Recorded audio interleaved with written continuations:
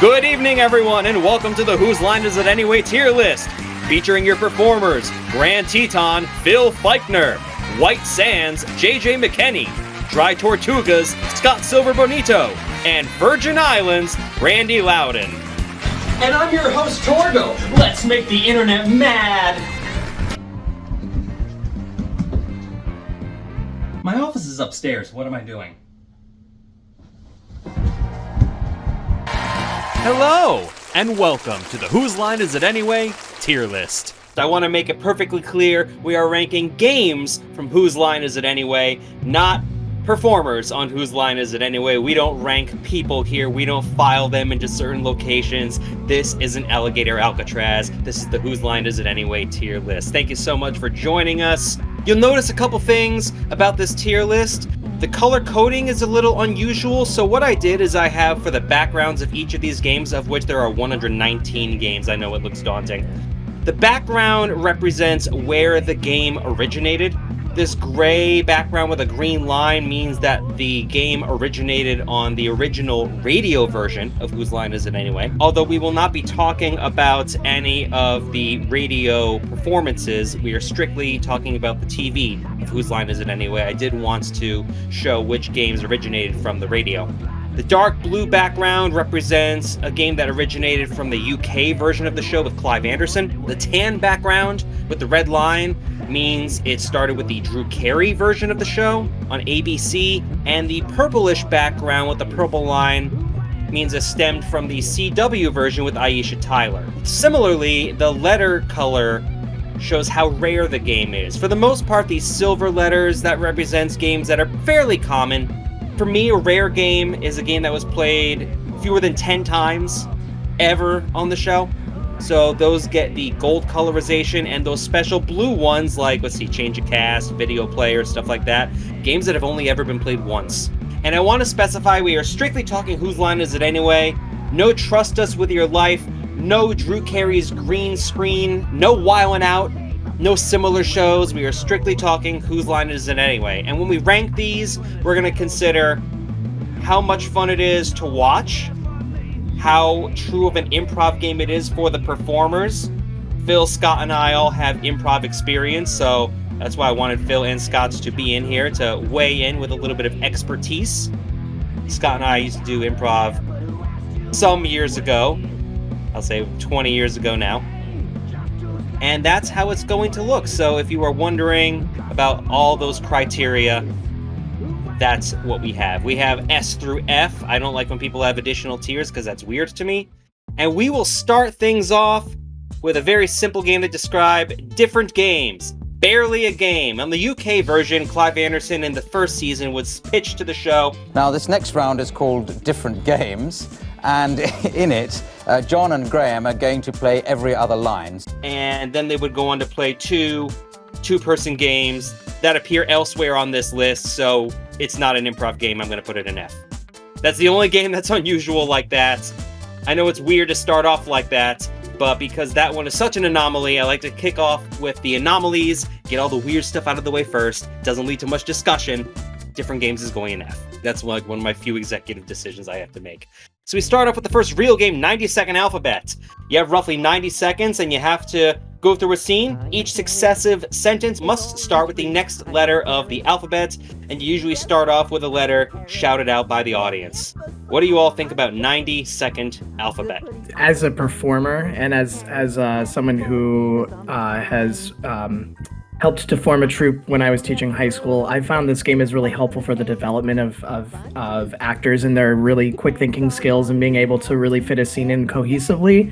As an audience member, this isn't one of my favorites to watch because sometimes if it goes poorly, it goes really poorly and the scene feels very contrived. It feels very forced. I would probably put this in a B or C tier. It just, as a performer, it was a really good developmental piece. I wouldn't say it was the most fun game I've ever played. And as an audience member, I'm not a huge fan of it myself. I would be a little critical of this one, B or C tier. I agree with that. Because I definitely think, there's two sides to it. Because I was thinking about it, I'm like, this is a great thinking game. Put you on your toes, but that's if you're playing it. And usually you need to have someone that's good at it. and so that can definitely affect it. And I think there's a game that we'll get to later that does that whole, be quick on your toes, thinking of a line for the scene. I mean, that's basically the whole premise of the show, but there's a game in particular that I'm thinking about that does that better. So this is definitely B. I would put it in B. I think the quick thinking really does raise it in my opinion, but yeah, that audience participation things. Agree. I was thinking C myself. The 90 seconds, I don't think that's necessary as far as for TV, for again, like for improv, for high school, college, etc. I don't mind it for really thinking quick, but these performers already are thinking quick, so 90 seconds really just feels like an added gimmick. And then you add in the fact that you have X's and Q's. It was always kind of just a joke to see what are they going to do, and it would always be Xavier Hollander once told me is what I always remember from that. And it was, I guess, funny the first time, but really when there's not that many words, just Q and X really wasn't interesting to me as it should be. Yeah, the X piece was, yeah. That is precisely why I put it in D. I put it in D myself because it's one of those games where, number one, it's only really funny when they mess up. It's impressive if they can get through without any real difficulty, but it's also one of those games, and I'm going to be very harsh on games like this in the future. If you've seen it once, you've kind of seen it, and there's no real enjoyment in seeing, like, multiple playings of 90-second alphabets. You would never see this in, like, back-to-back episodes, and there's a reason that they spaced it out.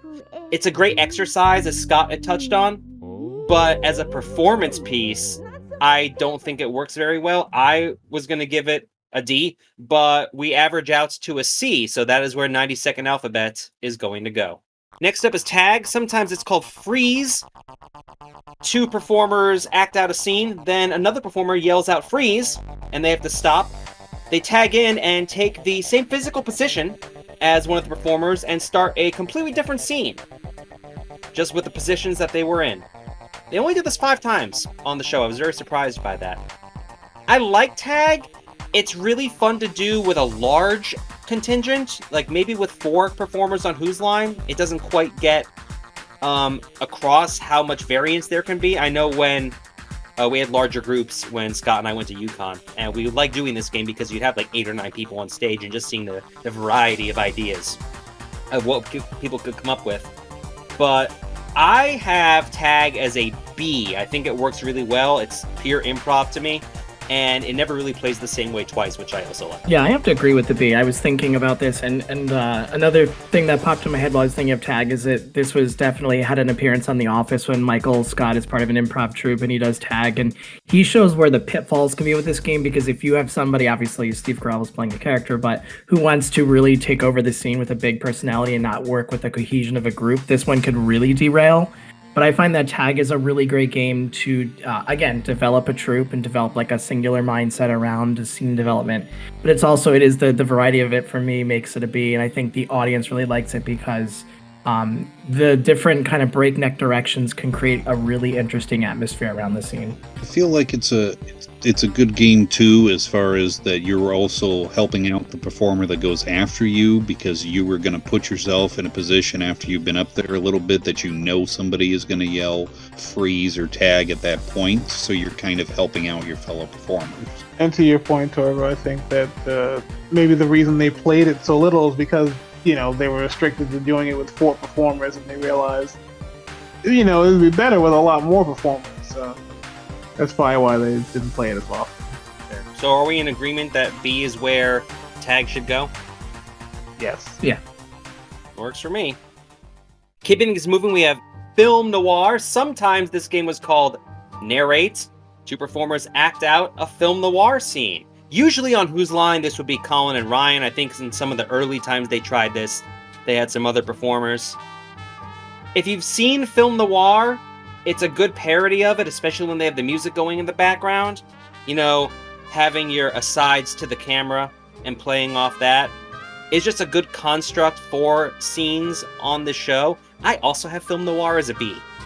Yeah, film noir is, I feel like, a really solid game for prolonged storytelling. And it's one of those that it kind of tickles a long form nerve a little bit because it's got the development of a scene that's kind of threaded throughout versus moving styles and moving directions. And I like that about it. I would give it a B. I think it's different for the audience, but I think it's also very engaging for the audience because, as you're dubbing the scene, you could also take some of the actors in the scene a bit by surprise, and they have to react to that. And I think it's fun for the audience to see.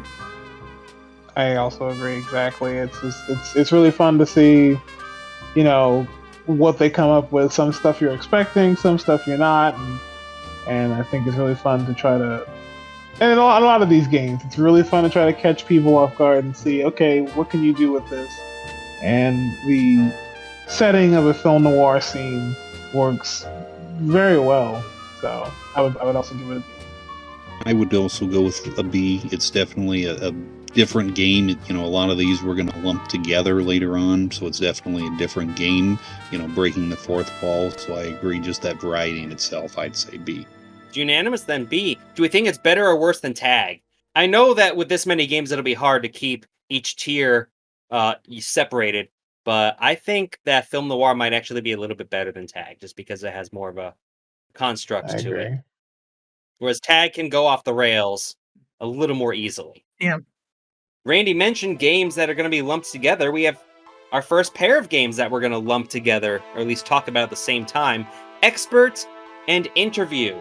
Both from the UK version, they're very similar. A pair of performers, one of them is talking to the other. Expert is where one of the performers is an expert of a particular subject, whereas Interview, sometimes used as book writer, that other performer, rather than being an expert of a subject, was a famous person. Unfortunately, I'm not a fan of either of these. They're very similar to me. I think I will lump them together, but I'm going to put them in D if it was just up to me, simply because it always seems a little stilted. It always felt a little short. It always felt like they were struggling to make the scene have a little more meat to it than it actually was. It just seems like a flimsy premise to me. Yeah, I would agree, and I feel like the Expert Interview game really leans heavily into one or a few groups, a group of actors versus sort of scene partners, and I feel like for the audience, it's like watching a play versus watching a game, and I think that that is a little less attractive. I would probably lean C with it, maybe D. I mean, it could sometimes be fun to see a troupe play these two games, but I like to see games where you have this sort of mosaic of improv troupe members coming together and making a fun scene, and this one I feel leans too hard into one person really carrying the scene over the other. I want to like it. Because I like the idea of pretend something about this subject, and so I like that kind of BSing, but it just boring. Sometimes it could probably work, but it needs a better framing than just pretend you're on a nice interview chat show. It just like pretend you're on Charlie Rose. Well, that's great. That doesn't It work. reeks of a show where I felt like the producers didn't know how to shoot it either. So it's just two people sitting down, make it work. Yeah. JJ gave the word. I couldn't think of what word, and frankly, it's boring. Like it's. I mean, I guess it's fine to watch. Mundane is probably a better word that I'm looking for. It's fine, but nothing that I'm like gonna be, oh, this is a great game. Like it's just C to me, I guess. Yeah. That means it ends up falling in D for us. Expert and Interview are both going in D. You can rearrange these however you want. It's pretty much the same game. They have separate cards because they were considered different games because the subject was different. Next up, we have a game that I remember we played quite often with our improv troupe in school. Improbable Mission, sometimes called Mission Improbable. It's your Mission Impossible parody. Two performers are there. The third one is the tape, and giving some sort of mission based on a subject given from the audience, and then they have to come up with crazy hijinks and madcap adventures to try and solve some sort of innocuous task. I love this game because I have such fond memories of performing this game back when I was in school. maybe that's why I'm a little biased when I say it's worth an A, but whenever they did this particular game on the show, it was always enjoyable, and again, it never played out the same way twice, so I felt like it offered a lot of variety. It's fun for the performers, it's fun for the audience. I give it an A. Yeah, easily. I agree with you in that some of the most treasured memories I have in improv are with this game, and I remember one in particular was about a dollhouse. You may have been the type, I don't remember, but there's a lot of good physical comedy in this game too, that or at least the possibility of it, and I feel like that's what, for example, Expert in Interview lack, is that when people go see an improv show, they want to see wacky situations and situational comedy, but they also want to see physical comedy as well, because I feel like that's a big part of short form improv, is the visual of it all, and I think that Mission Improbable or Improbable Mission really offers that. So when you started talking about this game, I smiled immediately, because this is probably one of my favorites, and I would agree with an A. It's crazy how iconic, like, I don't know if I forget who created, Mission Impossible, but it's crazy how that series from the 60s was so iconic that, not only could it be remade into a still ongoing series of films after over 25 years, but that it really just ended. They're done. Yeah, I'm about to say, it's like, or are they done? I don't know. Tom Cruise just might decide. Tom Cruise just might decide he wants to jump off of an airplane, and they're like, film it, and then there's the next one. But it's so iconic that it can be used in this fashion, and I do also think it really works well. There's so many fun situations you can come up with, and how the performers figure it out can turn into something hilariously chaotic. Bonus points if you do get the music rights to play it in the background as you do your scene. So I would also agree with an A. That's what I was about to chime in with, is that the music is one of the funnest cues, I guess. I don't know the word I'm looking for, but the music definitely adds to the game. That was a good touch. So we are going to go ahead and put Improbable Mission all the way up an A. We're not going to all agree on every game. It just happens when I put these games through random.org, and this is the order that it came up with, although I did lump together similar games just for ease of discussion. Just happen to be that a lot of the games that we have similar thoughts on happen to be near the top. We will see if that continues with Scene with an Audience Member. This was exclusive to the ABC version, where usually Ryan and Colin would perform a scene, and they would rope in someone from the audience. Sometimes they would just have them stand there. Sometimes they would give them a set of lines to read in order when prompted. And I think one time they just let the audience member just kind of have at their own device. If I was watching Whose Line in the studio, I'm not there to see the audience perform. I'm there to watch the performers. And most people are not good at improv. So this game never really went great. I always felt that the laughs came from poking fun at the audience member who was volunteered / was picked by Drew to be in the scene. And I'm never really big on making fun of the audience if it's something that they weren't in on to begin with. I will be that harsh voice, and I want this game an F. But again, that's just me. I can be swayed. Good, because now we're going to disagree. I don't think I'd call this an S game, but I see sound effects sitting a couple over there, and that definitely is similar as far as the one with the audience member. Oh, we'll get there. I think it's fun. It's hard to rank this game when, like you said, there were 3 different versions. I would be more of a fan of letting the audience member do what they want versus have the set lines there, because then it's basically the producer is coming up with the joke. Like, yes, they are responding to Ryan. There are a lot of games we will talk about later on that is my biggest complaint about them. Yeah. I understand what you're saying. You didn't go there to watch an audience member, or you're not watching for them on TV. You don't know them. But, I saw Who's Live, the touring show, and it is fun seeing just your average Joe up there. Like, they're not going to keep up with them. They know they're not going to keep up with them, but it's still fun to me. So what would you give this game? I would say a B or a C. Okay. I mean, again, it's not no S game, it's not no A game, but I give it.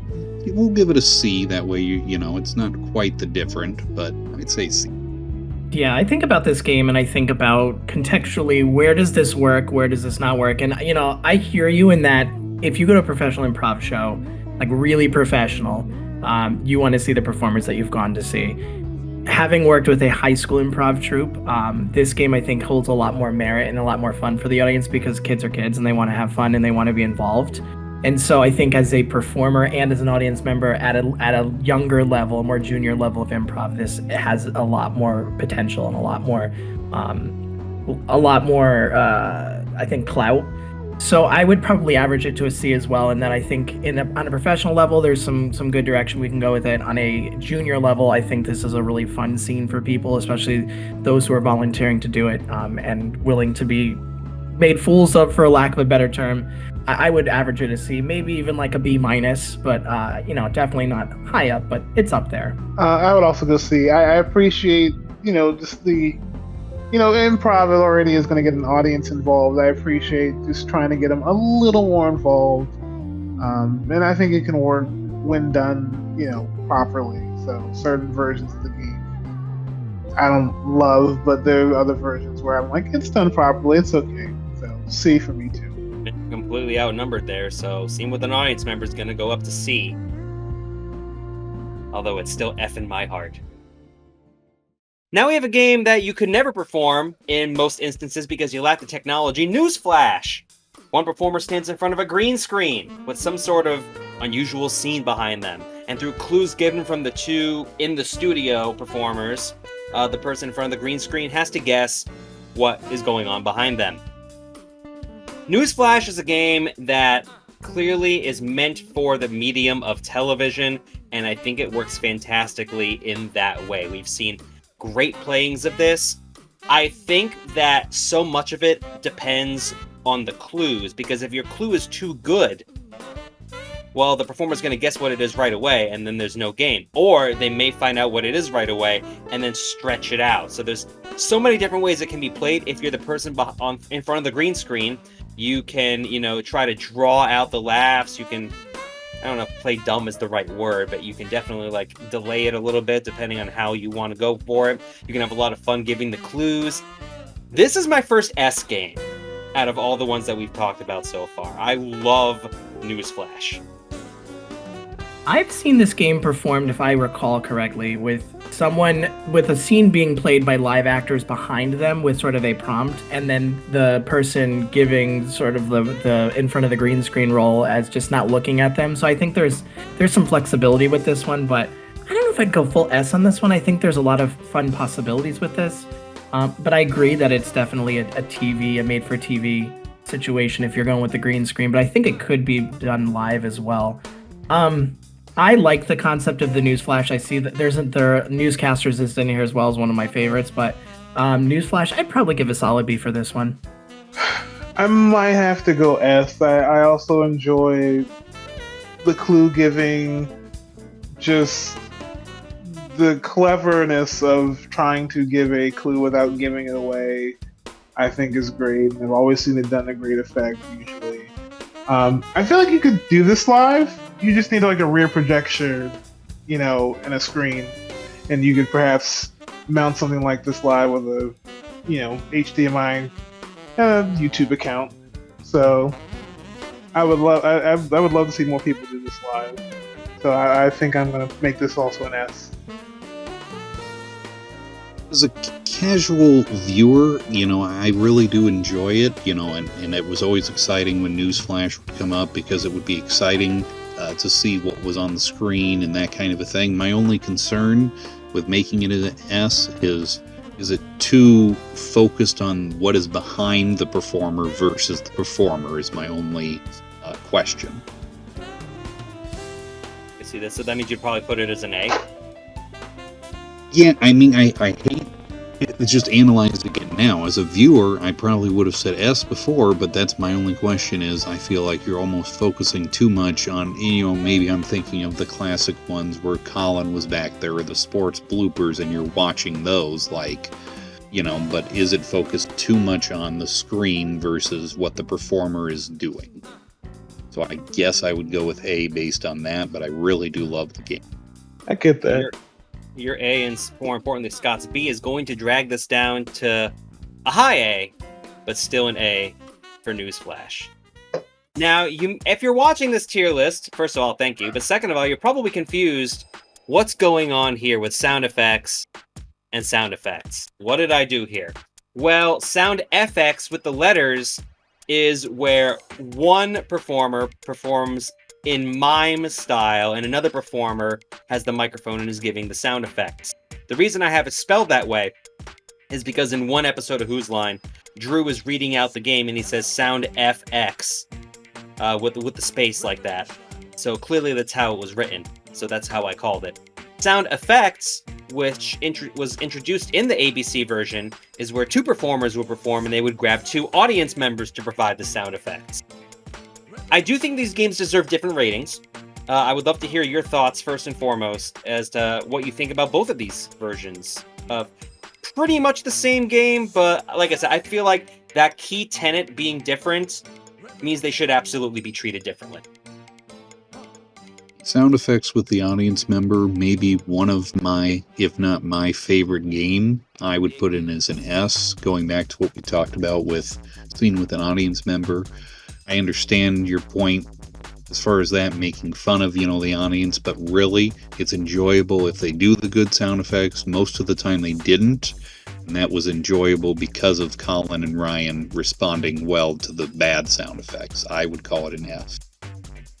As far as the regular sound effects, maybe a B, because again, the performer is good at it, so they're probably going to do better sound effects, so it's less enjoyable to me, as weird as that sounds.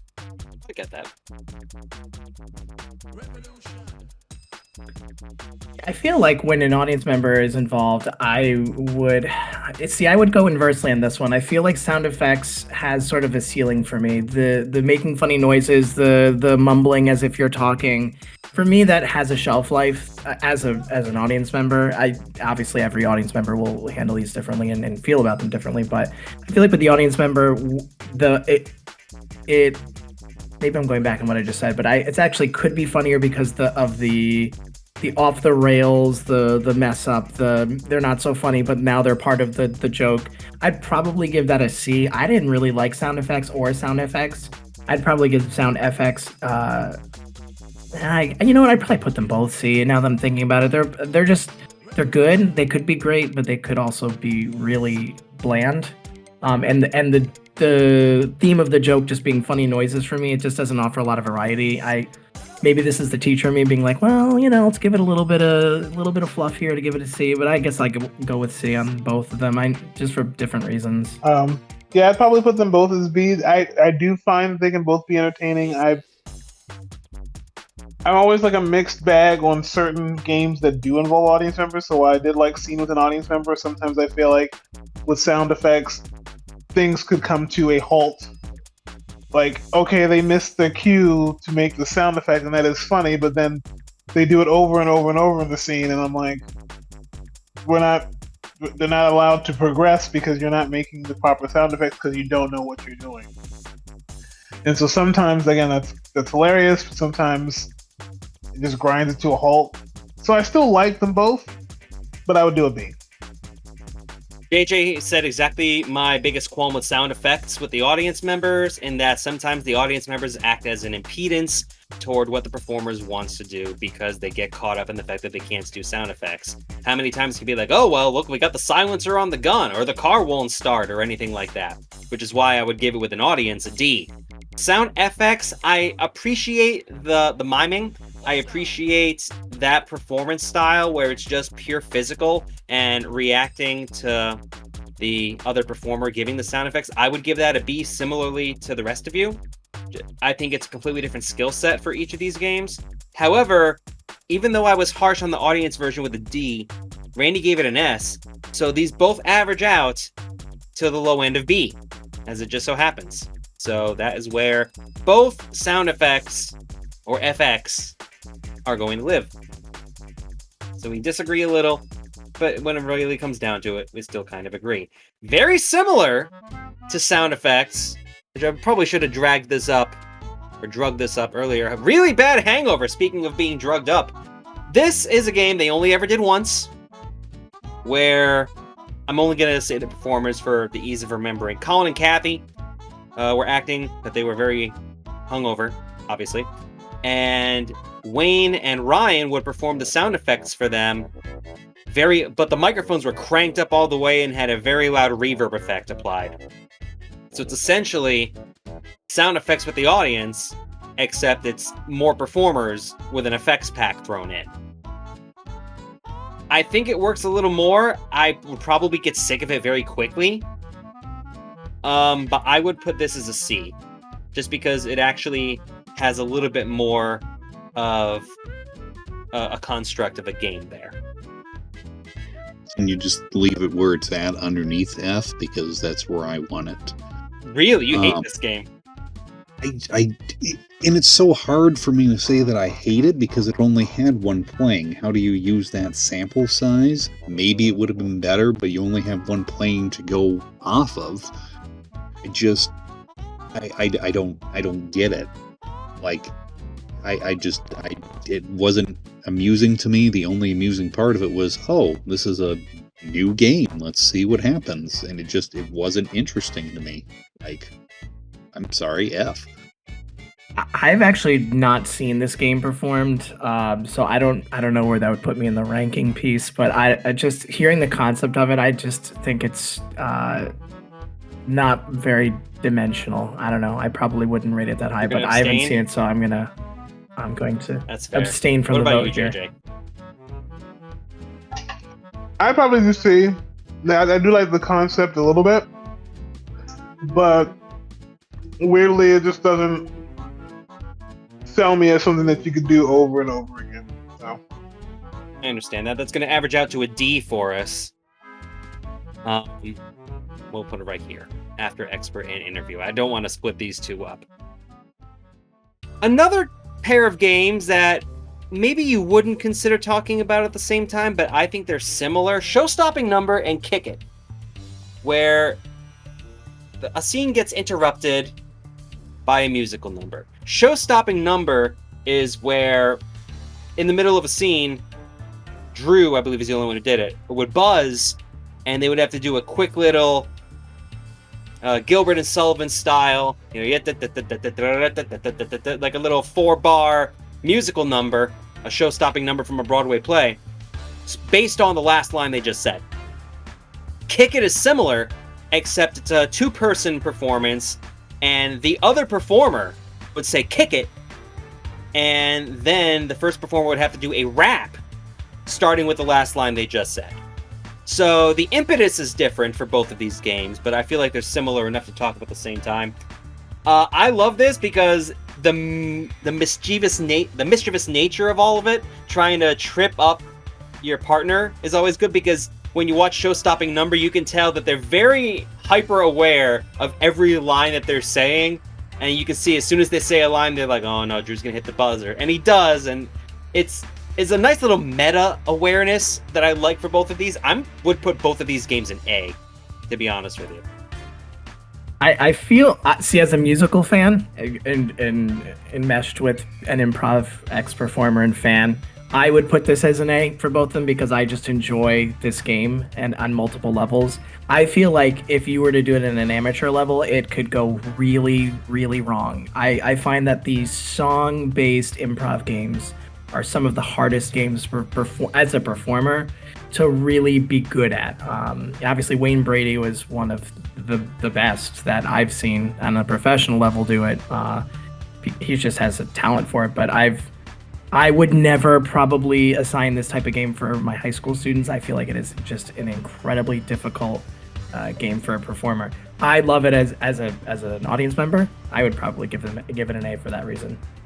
I would also give it an A. It definitely has watchability as an audience member. It is fun to watch because it is very rapid fire. The only thing really keeping it out of S for me, because I didn't really, I guess, enjoy that as much, maybe, is the fact that they are aware and they are watching their line, because they know if they say something obscure or out of pocket that Drew's going to hit the buzzer on it. And so that kind of took away a little bit, because as soon as they say a line, the buzzer's going off. So for that took it out of S for me and put it in A. Also an A here. I mean, who among us sometimes hasn't randomly said something to ourselves and turned it into a song, a little ditty? We start singing along to it. That's kind of what's happening here, and it's fun to lampoon, musicals, because it's like, yeah, nobody starts singing in real life, so it really works. So today, Yeah. I'm going to kick it a little bit higher just because I think there's more interplay between the performers, because they get to decide when the actual rap starts. So I'm going to have that way. Next up on the docket, we have scene to music and advertisements to music. I could think about lumping in wrong theme tune here. Do I want to? I don't know. You know what? Let's do it. We're going to talk about all three of them at the same time. Music cues. Added into scene. Scene to music is where they start a scene as normal and then they play some sort of music and they have to adapt the scene based on the music that plays. Hi. You boys come into my store. Advertisement to music. They give you a product and you have to make the advertisement based on the music that the producers have chosen to play. Odorators, John, but you've got to advertise it to the sound of this music. Okay.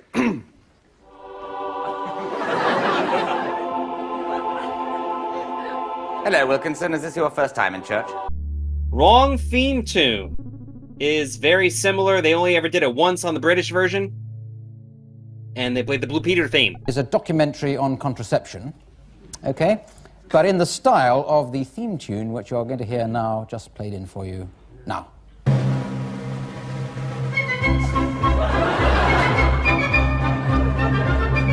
And they just kind of had to make the scene work by playing that instead of what was going on normally.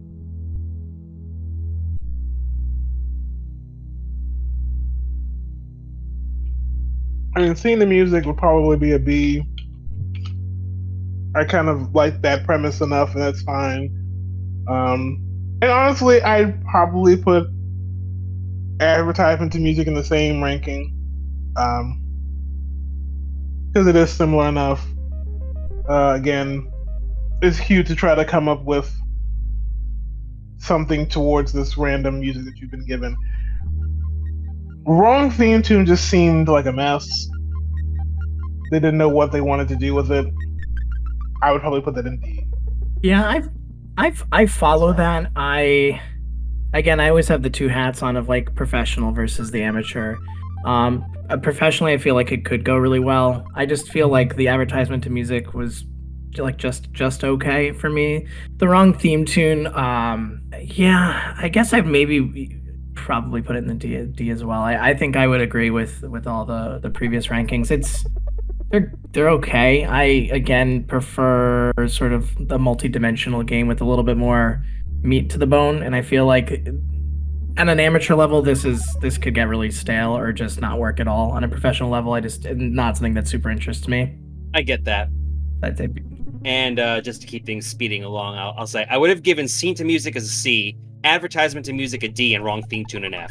I really hated the one playing of wrong theme tune that they had, but averaging it out for all of us, that's going to put scene to music as a B. I'll put it below there.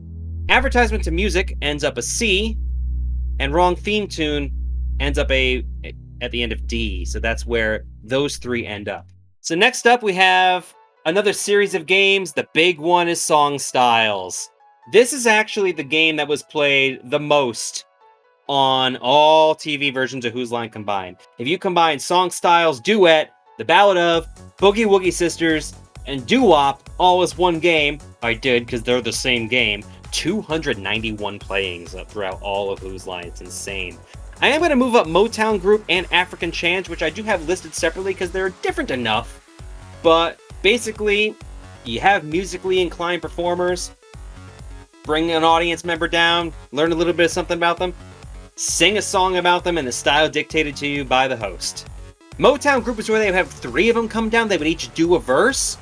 African Chant is, well, not to put too fine a point on it, but Wayne would be the one singing, and the rest of them would do backup dancing and sometimes get the audience member involved with it. So I think it's worth mentioning because it's a little bit different. There's a little more involved with the rest of the performers. What do you all think about these musical games? Obviously, Song Styles is one of those games where they played it so often on Whose Line. Yeah, I loved all 3 of these games because there's a flourish to them that I really enjoyed as a theater person. Again, it meshed with the improv scene, but also the musical theater scene. But I enjoyed this. I always felt like, and again, Wayne Brady was often the one performing in a lot of these, but it was just always very masterfully put together. It was always just a lot of fun and had a lot of content and consistency. I really just, as an audience member, enjoyed watching it. As a performer, someone who has helped to manage performers on an amateur level, very difficult, these games, but just my real nostalgia and fond memory of them, I would put them all at A. I would. For my symbols, that I agree with the the all A's, because they're just all wonderfully, cleverly done. Yeah, I usually never load seeing any of these games pop up, and I love Wayne Brady, so all A's for me too.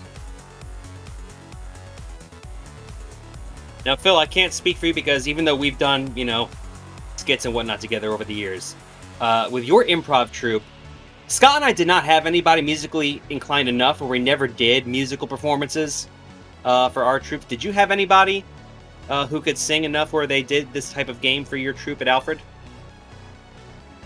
I seem to remember we had people who could sing, but not enough to really make it worthwhile, so we never bothered with any of the singing ones. And I think that's kind of the thing with them is, like, I'm obviously joining the discussion a little late, so I don't know what all has already been discussed about the effect that some of these games have had on, like, amateur improv groups. But, like, Song Styles, Motown group, African Chant, all that kind of stuff, it's very, very, very difficult to do. So, like, it's impressive that you could have the group from the show that were able to churn out that many quality clips of it, enough that they could put it, what do you say, on the show almost 300 times. But I don't know, I guess in my mind, like, as far as the show goes, yeah, it was very good. I kind of agree that A for that group. But as far as my experience with it in college doing improv, we didn't bother because we weren't that good. Fair. This is another one where I would rank them differently because I have to be weird like that. Song Styles, I agree with you, belongs in A. There's no real doubt about that in my mind, so I'm going to go ahead and move it right up here. I think Song Styles is good. Again, it's an icon of the show. Motown Group I'd have a little lower. I would have Motown Group in B, just because with them being so limited to the one style, it's still fun, but I do feel like it kind of plays out the same way every time. Whereas with Song Styles, you have the entire musical oeuvre at you. Even with my B, though, Motown Group is still going to go up to A. African Chant is the one where I would have it in C. I thought it was a little weird, teenage me seeing these gawky white dudes pretend to do African dancing behind an actual black guy. And I get that's part of the, I don't know if charm is the word, but that was, 1999. It's 2025. African Chant is rough to watch now.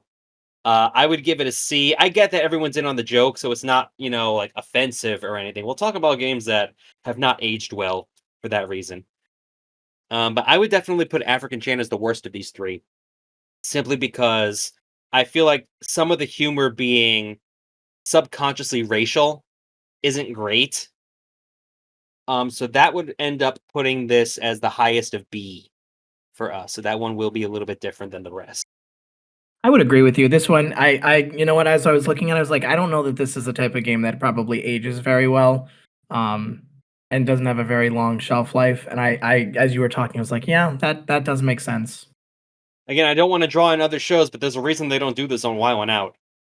That's all I'm saying. Next up, we have a game, Themed Restaurant. This is a game that I thought they played a lot more than they actually did.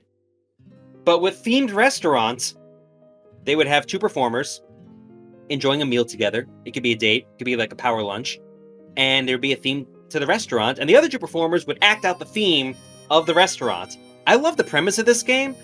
I feel like it can always be a little short, but I do love that you can pretty much do whatever you want with it. Open to suggestions from the audience, can turn this in a couple different ways. What do you all think about Theme Restaurant? If it was me, I'd have it a B.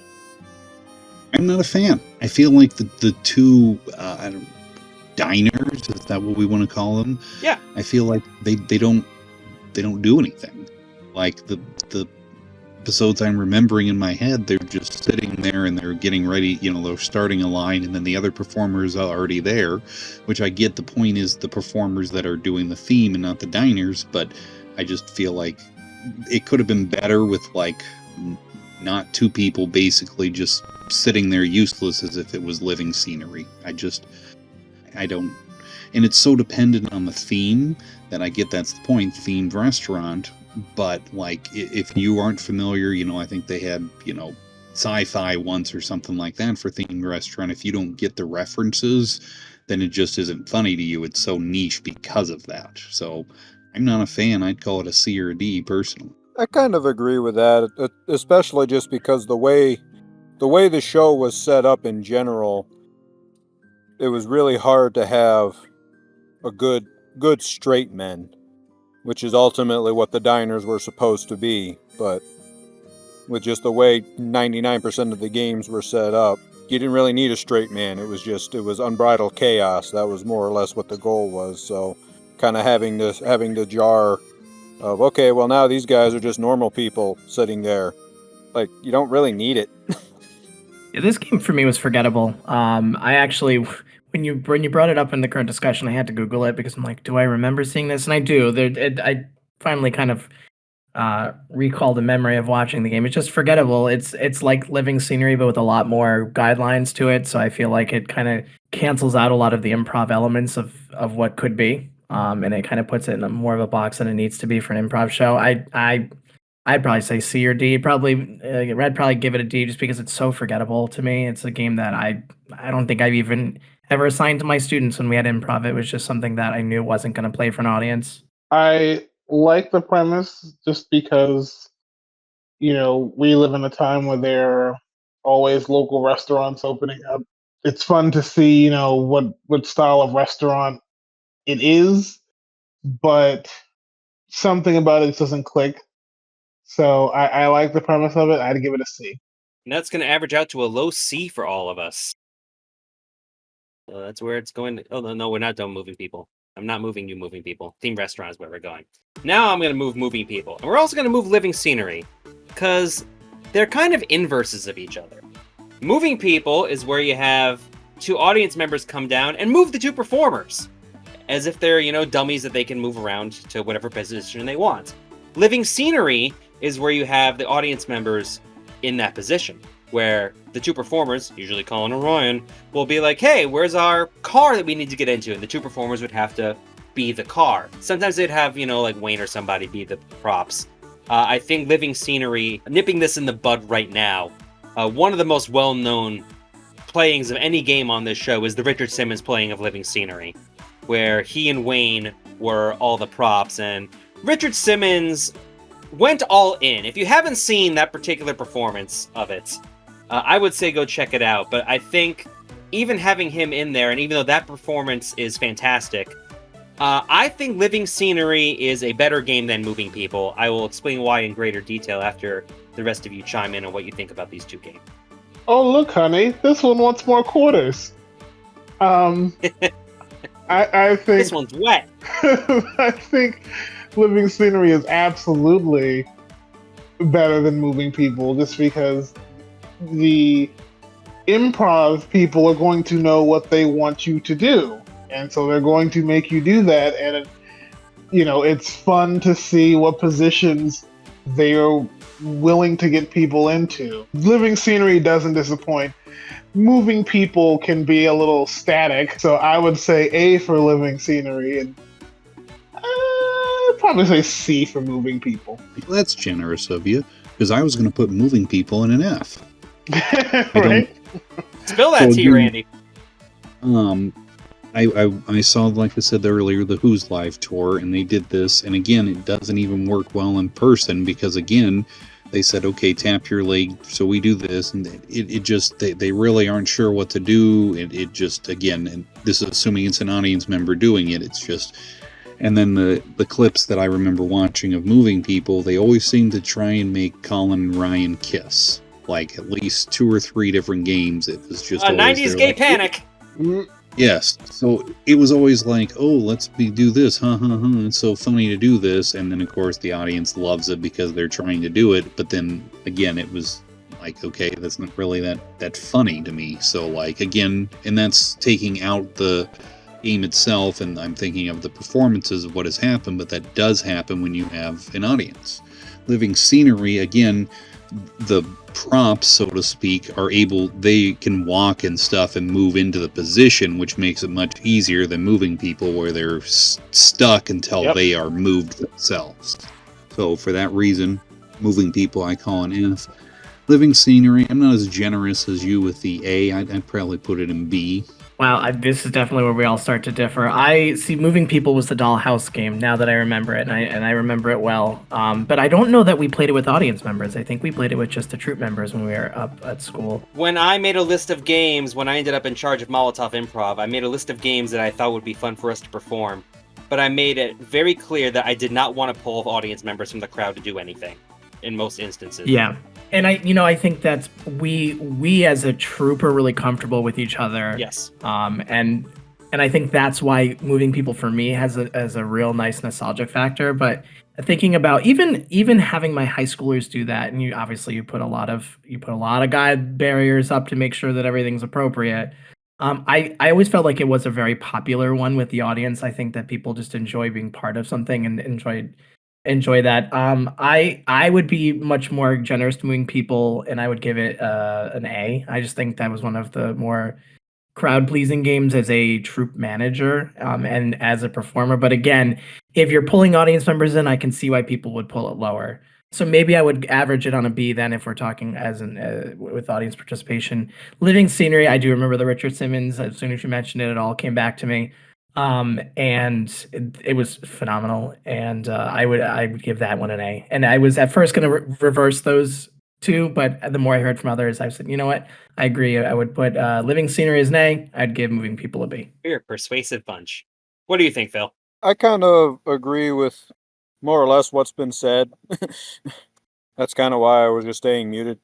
Like, I know this was another one that we never bothered to do in college. Like, when I was in college, as far as improv goes, we did one improv show a year with the sketch groups I was in, and I took a semester course of it, but that was more geared towards improvisational acting as opposed to just playing games.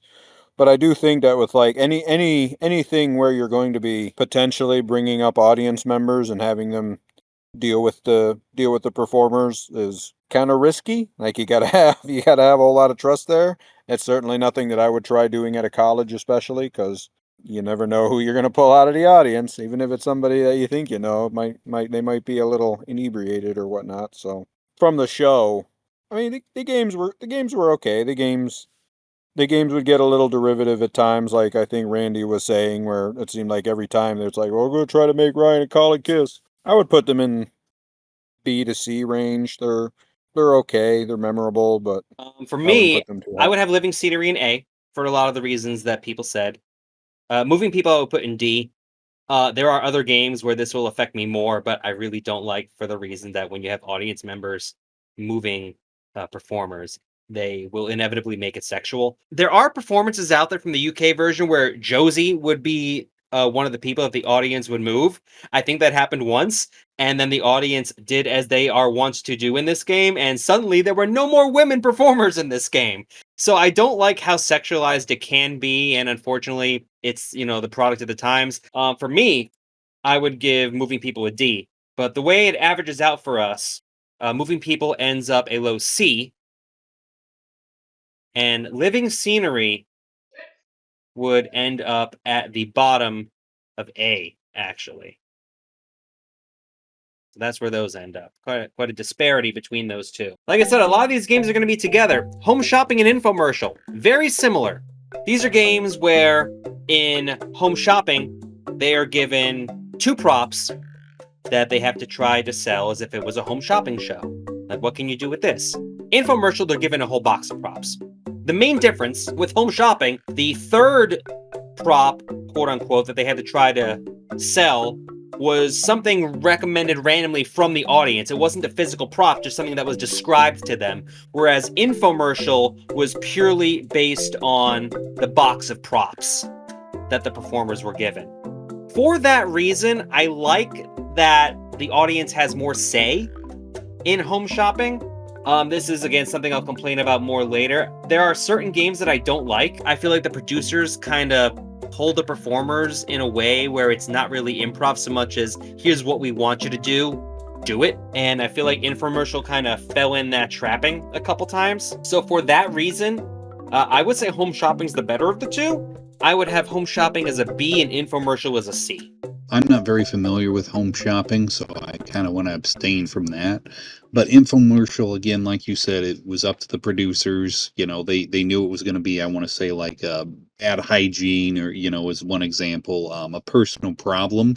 So they knew what was going to happen with it. The other thing is, it seemed like every single time Colin or Ryan, they'd say, well, what are we doing with this? And then, I don't know, and just throw it away. The gag works once, but they did it multiple times, and that kind of just got stale. Yeah, I could see that. I enjoyed in a good lineup having the prop comedy there because obviously so much of improv is not prop comedy. So when you had in a really good lineup, you were always really good at making the lineups for our shows. I think that this is a good inclusion for that. And as an audience member, it's nice to see something a little different than what you're seeing for the variety, you know, for the majority of the show. I didn't frequently use this for my high school students. It just wasn't something they were super interested in. And it wasn't something that the audience that they were playing to was super interested in. They, again, liked more of the physical comedy, liked more of the scene creation, the character creation. I would probably agree with a B or C for these two. They're just, again, they're not games that are really memorable to me, not ones that sort of bring the show down or the house down. They're good. They could be really good in a good lineup. They just aren't something that they're good stand out as games. Overly... Yeah, that's it. They're not games that are like good tentpole games. They're just like they're good to like palate cleanse a little bit. And if you're really good at prop comedy, it's better than a bad palate cleanser. Just I would say BC for both of them. I'd give them both a B. I appreciate them both, and as a person that loves a certain Jackbox game, trying to sell products, I very much appreciate these games. That's enough to put both of them in B, although Home Shopping is going to be a little bit higher. I'll put Home Shopping like here, and Infomercial.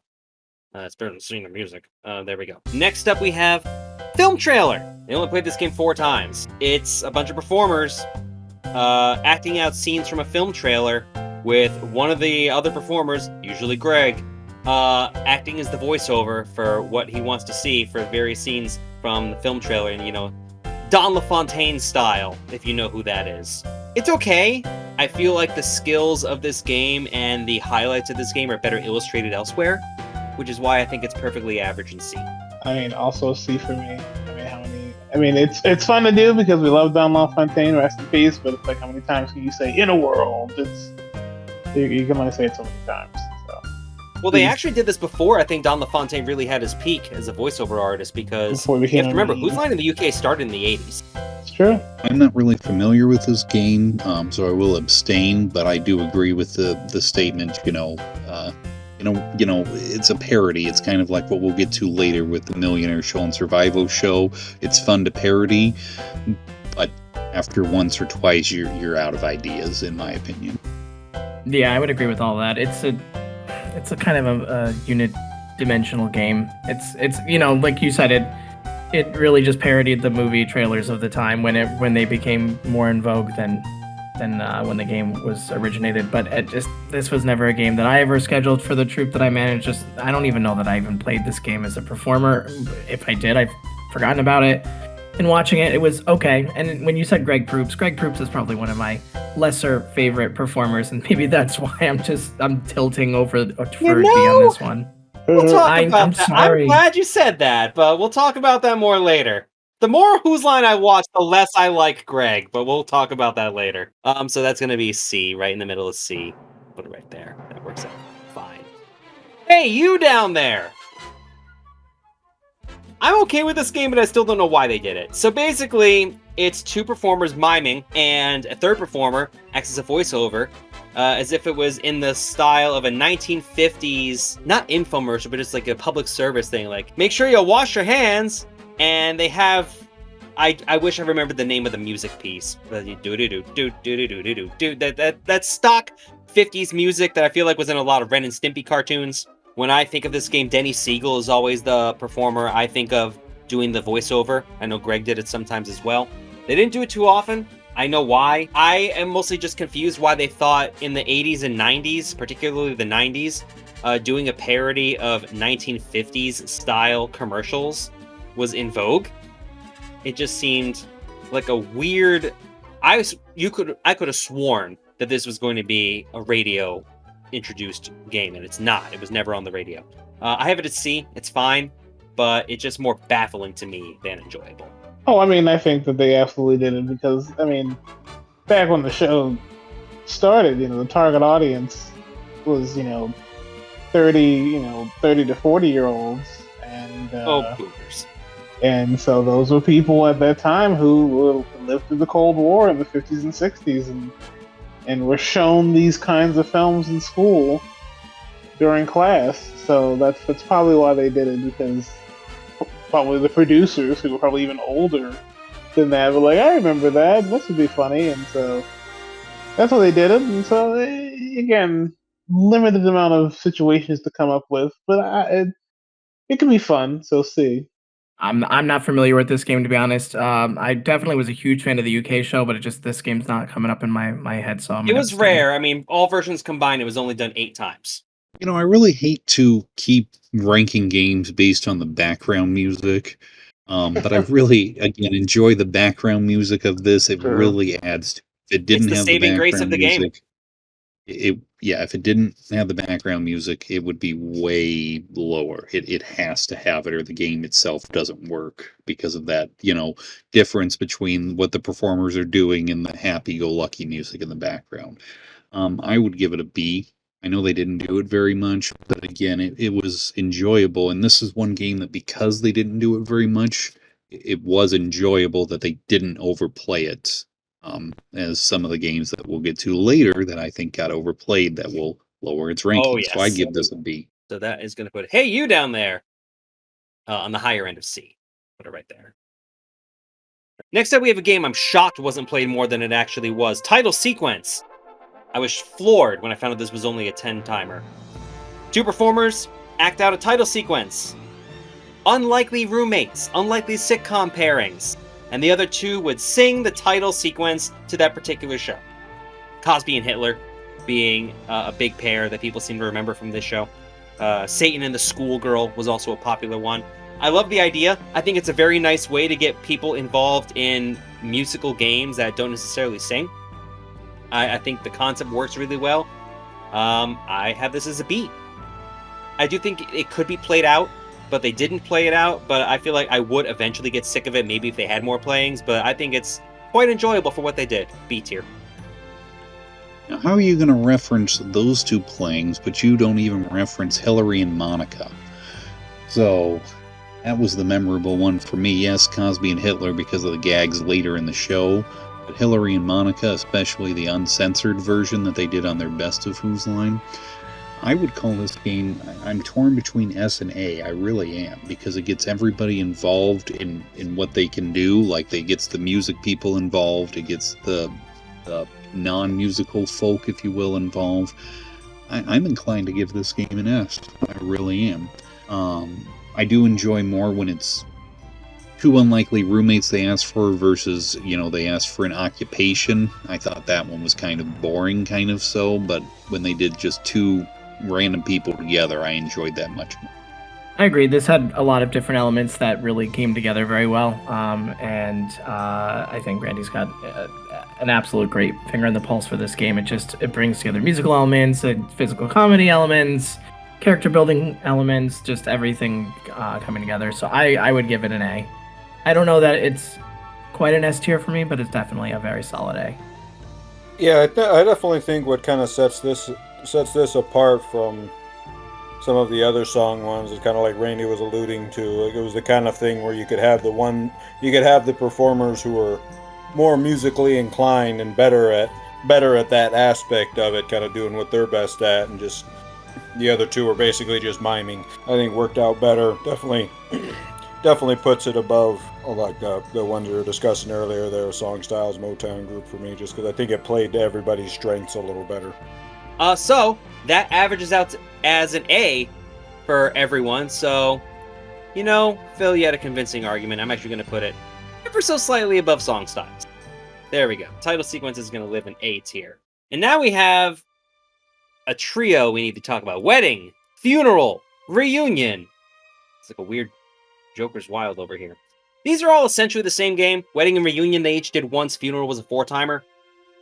Basically, people are gathering for some sort of event. Wedding, funeral, or reunion. And, I haven't seen you in 20 years. Wedding is very Greg-focused. There are a lot of games that I feel like Greg just kind of dominates in them. Wedding is a prime example of that because I feel like he just kind of takes over and makes it so it's kind of a monologue game where the others are just kind of reacting as opposed to give and take. Funeral is a bunch of people all kind of reminiscing over the same person, which is why I think it's the best of the three. Reunion is just kind of why. So I would put Funeral in B. Wedding and Reunion would both go in D for me. They were both one-offs, and I'm still not sure why they did it. But for all intents and purposes, they're pretty much the same game. I would agree with that ranking. In fact, I would add about Funeral, I love building the mythos behind somebody when they're not really an active part of the scene. I think that's what really makes it a really engaging game for people, because there's a lot of you're not building multiple characters all at the same time. You're building one character and you're all really putting your efforts behind that person. It kind of reminds me a little bit of Voices from Heaven in that you're talking about like a post-mortem, like, oh, let's talk about what's your legend, what's your story. So I would agree with all of those rankings. And Wedding and Reunion just doesn't do that for me. It doesn't build this. It's almost too much going on at once. And again, I think Greg Proops was just a scene dominator, and I feel like really it became very heavy on him on some of these games, and they would kind of derail them for me in terms of enjoyment. So I would agree with your rankings. I don't care for, and I know it's near the end of the list that we'll get to All in One Voice. I don't really care for that part of these particular games, I would say, because again, the funny is only in the performers looking at each other trying to match, not what the words themselves are saying. So I would rank this I would put them all together in a C, to be honest. Again, they're just variants of each other, just different setups, if you will. So I actually don't remember any of these games. It's also been years since I've watched. They're super rare, especially the two on the end. Anyway, yeah. I mean, from what the description, they all sound kind of mid. They all sound like, it's something to do in between the bangers type of thing. Yeah. So I'm okay with putting them in like the C range. It's just like they sound like they could be okay. They could be good. Kind of depends on the prompts you get and how everyone gets into it and whatnot. But that doesn't sound like anything special to me.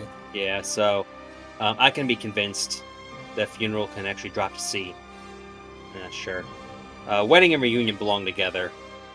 Because more people are involved in them, I'll put them higher than Expert and Interview. And now we reach a big one. Questions only. I suppose we can put song titles in because it's more or less the same thing. Questions only, or questions with wigs, or questions with hats, or questionable impressions. Essentially the same game. Pairs of performers come up, have to speak only in questions. If they slip up, they're out, next person comes in. One of the improv troops at UConn always ended their performances with questions only. And they would get everybody. This is the best audience participation game because anybody can ask just purely questions. So that was always fun. They never did it that way on Who's Line. The reason why I have song titles up here as well, per Randy's suggestion, is because rather than speaking purely in questions, you have to speak purely in song titles. And if the host didn't think you did it that properly, you would get buzzed out. Questions only is one of those games where I feel like it works better as an exercise than as a performance, because it's also one of those things where it's most enjoyable when somebody slips up and then they're automatically out. But I think it's far superior to song titles, because song titles is such at the mercy of whoever the host of that particular show is. Because anything really could be a song title, and there's probably not, a dictionary corner or somebody in the back being like, that actually is a song title, you're okay. They're not checking. So it's pretty much just, if I don't know the song, I think you screwed up, and I'm gonna bounce you out. I have questions only as a B, and I have song titles as a D. I hate questions only. As a viewer, it's probably one of, if not the most boring game on the show. Again, it is great. I did improv in high school, part of, drama class and whatnot, and, it's, again, a great exercise. But there's a reason, in my opinion, that the only times, besides when they did it at the end with Drew, they always did this game first. And I think there's also reasons song titles, they didn't do it with Aisha, because, again, like you said, it's very, I don't want to say subjective, but, do they know the song title? Because you could say, well, yeah, that's a song from 19, It's on my cousin's SoundCloud, it's a song title. I feel like this game is just boring, and it's also, when you have expert performers, I feel like at some points they feel like they almost have to screw up because they know that they have to get the next person in there, otherwise what's the point of the game? I feel like this game only works as a starter game for those in improv groups and that kind of a thing, not for television audience. I know, and I hate to say, I hate this game and then I'm not putting in an F, but because it is good for those starter groups, I would call them both Ds. I really would.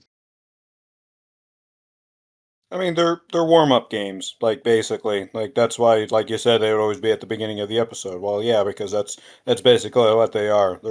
They're warm-up, to get people up there, get your brain start moving fast, start getting in that improv mindset. So I'm okay with them.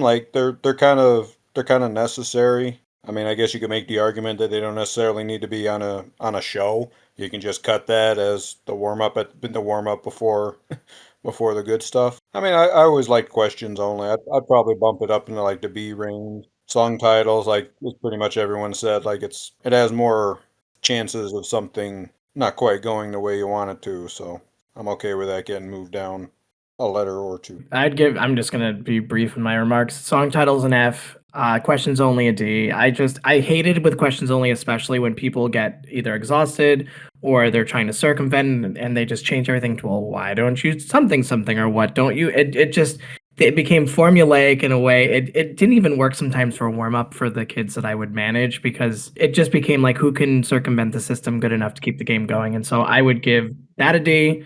I would give song titles an F. I just feel like you have to have a really deep pop culture to do well with that game, and it just does not have much potential in my eyes. So that averages us at questions only for C, pretty much right in the middle, like the double prices rule. And song titles ends up in D. This Phil is a little higher up on it than the rest of it. Right, there we go, right in the middle. Weird Newscasters. Another game where all 4 performers get involved. You have the straight man at the beginning, usually Colin, the co-anchor, and then there would be weather, sports, traffic, some sort of combination of those two. Besides the straight man character, all the other 3 would have roles that were given to them. Kind of like Let's Make a Date or Party Quirks, except they were revealed at the very beginning so everyone knew what they were going in. And because of that key distinction, I have this far away from the other ones, which we'll talk about together. Weird Newscasters is fun. I do enjoy how varied it can be. I don't like how oftentimes it would act out 3 mini performances instead of a cohesive unit, whereas the co-anchor was really the only one that got to interact with the characterless performer. Nevertheless, I would still give this a B. I always enjoyed when this was on. It gave people time to shine, but I just wished for a little more cohesion. As a performer, I really enjoyed this game and somehow always got stuck as the weatherman. Yep, sorry. Yeah, I always got stuck as the freaking weatherman. I just remember that. But as a performer, I really enjoyed this game. I loved all the different elements that came into it. I could see how it could get stale if it's overplayed. But I think the audience really enjoyed it because you had a lot of different personalities in there. And so I would even give it an A. Looking at the A group, this game is a little bit, as an audience member and as a performer, and as someone who, again, worked with the high school kids who did this game a lot, I even enjoyed it more than some of the things I'm seeing in the A tier. Yeah, I got to agree. I definitely think as far as Torgo, you were saying, and with the cohesion and all that, I think a big part of that just ultimately comes down to the performers. Like, there's definitely been times where there has been a group that is more interested in just, I'm going to do my thing, and then we go to you and you do your thing. But then there's been groups that will link all of them together somehow, or the weatherman's going over to the sportscaster and interacting with them. It can be a little hit or miss. It can be, like you said, where it's just kind of three different mini scenes wrapped up into one, as opposed to one cohesive scene. But I still think it's a good one. It's always been popular. I'd say A is a good spot for it. One thing to mention, Torgo mentioned that Torgo's not Torgo, you're not usually the anchor in this game on Whose Line. Colin is normally the anchor, the main anchor, and he always had a witty, what I want to say, one-liner kind of pun that he'd always use. Yes. And so that kind of cemented him, I believe, as the permanent anchor, at least in the Aisha version. He definitely did that, and I believe as well in the Drew version when he would be, because he used to do co-anchor and sometimes, I think, sports. But yeah, I mean, it's a good game. I prefer other, four-person court games better that we'll get to, but I would call it a B. I mean, 2 Bs and 2 As, that's going to put it pretty much right on the border. Weird Newscasters, Kev, who's hanging out in the chat, has this as an S. So I think that's going to be enough for us to go to A for this particular one. I'll put it at the bottom of A. Going on to another big one, but we're going to combine these two. World's Worst and Hats. And the reason I'm combining them is because Hats is essentially the world's worst dating service video. In fact, they call the dating service video in the Aisha version. You have to give examples of the world's worst of some particular topic. It's usually amounted to just being like a pun based on that topic. Hats was purely, you put on the hat, you don a character, and you make a pun based on what you're wearing, essentially. It's a classic game. Because they ended up devolving to puns as opposed to actually being the worst of certain examples, sometimes I feel like the worst examples of things, especially when some of the suggestions were political, I'm sure the producers are like, no, you can't talk about that too much. This is a Disney-owned station. So I feel like that kind of, the producers may have reined that in a little bit. I'm still going to give both of these an A. I think they're enjoyable. It's pure improv. I know that whenever we perform this, it always went over really well. We never did hats. We couldn't amass that many hats at school. But we did World's Worst fairly often. It's kind of in the same vein as Jeopardy. World's Worst, the only issue is that sometimes, depending on the performer, they could do things for shock value, for shock's sake. And I feel like audiences don't necessarily want to be shocked into going, oh God, I can't believe that was said. They want to laugh. I mean, there's a certain level of pushing the envelope. At an amateur level, but I feel like both would solidly set an A for me. I have a lot of fond memories as a performer. I really enjoyed how well the performers did on a professional level, and I think that this is another type of game that, in a good lineup, it's a nice variety. It's very quick paced. It's not about a longer form scene building. It's not about prop comedy. It's just a really quick, on your feet, first thing that comes to your mind, and I think within a really nice lineup, it works very well. So both A for me as well. See, that last bit you mentioned there is actually why I don't really like these games as much, because it's not really scene building. It's just one-liner. It's just kind of I guess it's kind of funny, but to me, it's less improv and more just coming up with a witty line, and then, all right, that's it. I put them down in the C range.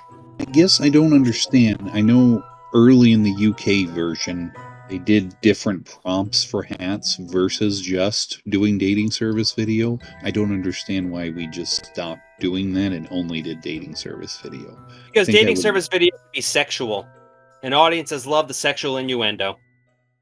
Well, yes, that's probably the correct answer. I just wish there was so much room for growth there. I do enjoy World's Worst more than Hats, just because there's a variety of topics, where again, Hats, they started out with multiple. I believe they did like ad agency and things like that and auditions. Like, why did we just stop? And you answered why, but like, if we had continued on that route, I would have enjoyed Hats more. Instead, it's just, again, like you said earlier, based on what the producers put in the box. I would honestly go low C, maybe high D, but I'll do low C, I guess. At least for Hats. World's Worst, I still think I'm going to put as maybe a low B or a high C. I mean, they're going to both end up in B, as it turns out, the way that they're averaging out for us. So I'll put World's Worst a little higher. You know what? I'm going to have sound effects splitting up those two games. There we go. Next up, we have Stand, Sit, Bend. Also known as Stand, Sit, Lie. Stand, Sit, Lie Down. 3 different physical performances. You know, one person has to always be standing. One person always has to be sitting. One person always has to be bent over or lying down or lying on the ground, depending on what the situation may call for. I don't love the physical games where people are forced into a position. It's part of the reason why I am not keen on moving people so much. This is okay. I do feel like something about it, and I know they try to change it up a little bit by having it, have the gurney for people to lie down, the chairs, so you can bend over the chair. It's another one of those games where I feel like screwing up is funnier than if they were to just do it normally, because part of the game is just trying to catch the others off guard. I don't love it. I don't hate it. It's just kind of, don't want to seek it out. I don't think we ever really did it. If we did it, very rarely at school. I would give this a C. It's just kind of a whatever game for me. I could be persuaded to do. I agree with that. I'd say it's a whatever game for me. I think I enjoyed Stand, Sit, Bend more than Lie Down, just because by the time they lied down, then they were moving up, and I get ha ha ha, and that's the point. But by the end of the game, each time it was always just they were moving super quick, and the gag was just gone for me. Like the one time I think Colin was pulling carrots from the ground, so up, down, and then that's the whole comedy of it. But after a while, it just gets stale, so I'd go C. Yeah, this game for me has the potential to really just fall apart really quickly because things get so chaotic that you just lose any premise of the game itself. And it's more about the laughing at people like diving when they have to sit, stand, or bend, or lie down. And for me, with really good performers, it could be done very well. On an amateur level, I just feel like it devolves so quickly. I would give it a D. Ditto. That kind of puts it on the CD line. You know what? Because I wasn't sure, I'm going to put it right here at the top of D. Fixed Expression. UK exclusive. Only played 5 times. Seen with 4 performers, each of them has to have their face frozen in a particular expression. In shock, happy, overjoyed, sad, angry. And they have to play the entire scene with their face frozen in that particular expression. Each of them a different one. It's a fun idea. I think the performers knew that it's one of those games you can't play it for an extended period of time because the gag is a short-lived gag.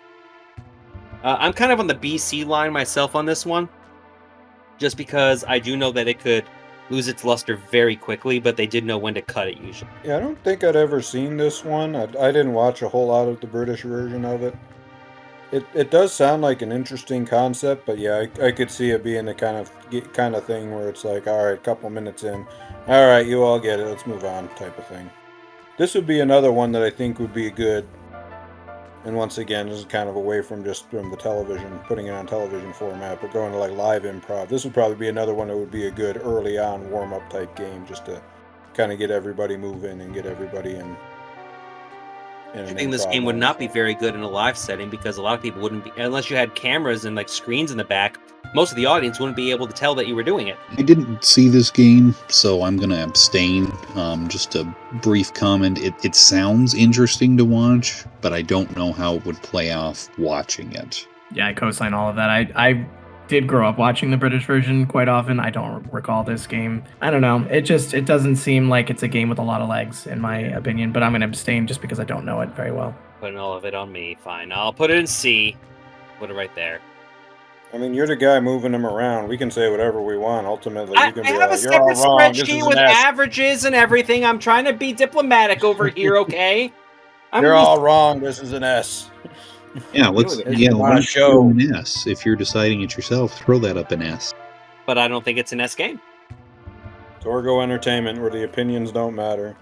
Thank you. The points are made up, or whatever. Next up is Sportscasters. 2 performers act as sportscasters, and the other 2 mime out the 2 athletes. But they're not really athletes, they're doing some sort of mundane activity, and they're trying to sabotage each other. This is another game where it works really well. It gets everybody involved. And games like this, I feel like, it's not the best game ever, but I always enjoy seeing it. I have those pretty firmly in B for me. I enjoyed this. I really did. I'd say a low A or a high B. I still think A. Again, it brings all the performers together. It's not a music game as far as that regards, but again, it gives everybody something different to do, and I really do enjoy it. It's got great watchability. And the nice thing about this game is it has different elements to it too. They do replay, they do slow-mo, and I actually remember being at the big old theater nerd that I am, like being at parties, and if you remember, Laura and I were very close in the theater community. She's a wonderful person, and we would actually do like our big joke was doing the slow-mo piece of this game and just like uppercutting each other. And so I think for the performers, it can get quite silly, but fun, and it can stay on track. I think for the audience, they see a lot of different things. There's so many cool different elements to it. Just because I so love this, I'd put it as an S because it just is one of those games that I really like. But I would be persuaded to keep it in an A. The S is my own look back on it, but then I would recall go always with having you and Laura be the performers in this particular game. I very much enjoyed this. I would put it as an S, but that's probably one of the very few S's I'll give out in this ranking. I don't really remember this one, so I don't think my opinion will offer anything of note. Well, Sportscasters is going to go in A then. I'll put it right here. Next up, we have a stupid-ass game, Story. Telling a story, one performer is, and the other ones have to act out the story. And in the UK version, which is where the only place they've played this, the audience provided a moral, and they had to weasel the moral into the story. I think this game is stupid. There's a reason I only played it 4 times. I have it as a D. Pretty low D, but still a D. I'd call this an S game. Would you really? I haven't seen it. I'm abstaining. I just wanted to see if you'd be shocked. I recall this game when watching the British version. When you mentioned it and started telling the rules and the guidelines, my face crunched up. I was like, this game was so boring to watch, and it just didn't have any of the hijinks of an improv comedy that I come to enjoy from so many of the games in this list. I'd give it an F. I did not like this game. I don't really remember this one from the show. But I remember when I took an improv class in college, I don't know, I always thought they were okay, but I guess I could see, like, I'm kind of looking at it in that regard as like a little hoity-toity, a more proper theater lens, as opposed to just going for gags. So I could see it not kind of working out too well if you're going for just funny ha-ha laughs. Because I was such on the fence about it, I'm actually going to say that I could be persuaded. First real game going into F. Oh, Story. Next up, I actually made an error with this card. This should be a blue font because Scene with Masks was only played once. And it was played once on the Aisha version of the show. Each of the 4 performers gets a mask, and they have to act out a scene as the characters portrayed by the masks. This is one of the prime examples, I think, of games where the producers are asking so much of the contestants. Here's the scene you need to do. Here's the character we want you to play. Here's what you need to be looking like. And you don't even get the facial expressions to act out properly because you have the mask on. Because it's so restrictive on them, this is a game I would absolutely give an F. It's pretty much the producers telling them, act this scene that we want you to. And it doesn't really give them too much room to improv, which kind of takes away from the point of the game. Yeah, it doesn't really, just from the description, it doesn't really sound like it's improv. It sounds like it's more just, here, play this role. Like, to me, like, there's a difference between ad-libbing and improv. It sounds more like ad-libbing. I agree. Again, the producers are definitely putting how they want it to go, and I think it's important to note that the only time this was played was on a compilation album, or not compilation album, we're not greatest hits, compilation episode of Aisha, Who's Line. And so clearly it wasn't good enough to make the show proper, if you will, a normal episode, probably because it was just a leftover that they didn't know what to do with. Yeah, I don't know this game, so abstain from this one. Oh man, See with Masks going in F also. I think it might actually be worse than story. So, well, a little bit of a bunker there for games. But now we move on to Addicts Anonymous, a game that was only played twice. All 4 performers. One of them is acting as the leader of a support group. They were not addicted to drugs or alcohol. They were addicted to something else. I know one of them was game shows. I don't remember what the other one was. It's another similar game to Funeral or Wedding, but I feel like it has a little bit more structure because, you know, you have the support group setting. It's not really about any off-screen character per se. I don't think it's much better than them. I have it as C. It's just kind of another whatever game for me, but I do think it's better structured than the Funeral or Wedding or Reunion. The other one was wrestling. Okay. They did wrestling and game shows because I watched them both, and I didn't realize that was the only 2 times they did it. I didn't get it. I guess I didn't understand why. And later on throughout the game, because it sounded like the leader or the mediator trying to help them through was originally like, come on, you got to get through this kind of a thing, and then it just seemed like all of a sudden they turned into the wrestler in the game show, like encouraging, and I'm like, there's not much of a plot here. I don't get it, so I'd call it a D. I actually am not familiar with this game either, unfortunately, so I'm gonna just defer to you. It's gonna happen with so many games. Yeah. I mean, realistically, it kind of sounds like it's a little similar to like Weird Newscasters. It where is. It's like you've got the one straight man, and then everyone else has a quirk, and quirks. So it sounds a little derivative. I don't know. I mean, it's a kind of game where if they only did it twice, apparently they didn't think it was very good either. So Yeah. Based on that, I think we'll break the CD tie by putting it at the top of D. American Musical. With that name, you can kind of tell it was a UK exclusive. It's walking through various scenes of an American musical. They also did opera and rock opera, same game, where they would start with 2 people, and then they would have a different scene, a 3rd person would come in, and then they would have a 4th person come in. They would all be different characters. They'd all have different songs that they would perform. Richard Branch is back there doing different piano stuff for everybody. And usually it was based on a person from the audience. They would, Clive would go up there and ask, you know, where are you from? What do you do for a living? What's a goal that you would have in life? The main problem with this game isn't the game itself. They would do just fine. I don't know what it is with the UK audiences, but they kind of suck. The people did not want to divulge any information about themselves whatsoever. Clive was like pulling teeth, trying to get any information out of them. So the people would inevitably sound kind of dull. So the performers always had a really hard time trying to make something engaging out of, oh, you want to go on vacation, that's fascinating, great. Well, I would put it in a C just because the performers really had to work their tails off to make something out of nothing, and they did. And the musical games, I can't really put any of them in F because there's so much going on, but I don't love it. I would say C. I could be convinced for D. You can be convinced for D. I thought you were going to say for B, because I really enjoyed this game. Again, I do see what you're saying about the pulling teeth. You know, it's hard to base a game on because the audience stunk. But based on what they were given, I really enjoyed it. The parody of, you know, a big Broadway musical and it's about something mundane kind of a thing. I really enjoyed it. I'd go A. I really would. Yeah, I enjoyed the multiple elements here, bringing together this scene that they had to build. Again, I'm a big musical fan, so of course that's going to bias my decision on this one.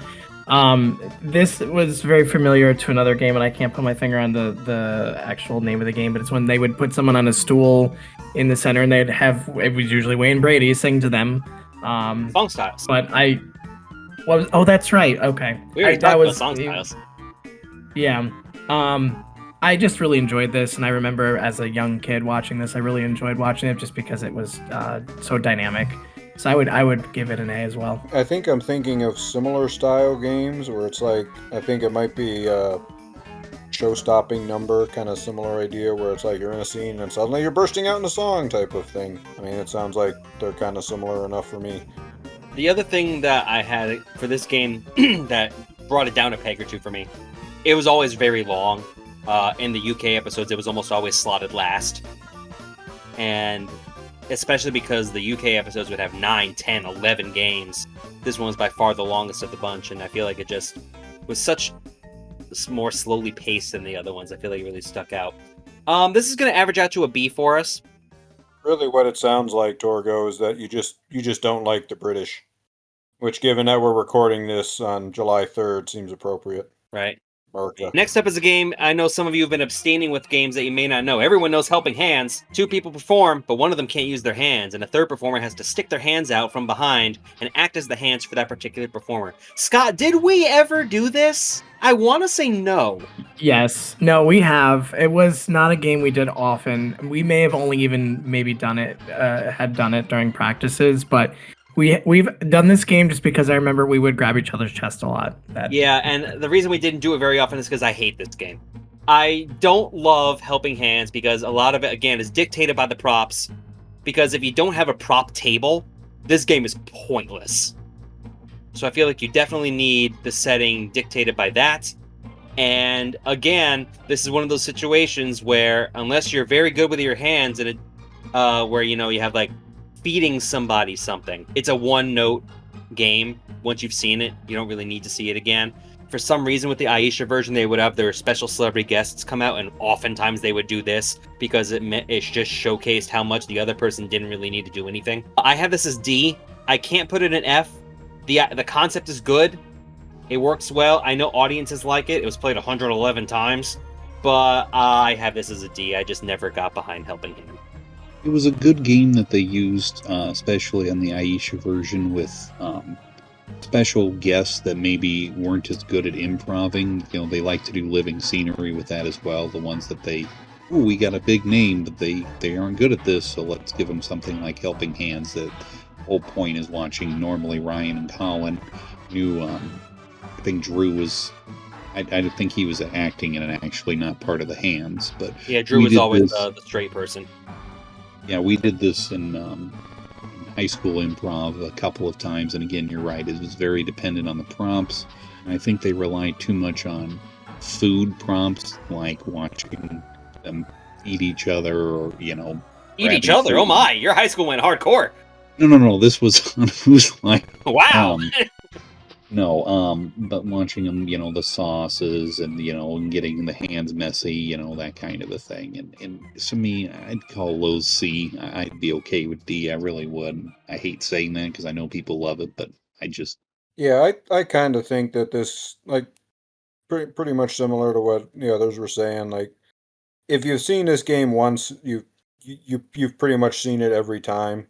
It really only works if it's food involved, because otherwise it's just, fake arms flailing around with a hammer or whatever, and it's just, it's the kind of thing that doing it in front of a live crowd is going to be okay, because everyone's going to get to laugh and actually see the splashing of the whipped cream or whatever, but I don't remember ever doing this in college, doing improv, but I know I have seen it several times at Scout Camp.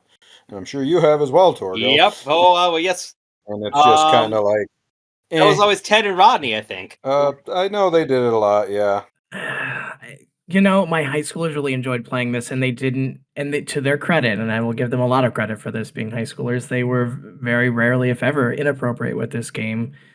We did it without props, and it worked pretty well. I also think when we did this was another game we didn't have any of the women do. I'm trying to go back now to my students, and it was mixed gendered, and they were really respectful and good about it. And so it worked well, and actually was one of the games that they frequently wanted to play on that younger level. I just feel like this is the type of game that can get like silly just for silly's sake, and it's not really showing any craft. And so I would probably give it a C, as high as a C, only because my students really enjoyed it and I saw the value in an amateur setting. But in a professional setting, it was just like silly prop comedy, silly like physical comedy without any real skill to it, as unlike other games that are a bit more physical in nature. I completely understand. So C. It's going to average out to a C. My D is not enough to bring it down to D, so we're going to put it right there for C. Your D is not enough, Torgo. Shut up, Phil. Glad someone said that. While we're pausing, I thought the other guy who wasn't Randy talking was actually Tris, but then you called him Scott, and I looked at the list and I was like, oh, that's not Tris. No, that's Scott. I went to college with Scott. Hi, Scott. Hi there. I'll be honest, when he first joined earlier, I thought it was Davin, so... Well, you know, all us One of white those people, other we sound people. alike. Yeah, pretty much. All right, next up we have News Report, and I am going to couple Radio Show with it because they are more or less the same game with one key difference. News Report is a game where it would be 4 people, 2 reporters, or rather 2 anchors in the studio. A third one would be the on the street, a vox pop performer, if you will, trying to get interviews. And the fourth one would be anybody that would be on the street where they would interview them for the news. Usually it was a nursery rhyme-based type of thing. Radio Show's very similar, except it is 2 radio DJs, and they would have call-in listeners instead of street interviews. So I think they're pretty much the same game, even though they're formatted a little differently. Radio Show, obviously, Aisha exclusive. They're fine. It's a fun premise. I think they're both C tier. Again, it's just kind of a let's make fun of the suggestion that we were given. Have various characters come in. It's not as good as Weird Newscasters, but yeah, I think it's just C. It's just, they're both kind of just right in the middle. Yeah, I mean they're okay. They're good filler. They're as good as their suggestions were going to be, and it was really hard to save this with bad suggestions. That's the thing. These two is if you had a bad premise, it was hard to kind of dig this out.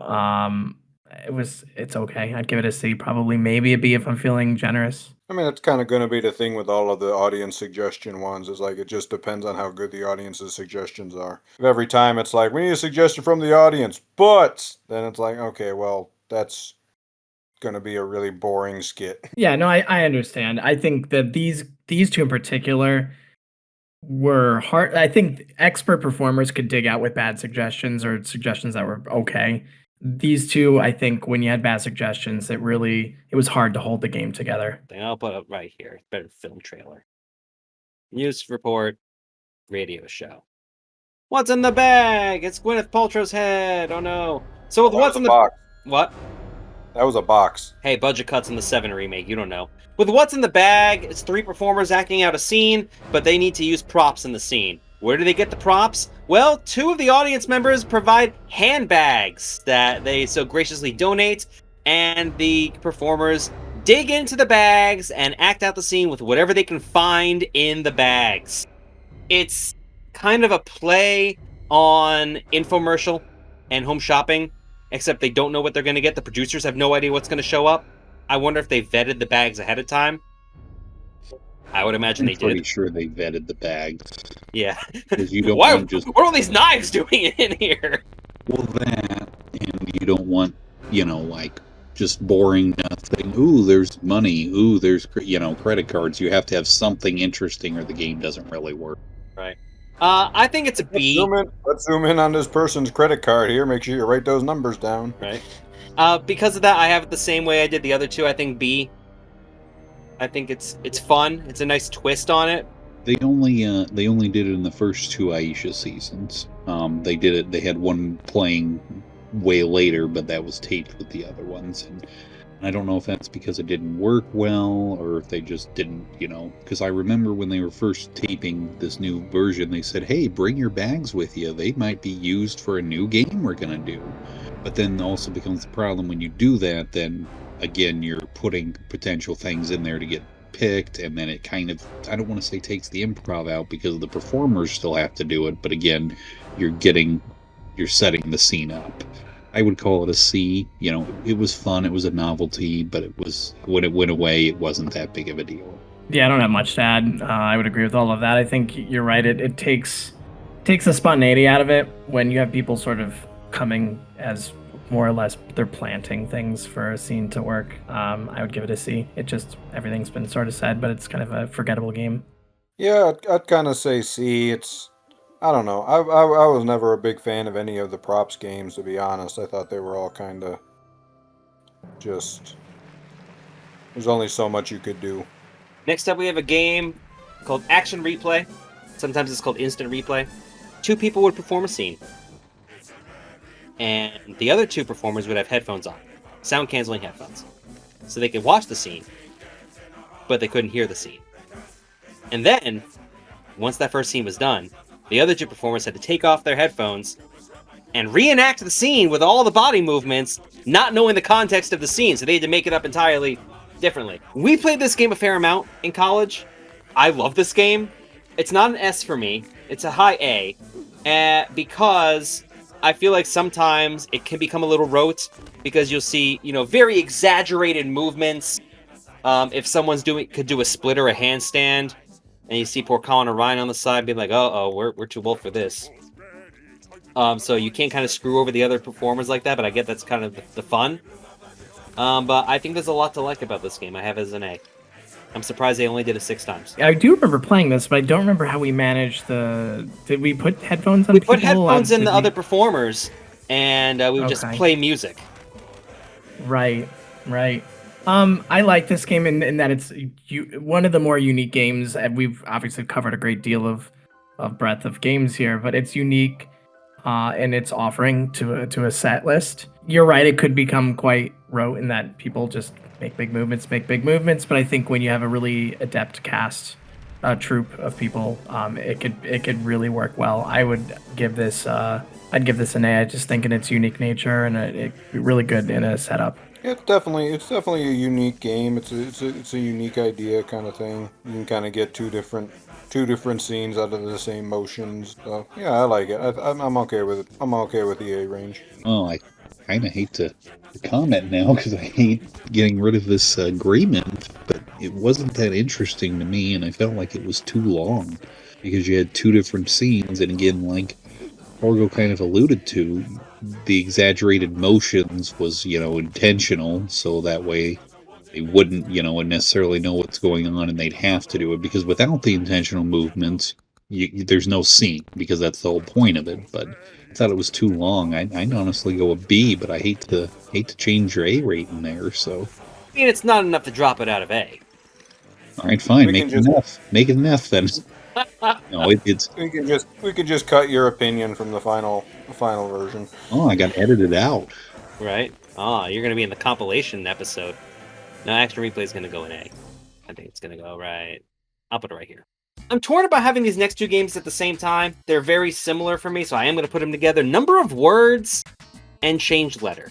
Number of words is where a bunch of performers, each one can speak in a certain number of words. You can only speak in 3 words at a time, 5 words at a time, 1 word at a time, 2, 4, whatever. Changed letter is the scene is normal, except one performer has to substitute 1 letter for another letter of the alphabet. Like, B's have to become D's, and then another one, F's have to become P's, or something like that.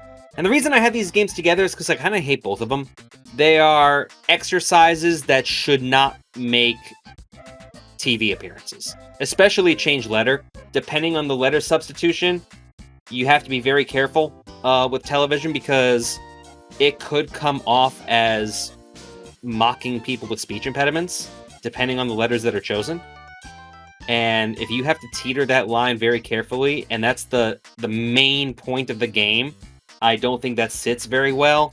And with number of words, again, it kind of plays the same way every time. If you have 1 as your number of words, you have it very easily, and you don't really have to work that hard. I have number of words as a D. I think I have changed letter as an F, actually. I don't think that game works at all for the reasons I listed, but they have similar problems for me, and I don't think that these games needed to be televised.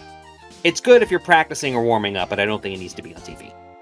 I liked number of words. I wish I get some of these points as, the title of the game is the whole point of it, but Party Quirks is Let's Make a Date is a little more interesting than just number of words. I know they did it a couple times in the US where somebody would have 1 word, but I do agree that I think it works much better when nobody has 1 word. It's 2, 3, 4, 5, or 3, through 6 kind of a thing. But I did enjoy it. It definitely is a thinking exercise. Change letter. I enjoyed it until, when they, the one I remember is when it was B to F and they were talking about bucks and you can clear they're baiting for it kind of a thing. When they kept doing that, it was a little bit That sounds like something Brad would do. Well, no, they tried it to Brad, I believe. Oh. They said, did you get hit by a big giant deer? And he goes, yes, it was a fig fat. And then they got from there. So, but I would honestly call them C. They just average game. I usually got stuck with the 1 in number of words, if I recall correctly, or at least 1 or 2. Unintentional, I promise you. No, and it predates you too, being the troop leader. But I enjoy the things I enjoy about improv are character building, scene building, and sort of wacky situations, right? And situational comedy and prop comedy. And both of these just were let's put as many barriers in place to see if these people can pull it off, sort of thing for me. And I think they're good exercises. I don't think they're good performance games. I don't think they're good show games. I don't think they're good made for TV games.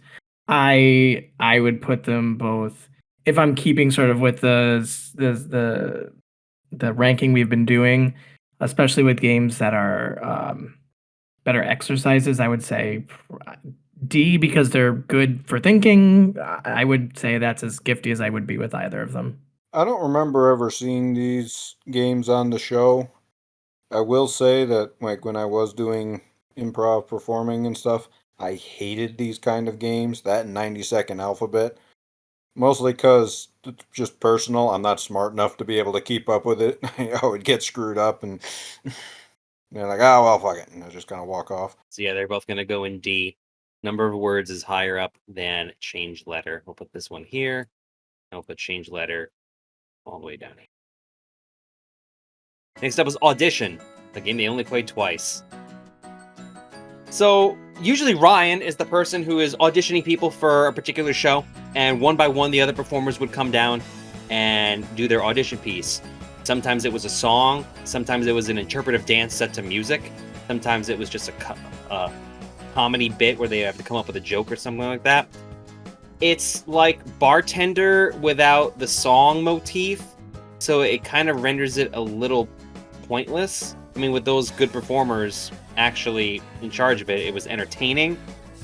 I would put this no higher than a C, just because there are so many other games that give the same idea but better. Yeah, I'm not familiar with this one, and it makes sense when you say it wasn't played all that often, so I'll abstain from my ranking. Same here. Same. Well, Randy, wow, well, it looks like I'm going to solo this one, and Audition's going in C. I'm going to put it at the bottom of C, just because I'm not too keen on it. But now you want to talk about a game that everyone knows, and film, TV, and theater styles. I'm going to throw in emotion options and change of cast because they're essentially the same. Film, TV, and theater styles. The host collects a bunch of styles from the audience. As the scene progresses with 2, 3 in the US versions performers, buzz, now do it in this style. Buzz, now do it in this style. Emotion options is the same exact game, except they collected a bunch of emotions versus film, television, and theater styles. Change of cast, they only ever did once. It's a little faster paced, but literally, instead of doing it in a style, you had to do it as the cast of a particular show. So it's kind of film, TV, and theater styles with strange dressing. They played film, TV, and theater a lot, 124 times. I think emotion options is the worst of the bunch, just because it's a little more restrictive.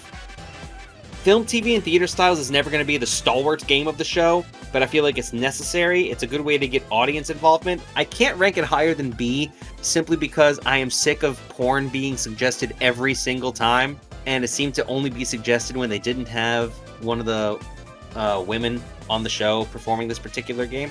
I also got really sick of it because in the UK version, they loved this game. They would play it with 2 different pairs back to back. Oftentimes, you would hear the same exact types of suggestions over and over again, so it really wore thin for me. So I would say B for film, TV, and theater, B for change of cast because it's pretty much the same game, and C for emotion option. Gosh, I hate to say this, but film, TV, and theater styles are so overplayed. When you said it, I groaned because I said, "Oh my god, this game it oversaturated." It's a great game in theory. I know that we did it a lot in college, but I also felt like it was the game that we kind of had to do. I never loved doing it. Yeah. It was one of those. It was another kind of one of those warm-up games almost, in that it was always there. It was a foundational element of things. I don't know how. Did we do it that often in shows? I don't remember. We did it fairly often, and I mean, like you said, foundational. I mean, it started from the radio, so yeah, this has been it's been around forever. Yeah, I like the concept of the game. I think maybe I'm a bit sour because it was just so overdone.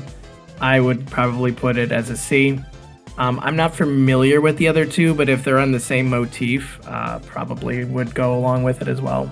I mean, I think especially film, TV, and theater styles, it's definitely one of those games that when you think about Whose Line, you think about this kind of a game where it's like you're in the middle of a scene and then beep, something changes, beep, something changes. Now you have to deal with it type of thing. So I think a B range is kind of good for these, just because they are. I don't want to necessarily say the word iconic, but they're about as close to that as you're going to get for this kind of. If you ask the average person, name 5 games from Whose Line, film, TV, and theater styles will probably be one of them. I don't know what to say here, because I would have called this an S game. I feel like this is just basic improv, getting suggestions from the audience, and maybe, basic should lower it, but I really enjoyed the varying suggestions, and I really enjoy this game. So I would call this an S. It's just, to the core, it's exactly what I'm looking for when I tune into Whose Line. So this is across the board for all 3. Oh yeah, I forgot about those other ones. They're pretty easy to forget.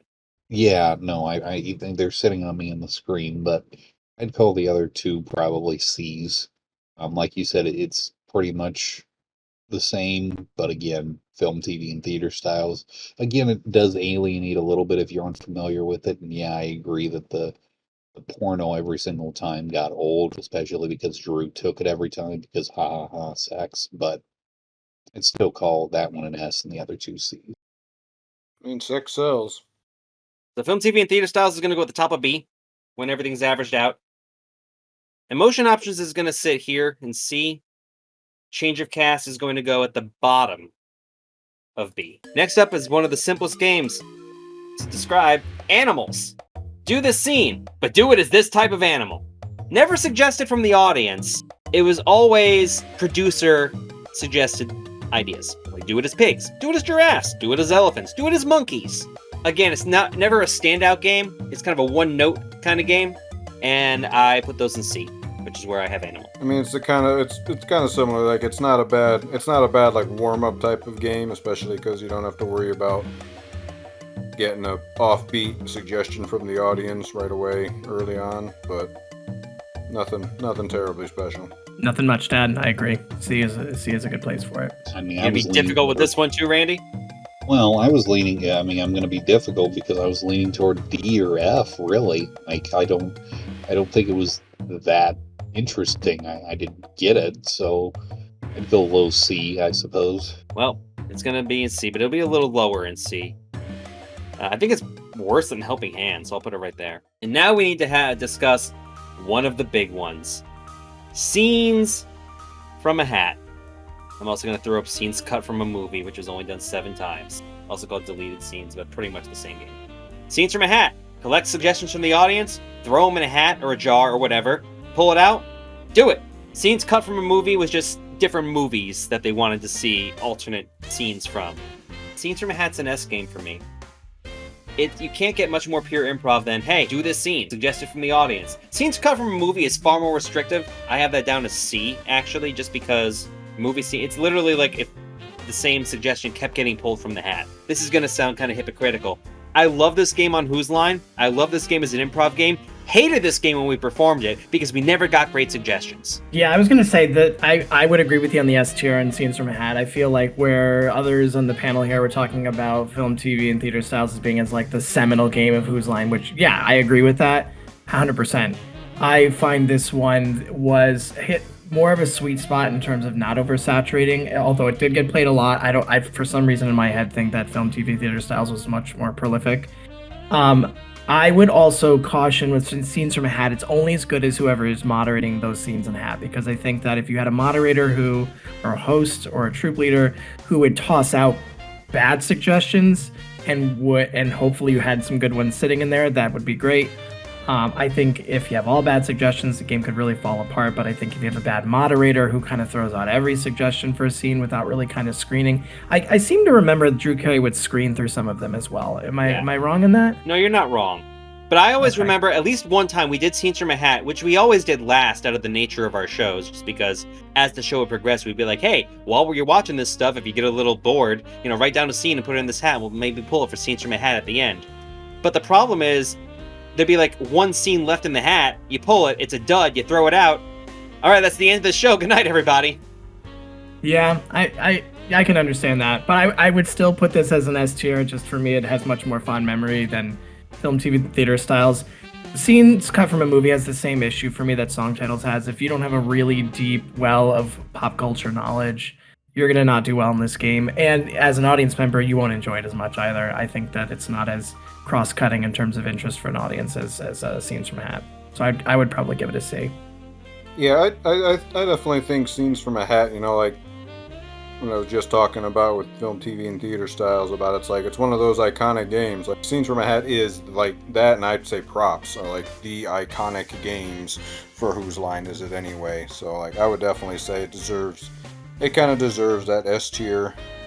Once again, like with any game where you're getting suggestions from the audience, it can be a little rough. But I remember we did do this one in during our sketch comedy improv games, and we would collect them at the beginning, and somebody would kind of go through during like an intermission or something and just pick out the ones that were terrible, or the ones that were everyone is the same type of thing.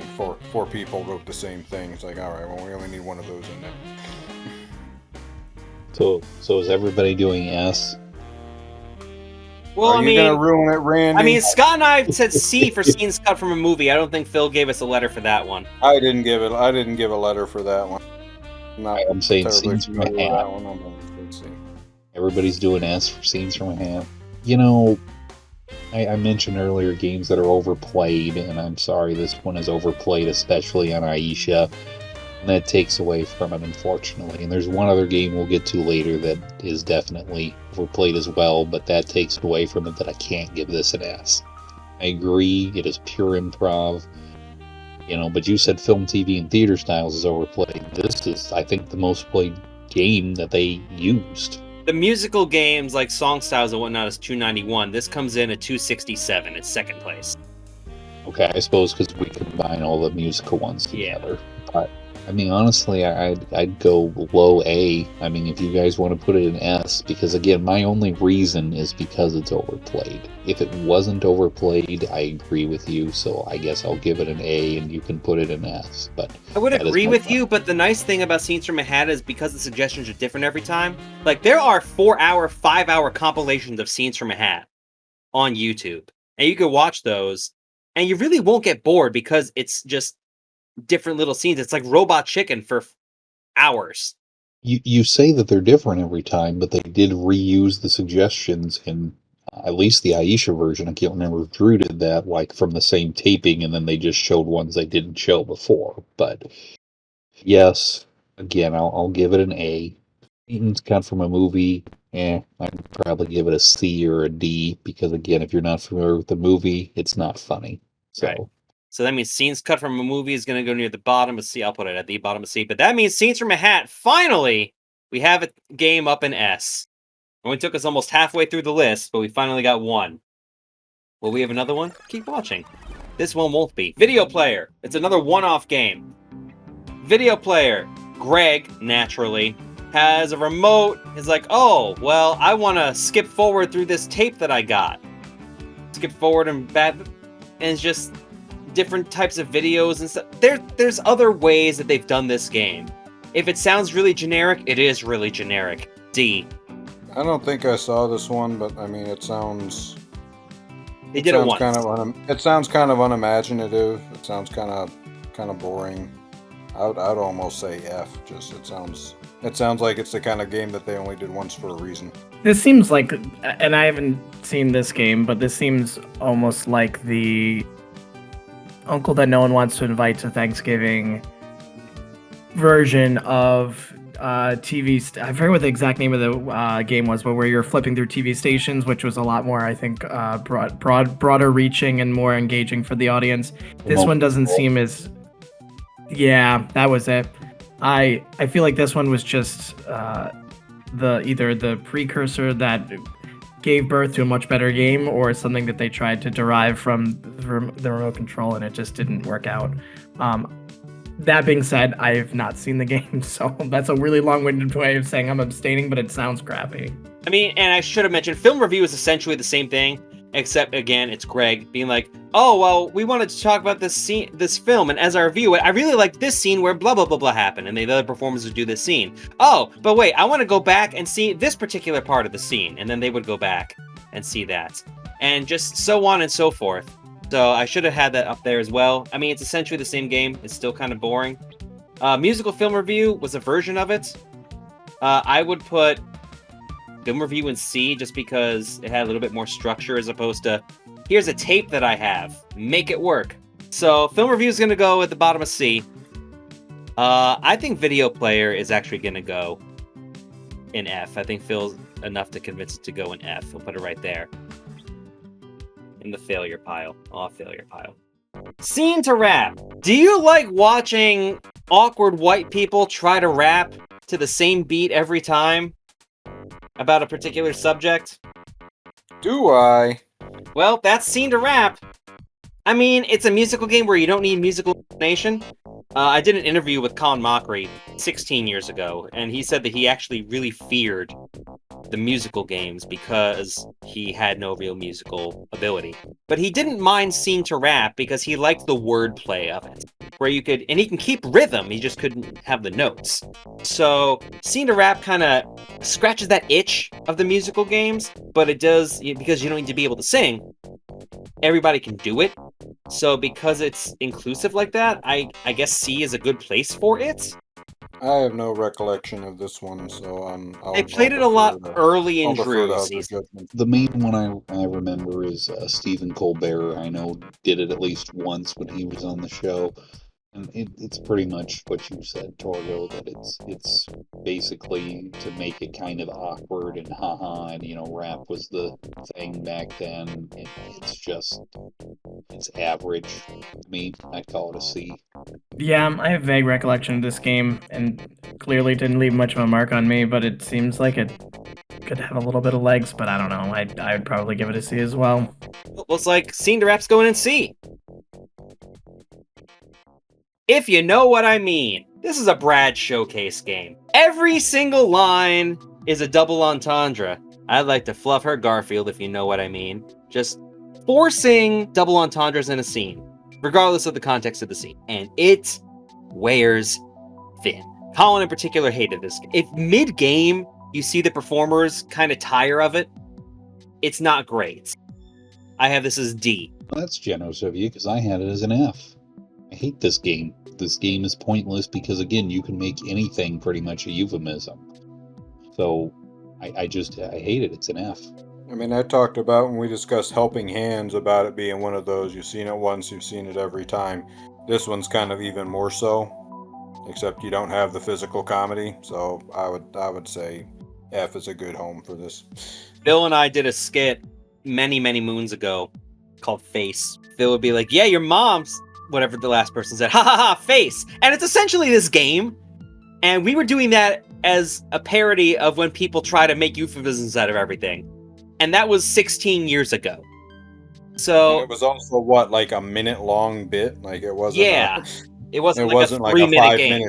skit. It was just like a short, a YouTube short, basically. If YouTube Shorts had existed back then, that's what it would have been. Yeah, this game is lazy comedy to me. I feel like it's even beneath the performers. It's beneath the craft. I never liked it. I mean, as the perennial teenager in my own mind, I think you get a good little giggle haha, but that's when you're in your less wise mind and you're being a goofball. But just in terms of the craft of improv, I feel like this game was just F. I'll comment again.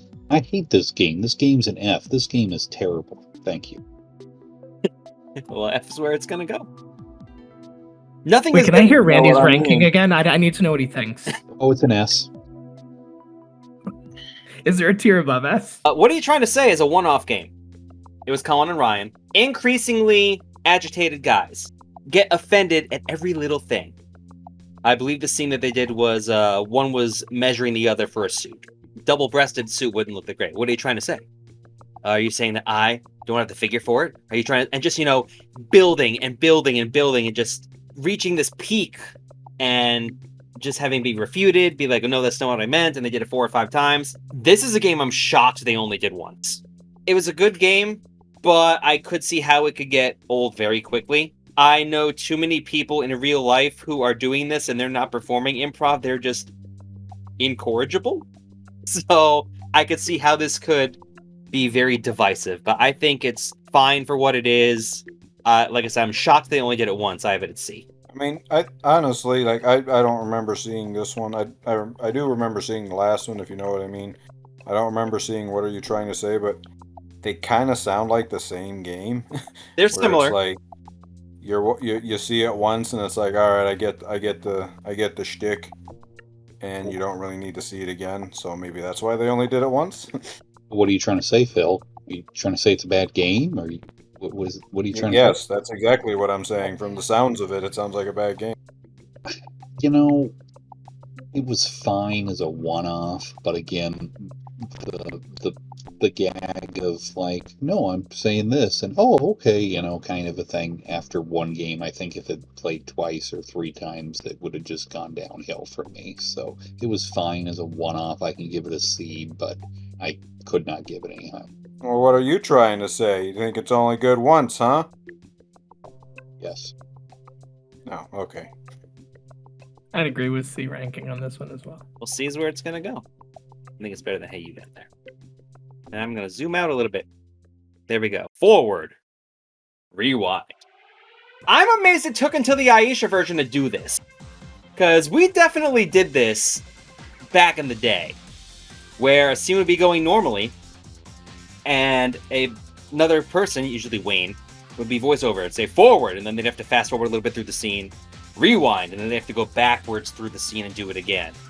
To me, this is classic improv. It's not like a perennial game or anything, but I feel like a C tier is good for this. It's just pure improv where you have to manipulate time and go through it. It reminds me of games like Catastrophe Compression, which obviously they didn't do on the show, and the scenes are different enough where the joke warrants repeating. The moment you mentioned Catastrophe Compression, that's what I was thinking the entire time, and I think the only reason I ever really love that game is because it gets so wacky, and both Scotts were usually the ones doing the Scott Apocalypse. I enjoy kind of the manipulation of a scene and the temporal piece of it here. Again, this is another unique game that I really enjoy. You know, playing elements of that, playing the game itself, and then elements of the game in other games as well. I would probably, it's forgettable-ish, so I'd probably give it a C, but it's a gifty C, like a C+. I agree with C. It's definitely, forgettable is a great word for it. Like, oh yeah, that game exists. It's not terrible, but it's nothing I look forward to. It's just fine. Forward rewind naturally will end up right in the middle. It's the stop button. C is where it's gonna go. We'll put it here. Similarly, backward scene. Do a scene, but start at the end and slowly work your way up to the beginning. It's different enough. I feel like it warrants its own discussion. I mean, it's one of those games where I feel like someone was just coming up with, how can we do a scene in an improv show? Oh, why don't we try doing a scene backwards? That'll be funny. And sometimes it is, sometimes it's not. I'm kind of on the CD line for this one. It's just kind of whatever. I agree. It's whatever. Like, it's the same ranking as the last one for me. It's C. Like, oh yeah, it exists. Pretty much. Agreed. Oh, looks like it's going in C then. We'll put it right next to Forward Rewind.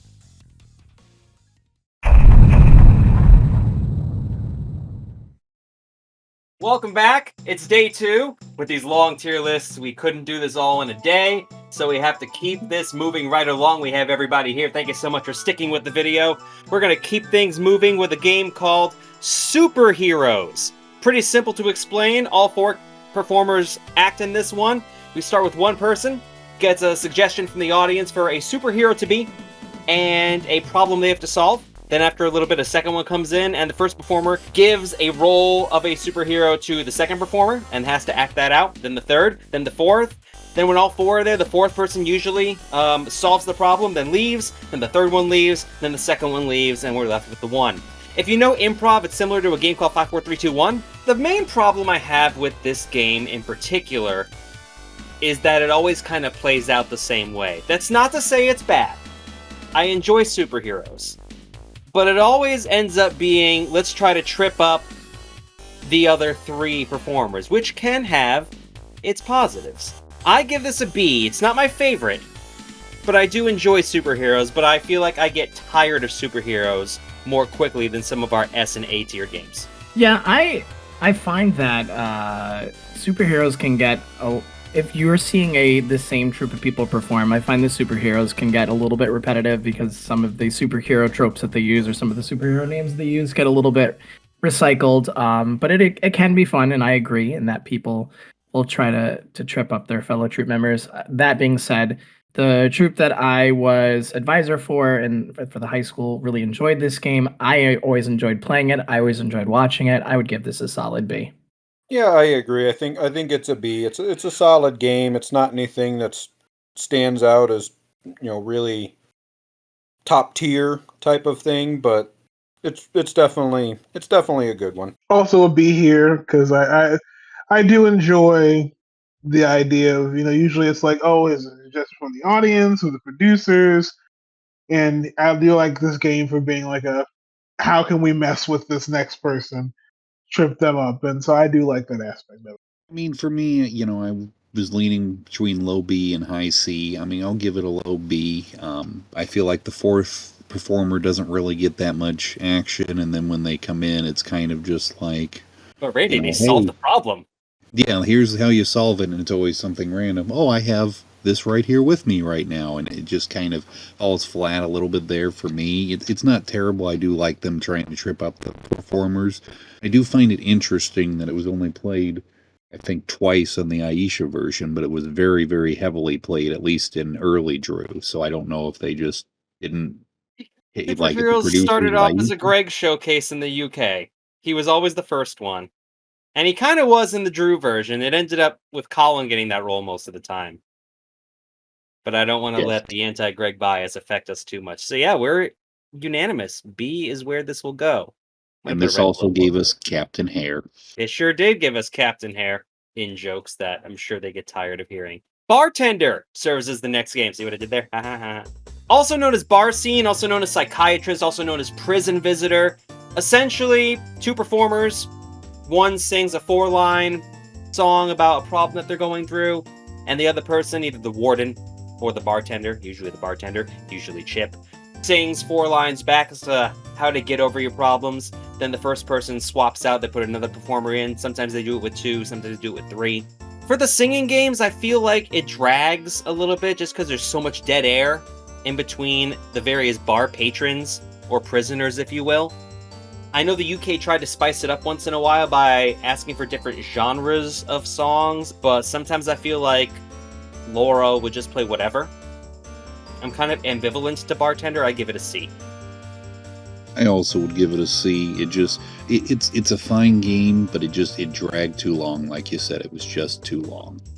Yeah, I agree. See, it has some nice elements of character and context building, but games that drag too long in short form improv can get a real. They could really kind of bring down a set list. So C is, I think, generous, but I'll give it a C as well.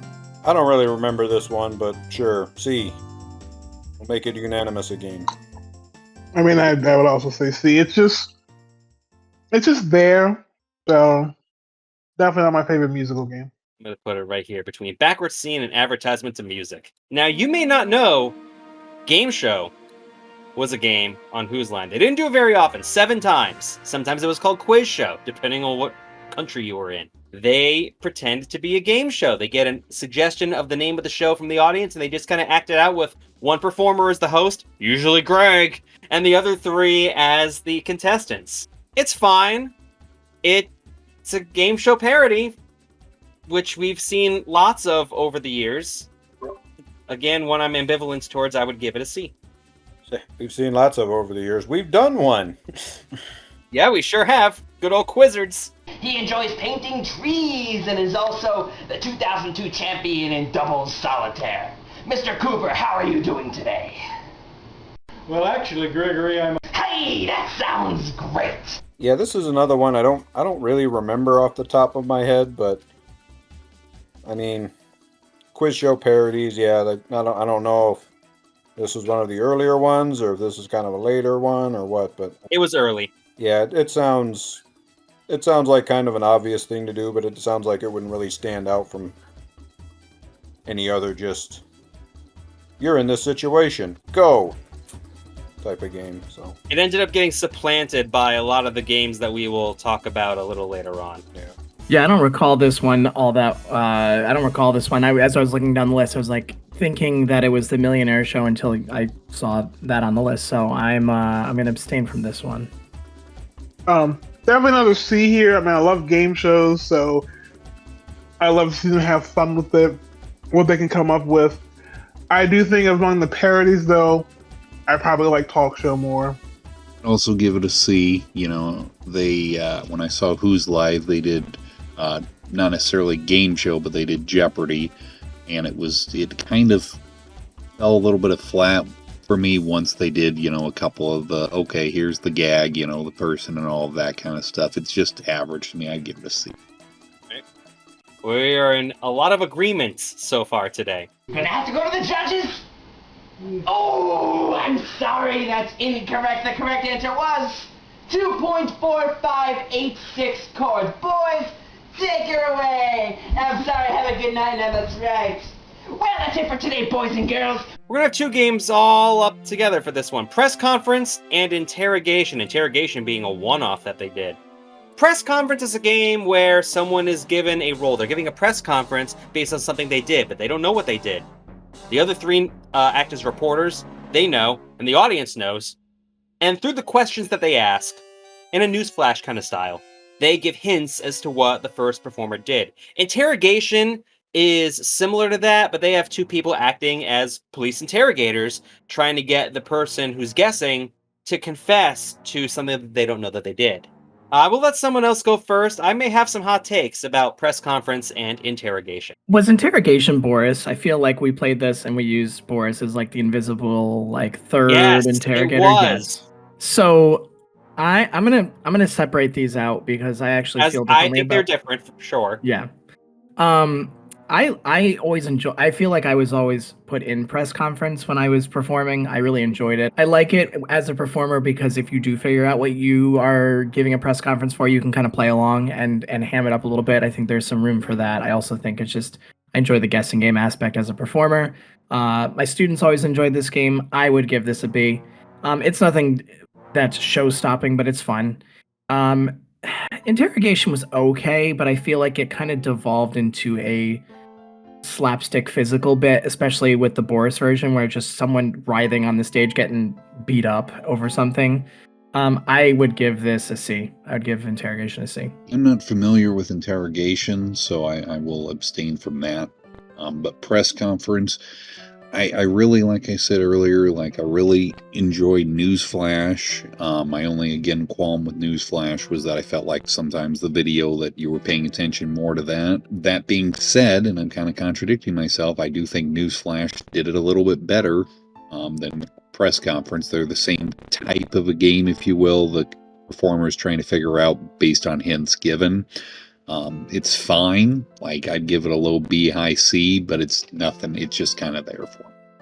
I feel like when you have the right type of people doing it, Interrogation can be really good. And maybe I'm just swayed by watching it when we viewed the playing from the UK version.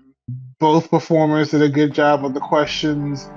The bit about the unused cast members sitting behind a piece of two-way mirror, using them in that was really funny to me.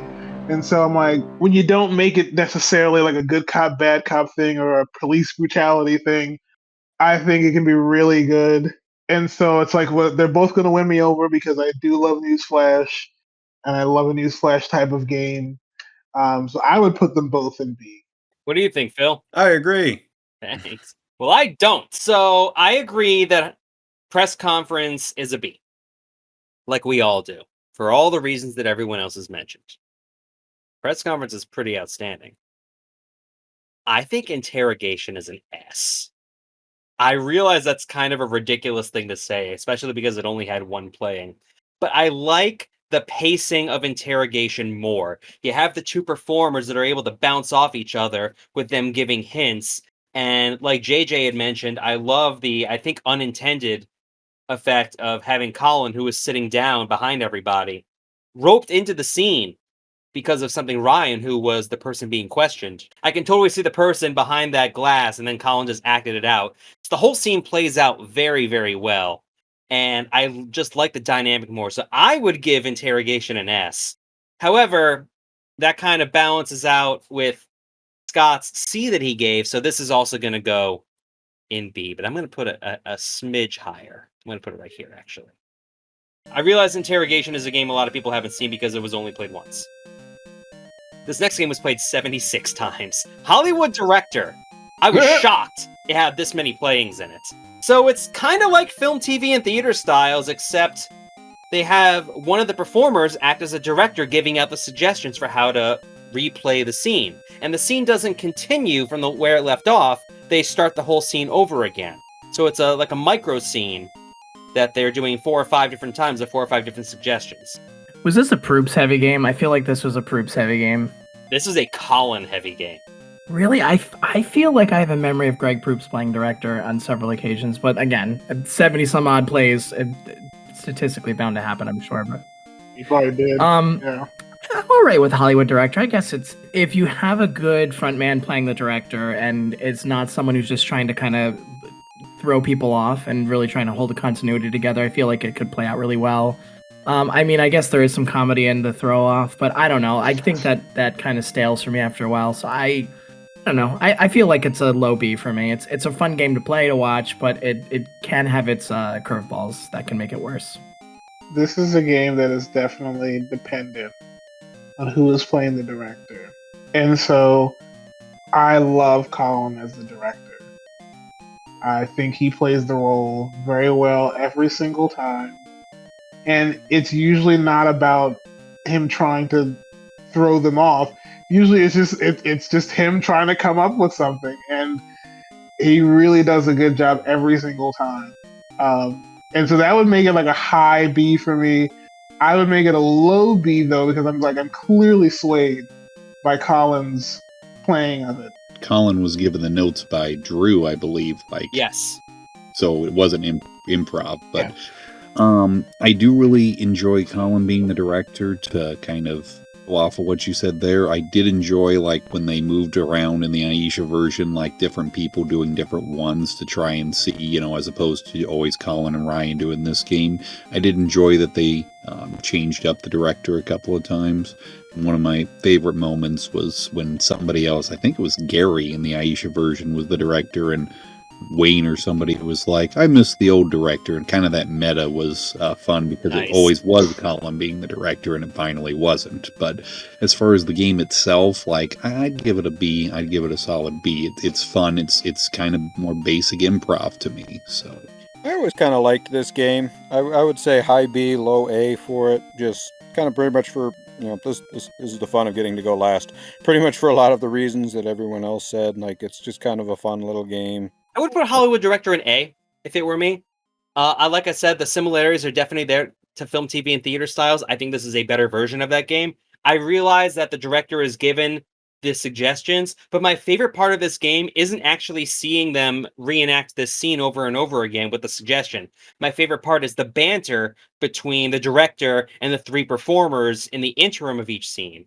Part of the reason why this succeeds to me over film, TV, and theater styles is because it feels like a more complete set of action, because you don't have those awkward pauses where the host reads out the next suggestion. No, it flows better. So I would give it an A. We do still average out to a B, a high B. So I'm going to put this over film, TV, and theater styles.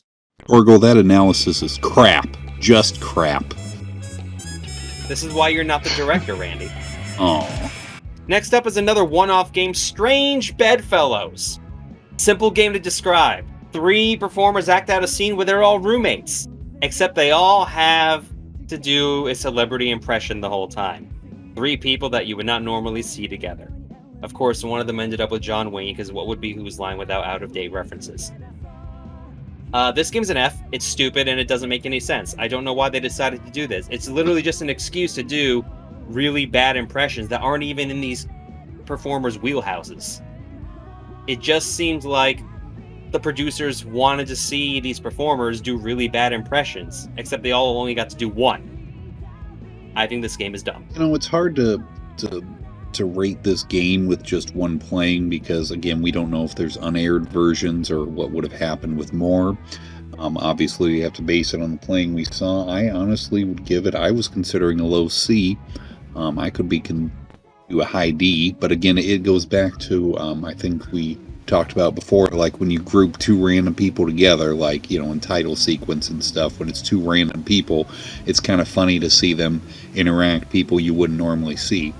I get your point about the bad impressions and stuff, but I really wish they'd have done this game another couple of times just to see how it would be. But You said they did this once? Once, at the last season with Clive, before they made it a U.S. exclusive. I don't think I saw that one, so I'm not familiar enough with it. I mean, the concept sounds kind of meh. Looking at it, it was just really meh. It was just, you're just staring at the stage, and maybe they say something funny, but it's just like, there's no cohesion to it. So maybe something could have been there if they tried to focus on making it, you know, better impressions or different types of people.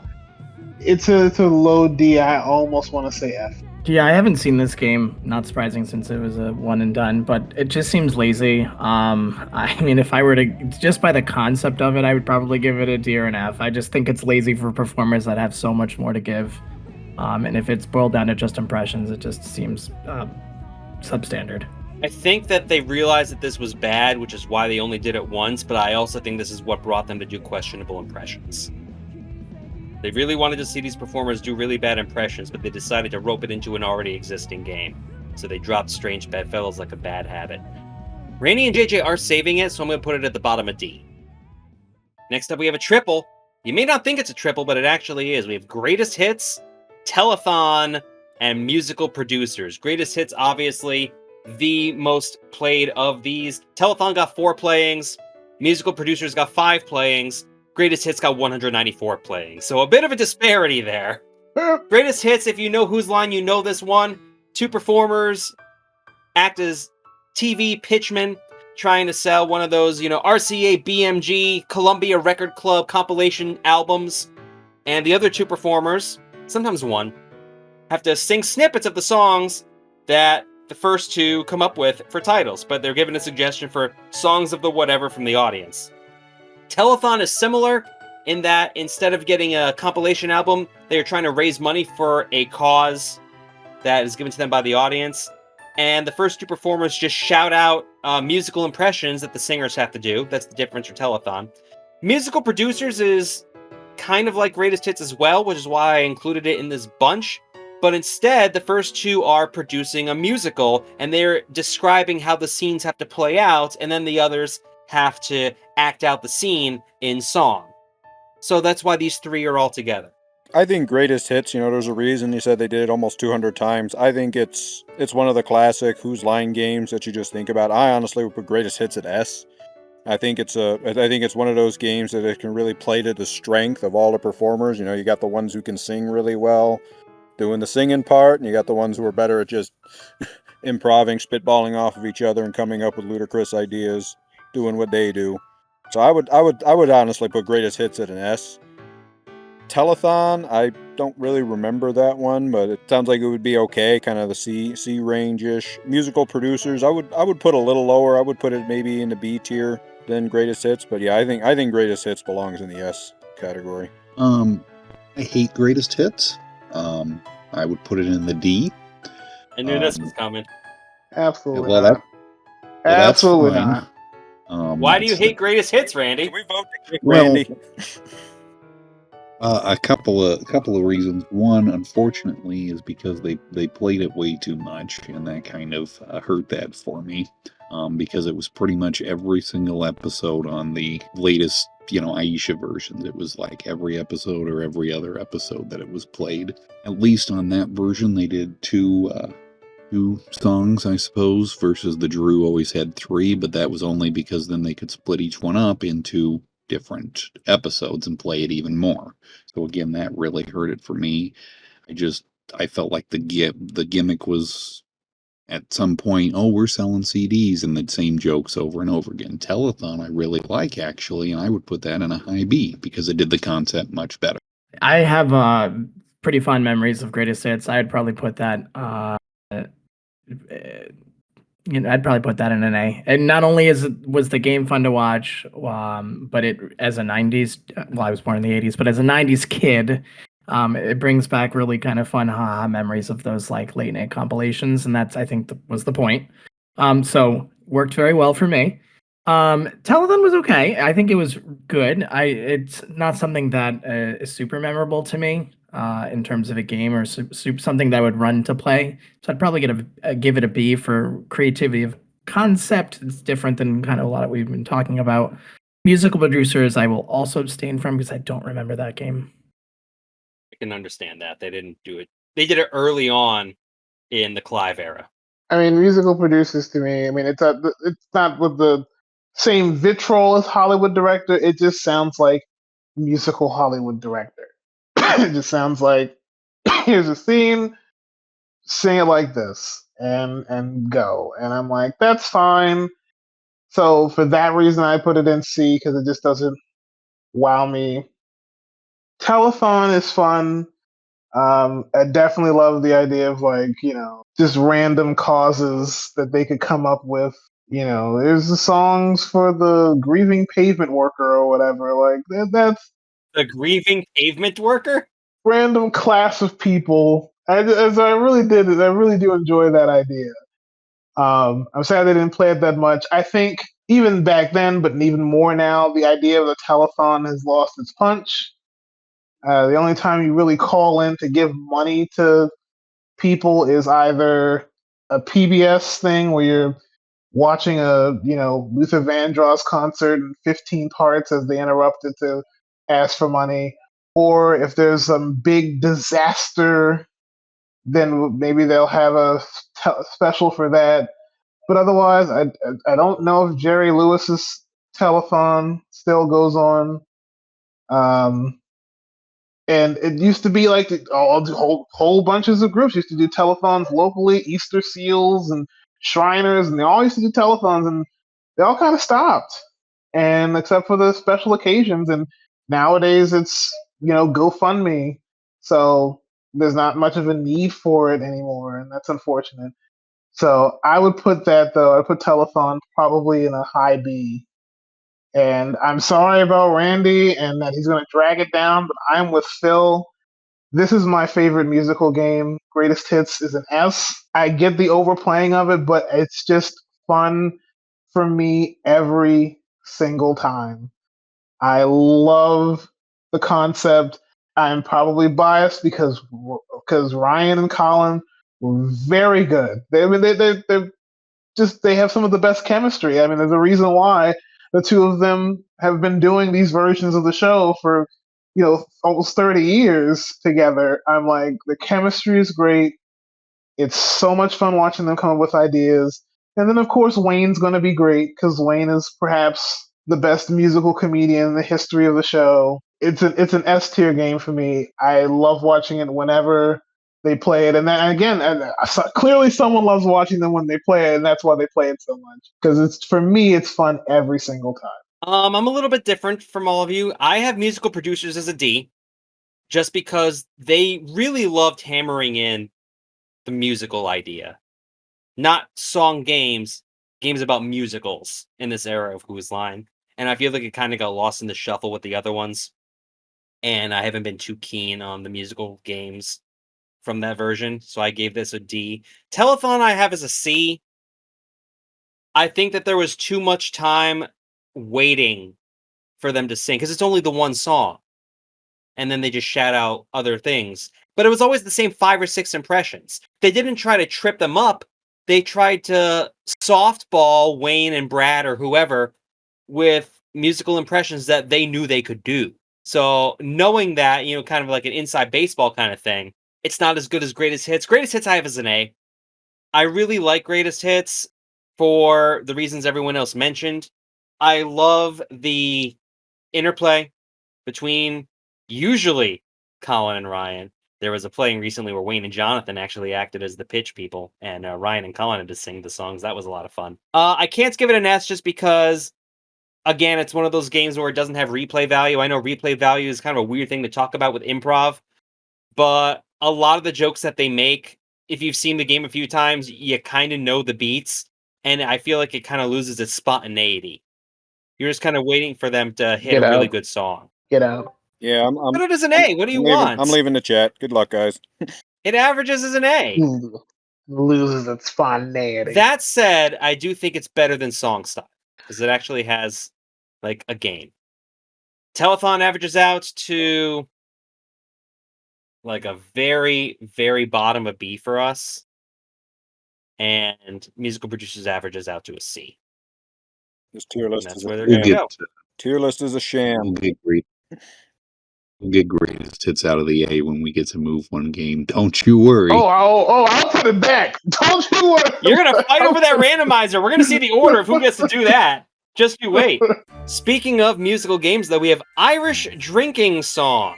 I was shocked they started this in the UK. I thought this was a Drew original. But the 4 performers, they sing their Irish, I don't want to say shanty, but you know, an Irish drinking song, one line at a time. And the third person ends, and a different person starts each of the 4 verses, and they have to try to rhyme whoever's in the 2 and 4 spot for each verse. I will give Irish Drinking Song an A for me. I really like this one. I love the fact that everyone has an equal opportunity to A, trip up the other performers, and B, have to try to come up with something on the fly. I love that everybody gets equal play, which is why I like it a whole lot more than Hoedown. Again, I feel like because it's the same song every time, it loses a little spontaneity.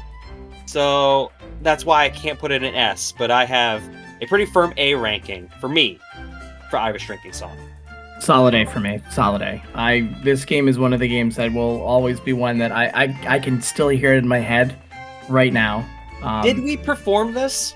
I don't think we ever performed this. My God, I would be afraid to perform this because I feel like you better be well practiced, I think, before it goes on a stage as a troupe. But I think we might have tried it once because we always had difficulty doing the musical games because we didn't have the ability to actually play any music.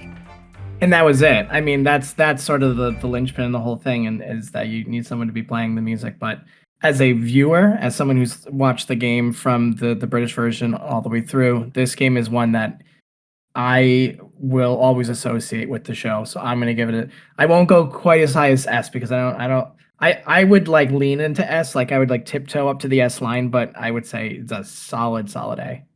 I agree. I considered giving this an S. I really love this game for pretty much the reasons Torgo said. It gives everyone an opportunity, but I'm fine with an A because high A, but definitely an A. I also absolutely agree. And Torgo said it like this is better than Hoedown, which we'll get to. It's more fun, and it's weird because I didn't like the spontaneity complaint for greatest hits, but I agree with it for this one because it's always the same, and that's what might keep it out of S. But also at the same time, it's a good tune. I like listening to it every time. Like it's a good catchy tune anyway. So it's just all around a really fun game. So it's an A. Is it actually a composed piece that they played every time? Because it was pretty much the same song from Richard or from Laura. So they're not improvising the song. So I wonder if it's just a standard tune that they have to pay rights to in order to use. I wonder. Similar to Hoedown. It's a good I question. mean, it might be the kind of thing where it's in the public domain, so it's just like, yeah, we'll grab it because it's free. But I'm gonna have to be the Randy for this game because I never particularly cared for Irish Drinking Song or Hoedown. We'll get to I think Hoedown eventually. they're okay. Well, I know, but I'm giving a little preview. That's a teaser there, Torgo. Ooh, But ankle that carrot. I mean, they're sea level for me. Like they're okay. They're pretty good to end the show with, just because you get everybody up there and you can get everybody doing the thing. But I'm kind of ambivalent to it. Like it was okay, but I don't have as many fond memories as everyone else does apparently. Get out. It's going to be a low A. Your C is not enough to drag it out of A because you have 4 A's competing against your 1 C. But it does down here. I think it's better than Weird Newscasters. We'll do that. That's where it's going to go. So, here's a game you may not know. It's called Couples. It's old. It was on the radio show. They only played it on TV twice. If I was a better producer, I would have had this right next to Strange Bedfellows, because essentially this is just a scene that two performers act out, but they have to act it out as two famous people, or two famous characters. I forget what the actual pairs were. I know I gave Strange Bedfellows an F. Couples is very similar. I would give Couples a D, simply because I feel like you can have better interplay between two impressions that would not normally be together than you would with three. So I feel like that can save it a little bit, because it's a little less chaotic for the performers, because they have to not only try to do their impression or act out who they're supposed to be, but they have one person to play off, and that can work a lot better. Sometimes when you have multiple people in a scene, I don't know if you improv folks that are here can attest to this like I can. Sometimes if you have too many people in a scene, it's too much. And sometimes having only two people in a scene works better. So I would give Couples a D.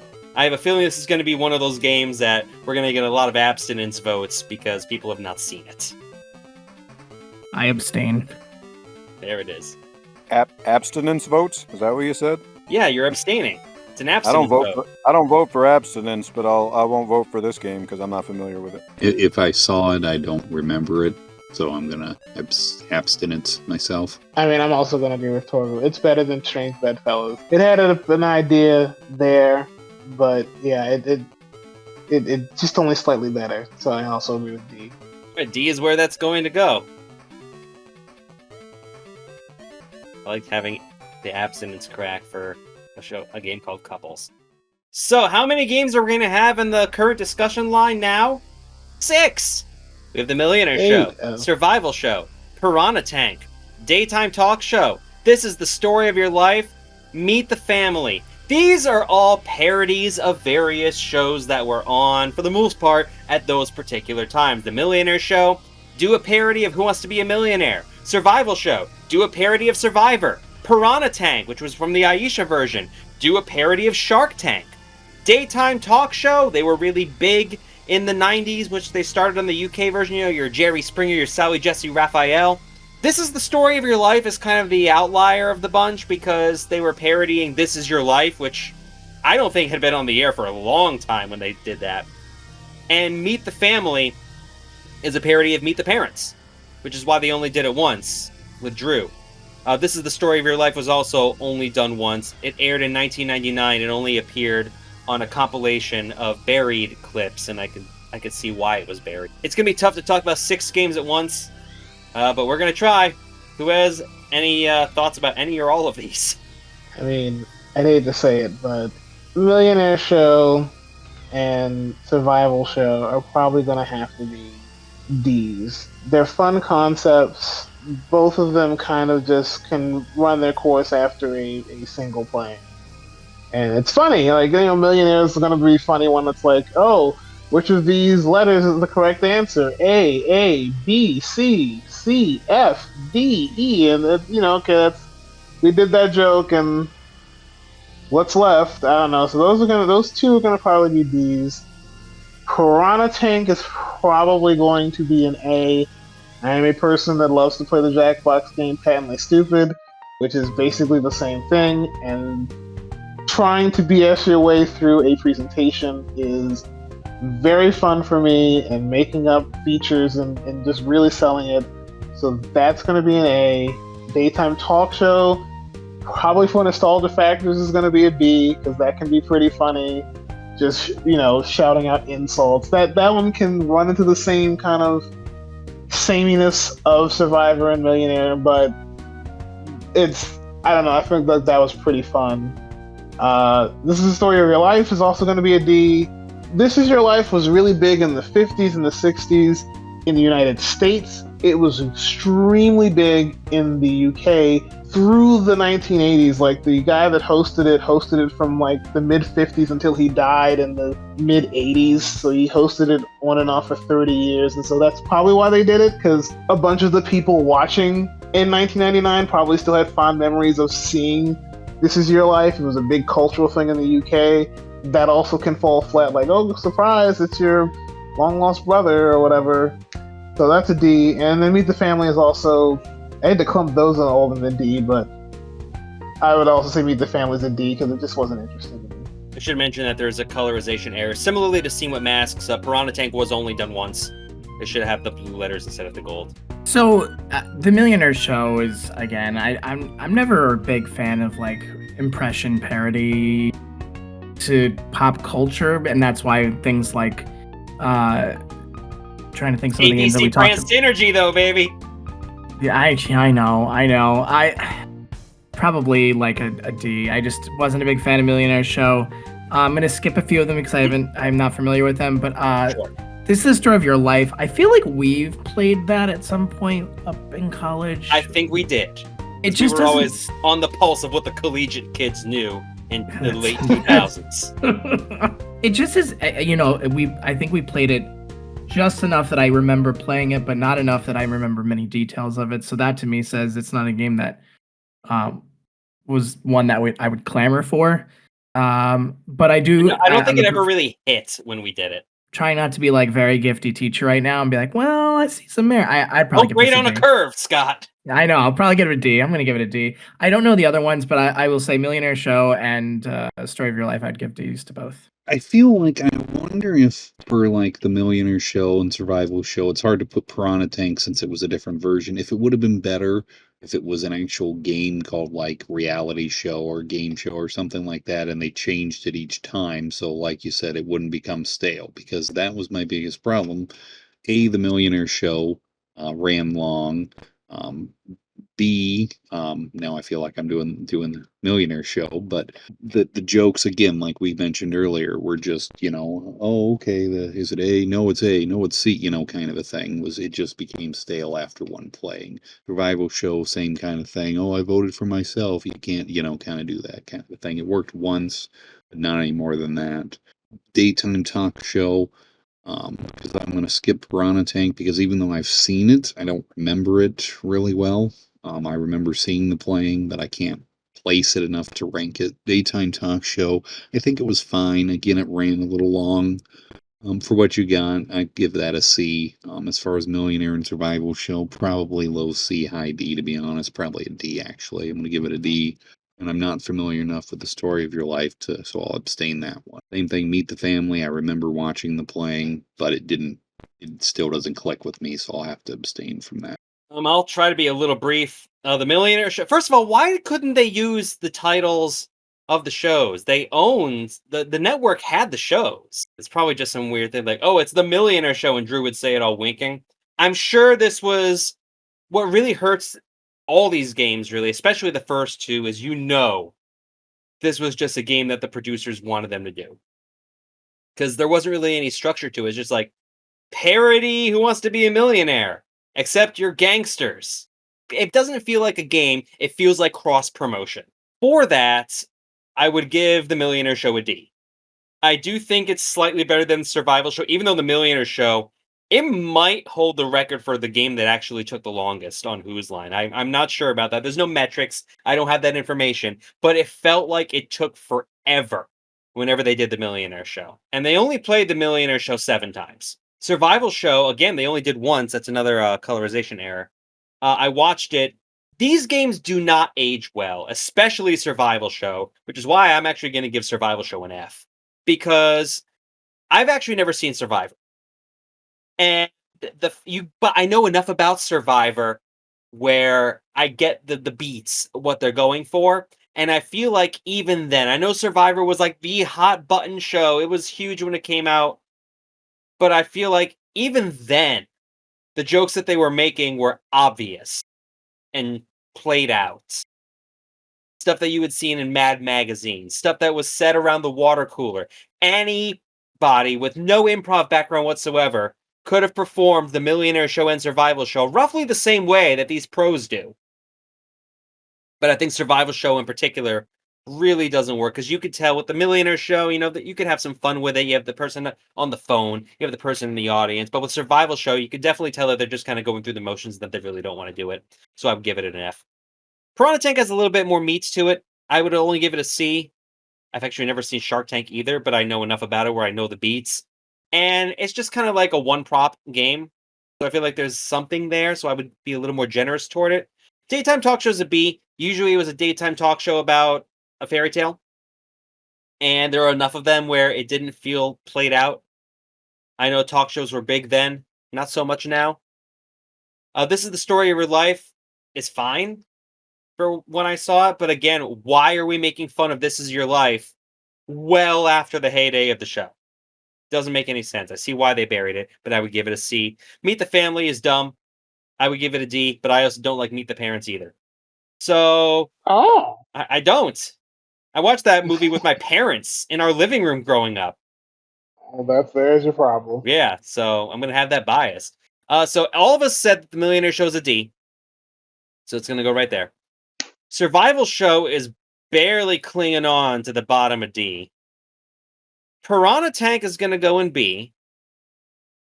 Yeah, sure, why not? Daytime Talk Show is the low end of B, when all said and done. This Is the Story of Your Life is kind of the high end of D, so I'll put it right there. And Meet the Family is squat in the middle of D. I do think a Millionaire Show is better. So that was a whole lot of games all at once. But we did it. Kev's in chat. He said Survival Show used its immunity idol to get out of F. Well, we'll see. Maybe someone will move it to F when we have our final adjustments. We need to have a discussion about Authors. Authors is a game where they are given a topic and they have to pretend to be the text of an author and read it out as if they're all telling a story, but it's like remote control and that the host will ping-pong back and forth among them. But they're not given the authors from the host. They're not given the authors from an audience suggestions. They come with their authors pre-picked. They come with somebody in their back pocket that they are ready to perform as. That's not improv. F. I mean, again, I'm hard pressed to harshly judge some games and hard pressed to put a game in F, but I did not like the content of this game. I agree with you that them coming in the way they did, like, okay, we know who we are, that sucks the life out of it. I would also put it in F. I don't mind this game. I wouldn't call it an S, absolutely. I get your point about it's an improv if they already know what they are, but they don't know what the topic is. I do agree with that point. It's a great, I don't know if I should call it a great starter game, but I'd call it a low C maybe. I think it's important to note that this started on the radio version. I wonder if it played better on the radio. I haven't heard any of those versions, but it was the first game ever played on Whose Line. So. It was. And they loved it in the first season of the Clive version. It was always the lead-off game whenever they played it. I've watched the UK version. I don't quite recall this game. I'm trying to dig through the recesses of my brain for it. I'm looking up. We really reran the first season of the Clive version on Comedy Central or anything all that much. For good reason.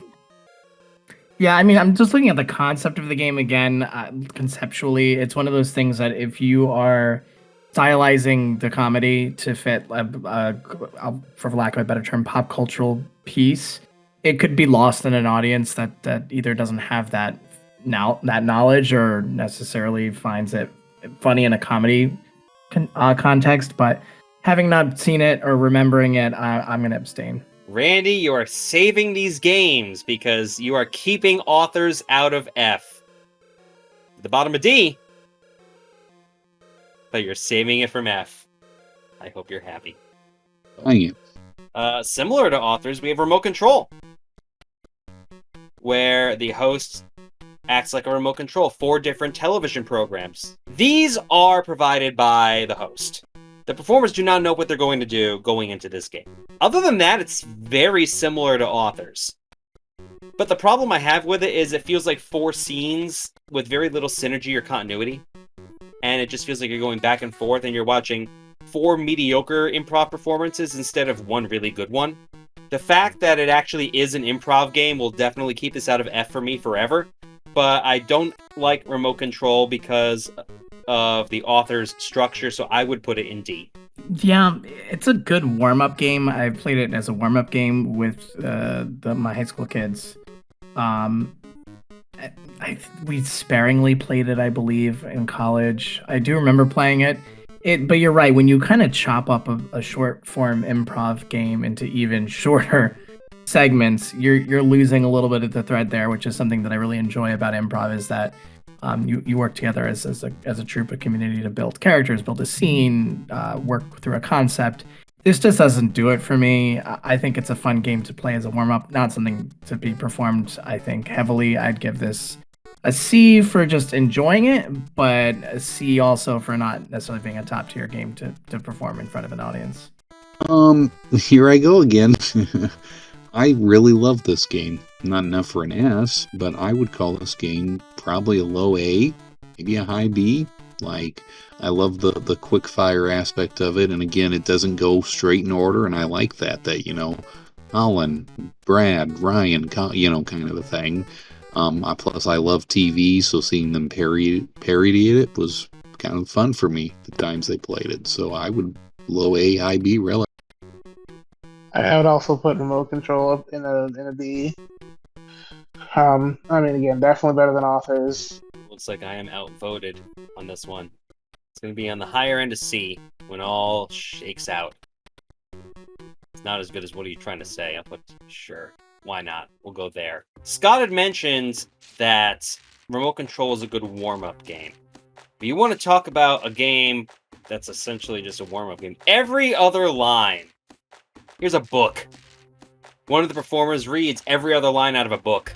Now, they changed it a little bit in the Aisha version. They called it mixed messages, where they read every other line from a text message. It was from an audience phone, if memory serves. It's been a while since I've seen the Aisha version of this. A lot of the same problems that I have with this game, I have with what we just talked about, in that it's not really improv, they're just reading. I get that the other performers kind of have to react to what's going on, but I feel like this game kind of becomes, what if one of the performers was ChatGPT, just kind of spitting out lines, and everyone else has to react to it. And I don't like the way that sits. I don't like the way it plays on camera. I would give it a D for the similar reasoning behind why I gave the last one a D as well. Yeah, I fall in line with that. I don't know. This, to me, is, I don't know, something that I wouldn't even enjoy watching, to be honest. I don't think I've seen this one. It doesn't sound familiar. I haven't watched a whole lot of the Aisha version, so it's kind of more of a They made it a little difficult to find. Like you said, like it sounds like it's kind of more of a warm-up thing, just to kind of get people talking, get the vocal cords warmed up and stuff, but doesn't really sound terribly entertaining. I wish that every other line in mixed messages were different, simply because every other line, again, is the producers, and you have to use like the exact line they're saying, and obviously then it's set up, and again, is it really improv? It's set up by the producers. And whereas mixed messages, they could kind of go throughout the text messages, but again, the producers know what are on those phones in the text message. That's the phones are vetted. Yeah, they're not going to sit there and, see mine that says, hey, how are you, kind of a thing. They're looking for ones with intentional text messages. And again, you're setting it up, and I get that, it's funny because they don't want it to be a dud and have, that, but I have to give it a D. If they're both, I would give mixed messages a low C and every other line a D if they were separate, but together I have to give it a D. That means unanimously, every other line is going to go in D. We'll put it, I actually think it's worse than couples. So now we have two games that we need to have a little bit of a talk about. One game that was played once, seen with a prop. One game that was played 210 times, props. Props, 2 pairs of 2, because that's what pairs are. They're given a prop, a different prop for each pair. Back and forth, rapid fire, come up with a little micro scene, like a WarioWare mini game, where you have to come up with something funny with the prop. Scene with a prop is a more long-form scene with 2 performers, and they're just given a prop, and they have to work it into their performance.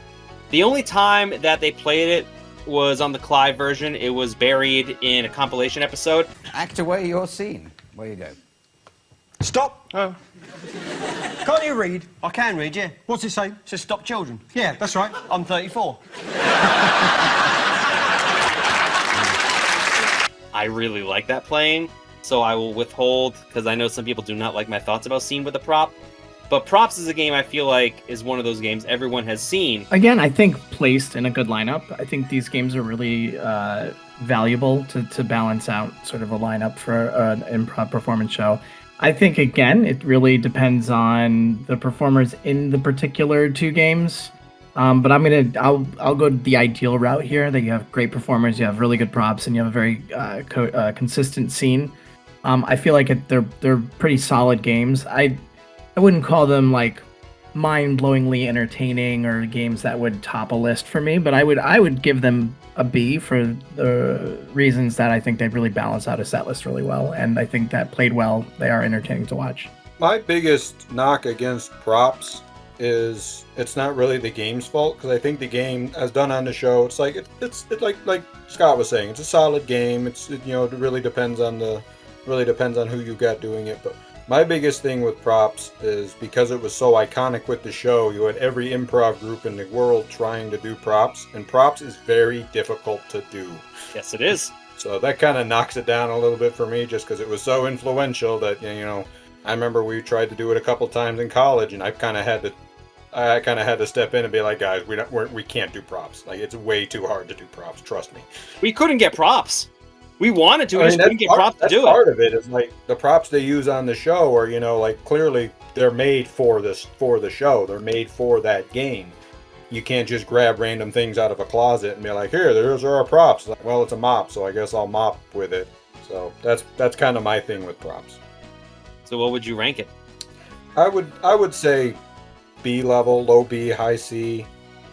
Like, I think it's one of those games that's iconic that normally would kind of bump it up in my mind, but I knock it right back down just because it's a bad influence on improv groups. You could make an argument that Whose Line in general was a bad influence on improv groups, because it made a lot of people think that they could do improv, not realizing how difficult it actually is. I'm going to jump in before Randy does. I think Props is an S. I really do. I think Props is just pure improv through and through. Here's a prop. Make it work. They don't know what they're getting ahead of time. You have to do multiple scenes super quick. It is very difficult, but it's very rewarding. I always wonder, because I never got to see a taping of the show, I always wonder how many times they actually do props, and I'm sure they just take the good ones and put those on television. So it's just literally pure improv. Any other show that does improv comedy is going to have some form of props in there somewhere. Scene with a prop, I'm also going to be very generous to and give it an A. I know we only have the one performance of it, but I really liked it. It's a longer version of one scene of props, but if I love props for its rapid fire nature and how you have to be quick on the draw, Scene with a prop is just that once, but a little longer, just because of how it played out. The scene that actually aired, it goes on a little further, but it's in a compilation episode, so they cut it short. So we'll never know, really, what they did after that. But I think Scene with a Prop is a much better game than Scene with an Audience Member, which we talked about before, and we have that in C. So I'm going to put Scene with a Prop, if it was just me, in A. And Props to me is S. Props might be my favorite game. Yeah, I was going to ask you, and I think that's because I've commented on it before. Like, you jumped in there because you know that I was going to lower it. I don't... It's just there. Like, I don't hate it. It's just when they said we're going to play props, I was kind of rolled my eyes. It's not that it's bad. It was just boring. So I'd call it a C for me. But Scene with a Prop, it's so hard with just that little snippet, just because of the one-liner in that playing. It's so hard to judge that, even though I've seen it. So I feel like that is probably a C as well, because it's hard to say what other props they would have come up with, and kind of a thing. But yeah, I give it C. Well, that averages out so that Scene with a Prop is going to go in B, which I guess I'm okay with. That's better than I thought it was going to be. And you can move it up or down if you'd like. Potentially, Props is also going in B. We're going to do that. Well, we keep things moving along. Another pair of games, Foreign Film Dub and Expert Translation. These games are quite similar. Foreign Film Dub, two performers mimic a foreign language, and the other two performers act as their dubbed vocals, dubbed lines off screen. And it's supposed to be funny.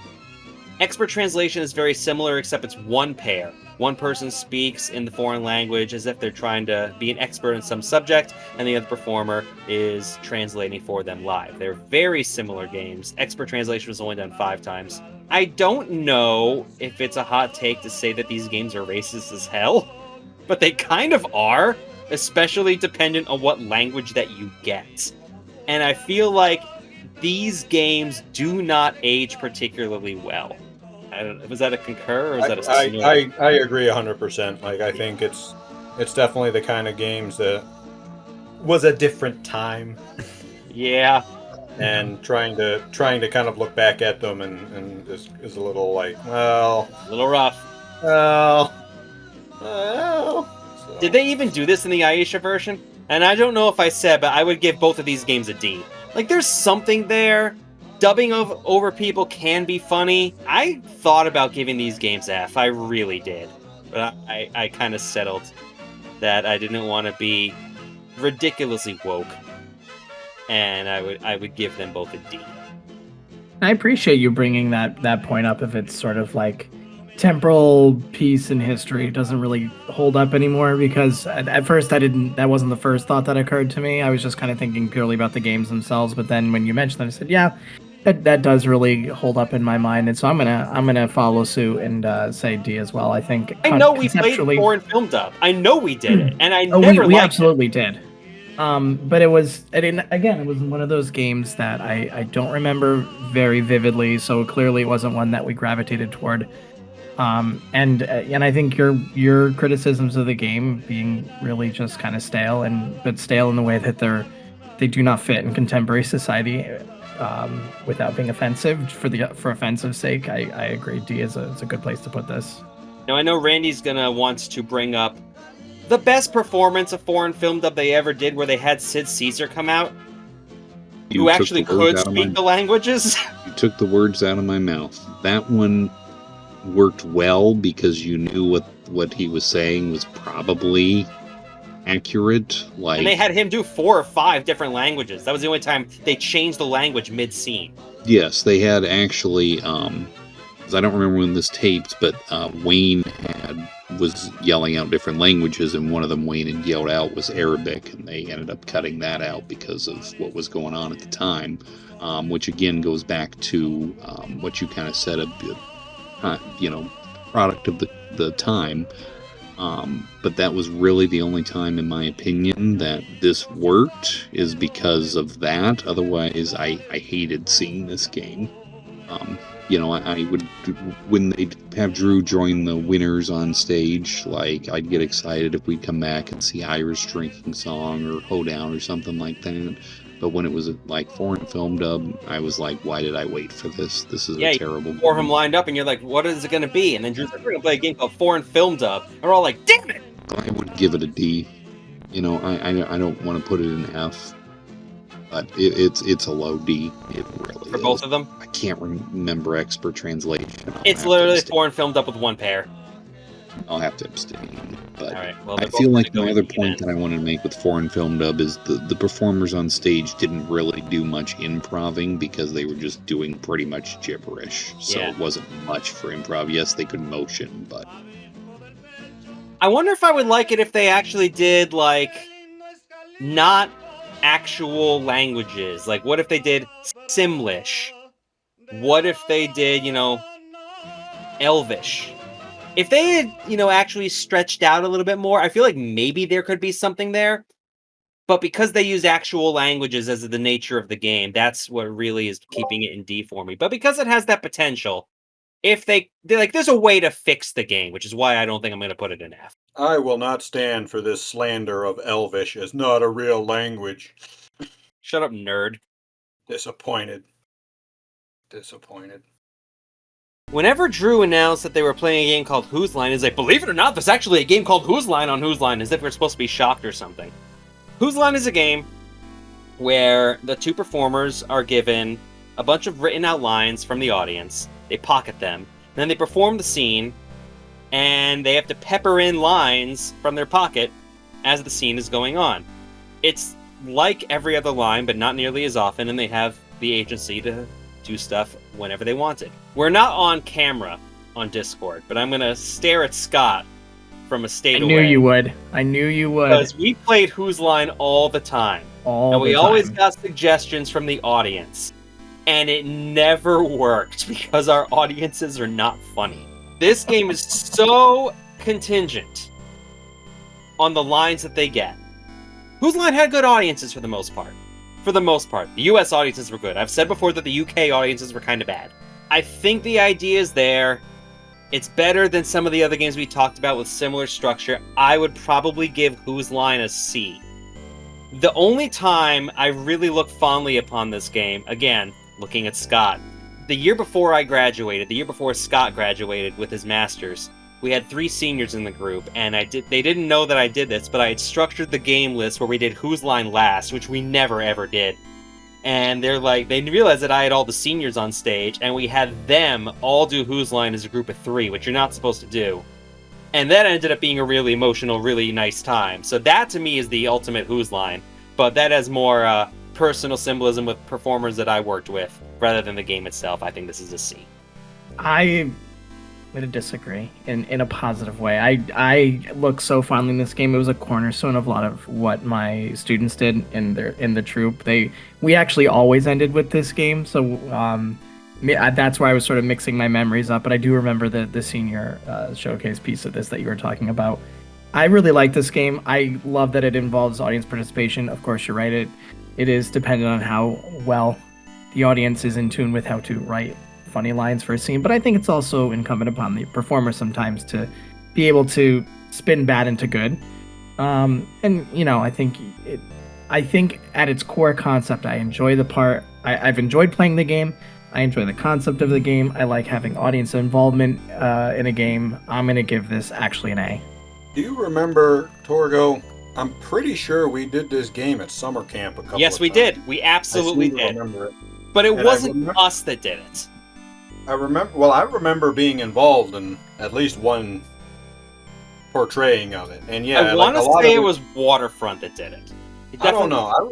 I remember it might have been the summer you weren't there, because I definitely remember doing this, being out there doing it. And I remember Tom Miller as well being in there, and kind of playing off what both you guys said. A lot of it, number one, depends on the lines that you're fed. We also did this in college, we did this in college a lot.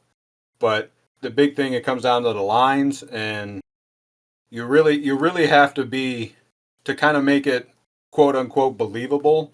You have to be a strong performer that isn't just going to stop, basically no matter what's going on in the scene, oh, this is like when my grandfather said to me, and then you just read off that doesn't really flow with the scene type of thing. So the way they did it on the show, like you said, they had a good audience and they had good performers, so it played out very well.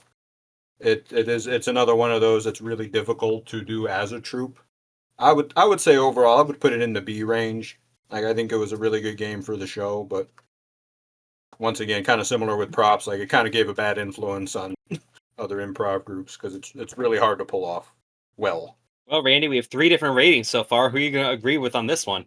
I like I don't know if I'd call Whose Line a rare game because they did play it some, but I do like the rare games because it was, again, Is 52 playings rare? I don't know. What number would you call rare? Not 1 or 2, but right. I enjoyed it, but again, it is very dependent on the line. Obviously, what we saw aired, they knew was funny or they wouldn't have aired it. So I'm sure there are playings that were like yours where it didn't work because of whatever the line was. And yes, the producers can vet a little bit on what the line is and because they know what the scene is. Because they're going to give these lines to Ryan, these lines to Colin, but you don't know which order they're going to take them in and you don't know where they're going to set it up with. I'd give this a B. I enjoy it enough. I wouldn't call it fantastic, but I enjoyed it. I give it a high B. We're going to average out to a B then. I think the reason why I had this in C is because I was always terrified of the game Whose Line, because the biggest risk with Whose Line, especially when you perform it, is there's the possibility that the worst line is going to be the last line. So it always you can't really build up to it because you could very easily have the wind taken out of your sails if your last line is a dud. So that was why I never liked the game, coming from the troop runner position, but that's just me. Award show is next. It's a parody of an award show. You're giving out awards based on a suggestion from the audience. Yep, it's a game. It's a C. I don't think I've ever seen it, so I'm gonna abstain.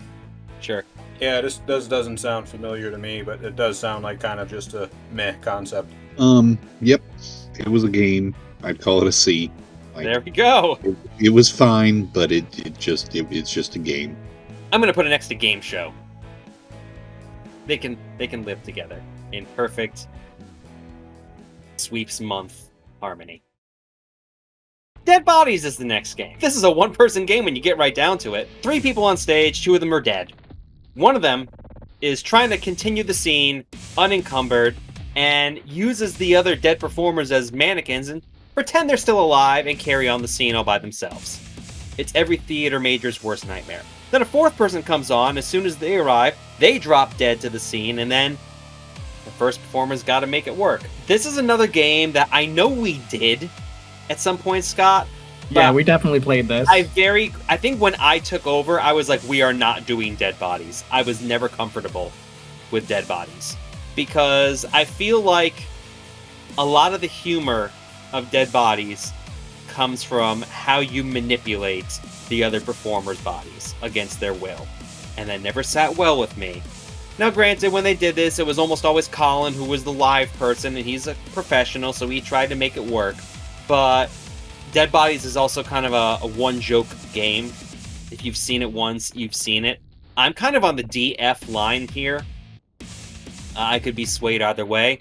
You pretty much took the words out of my mouth. I'd say I'm on the DF line. I'm going to lean towards D. But again, you see it once, you've seen it. So I'm going D. I mean, I definitely think it's the kind of game like any of the body manipulation games. Like there has to be a lot of trust between the performers, which on a show like Whose Line, there was because they were all actors. They were all used to that kind of thing. But I mean, I would say more D than F, honestly. Like I remember, I think they only did it a couple of times, right? I don't remember it being very popular. But I remember enjoying it. It was good for a couple of laughs type of thing. Yeah, there's too much potential for this to really turn sour too quickly. I've seen it a few times. I don't think, other than college, I never had it played with my high school students. You're wise, Scott! Well, I wonder. Well, I have to say, I will give props to them. I don't know that they'll ever listen to this, and I'll publicize them. Props. Props is up here. Got me. I will give them credit where credit is due. They were a very mature group of kids who it's funny, when I left to go teach at my second job, they actually gifted me a whoopee cushion that said "Beware of blue jokes," because we always talked about the danger of crass humor and improv, and they were really good at sticking to that line of not ever being crass in their humor. They were always trying to rise above that. But this game, Dead Bodies, really could go off the rails. For its potential danger and kind of tanking a show or tanking a set list, I would give this a D, a low D. Where it's going to go is a low D. It's better than Authors. I'll put it right here. It's not good. I give it the going for. Oh, by the way, Kevin Chad gave this a D as well. So we'll include that in the average because I'm nice. Another pair of games, Changing Emotions and Multiple Personalities. They're pretty much the same game, except 3 performers. And you're given props that you have to act out a scene. Usually there's a flashlight involved, or a canteen, like it's a camping trip, or a machete, something along those lines. In Changing Emotions, if you're holding a certain prop, you have to act as if you are that particular emotion. Multiple Personalities, it's the producer's favorite. If you have that certain item, you have to act out like you're a particular person. It was more of an impressions thing than the emotions of Changing Emotions. Technically, different games. I would rank them the same. I would rank them both as a D, because it's one of those games kind of like Stand, Sit, Bend. It's more enjoyable, quote unquote, near the end, because someone will inevitably end up with all of the items. So they kind of have to use, like, it's always the end. Like, what are they going to do? How are they going to do this? And then it buzzes, and it's just the end of the game. It's predictable, and there's not a lot of thought put into it. And I don't like these games. I would give them Ds. Yeah, these again. This pair of games has the potential to become too chaotic. I think at times because I do remember when they were passing around whatever or changing their state or their personality to fit a scene based on the progression of the scene. If you have a really new troupe that doesn't really operate cohesively yet, this could just become chaos for chaos sake. I think professionally, you could see this, and the cadence of the scene would go much better on the professional level. I get worried about these types of games because, again, improv comedy is comedy, and improv comedy, obviously, people have their perceptions coming in as audience members. But when games get too chaotic, that the chaos eclipses the funniness of the chaos, or like the absurdity of the chaos eclipses the actual craft of the game. When that happens to me, that you lose sort of you lose the plot of the whole idea of improv in my eyes. I would probably put these games like a very high D, a very low C. Okay. Here I go again. This is one of my favorite, talking about multiple personalities, one of my favorite games on the show. It's just always fun to watch. I briefly considered S, and I said, no, I gotta do A. I love the game. Like, again, yes, it gives them the chance to do impressions, and yes, it's set up, and they know that, okay, these three can do these impressions, and everybody gets a chance at it.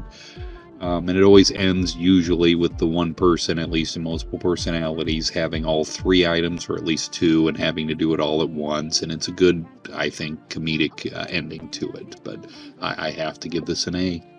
I guess I really didn't comment on changing emotions. I'll give that a high B, I guess. Again, the concept is good, but I like multiple personalities better. I only vaguely remember these games, but I seem to remember it was definitely the kind of thing where it was, like we said, similar to Stand, Sit, Kneel or Stand, Sit, Lie Down. It was just kind of chaos for chaos. Stand, Sit, Kneel, that's church. Whatever. I don't remember. So, yeah, just kind of chaos for chaos' sake. Meh. Yeah, they're both going to end up in C, because Randy's pulling these games up. But multiple personalities is going to be a little bit higher. Put multiple personalities here, and changing emotions down here, behind scene to rap. People watching this are probably wondering what's taking us so long. Ladies and gentlemen, Whose Line Nation, you've been waiting for it. Here comes a hoedown!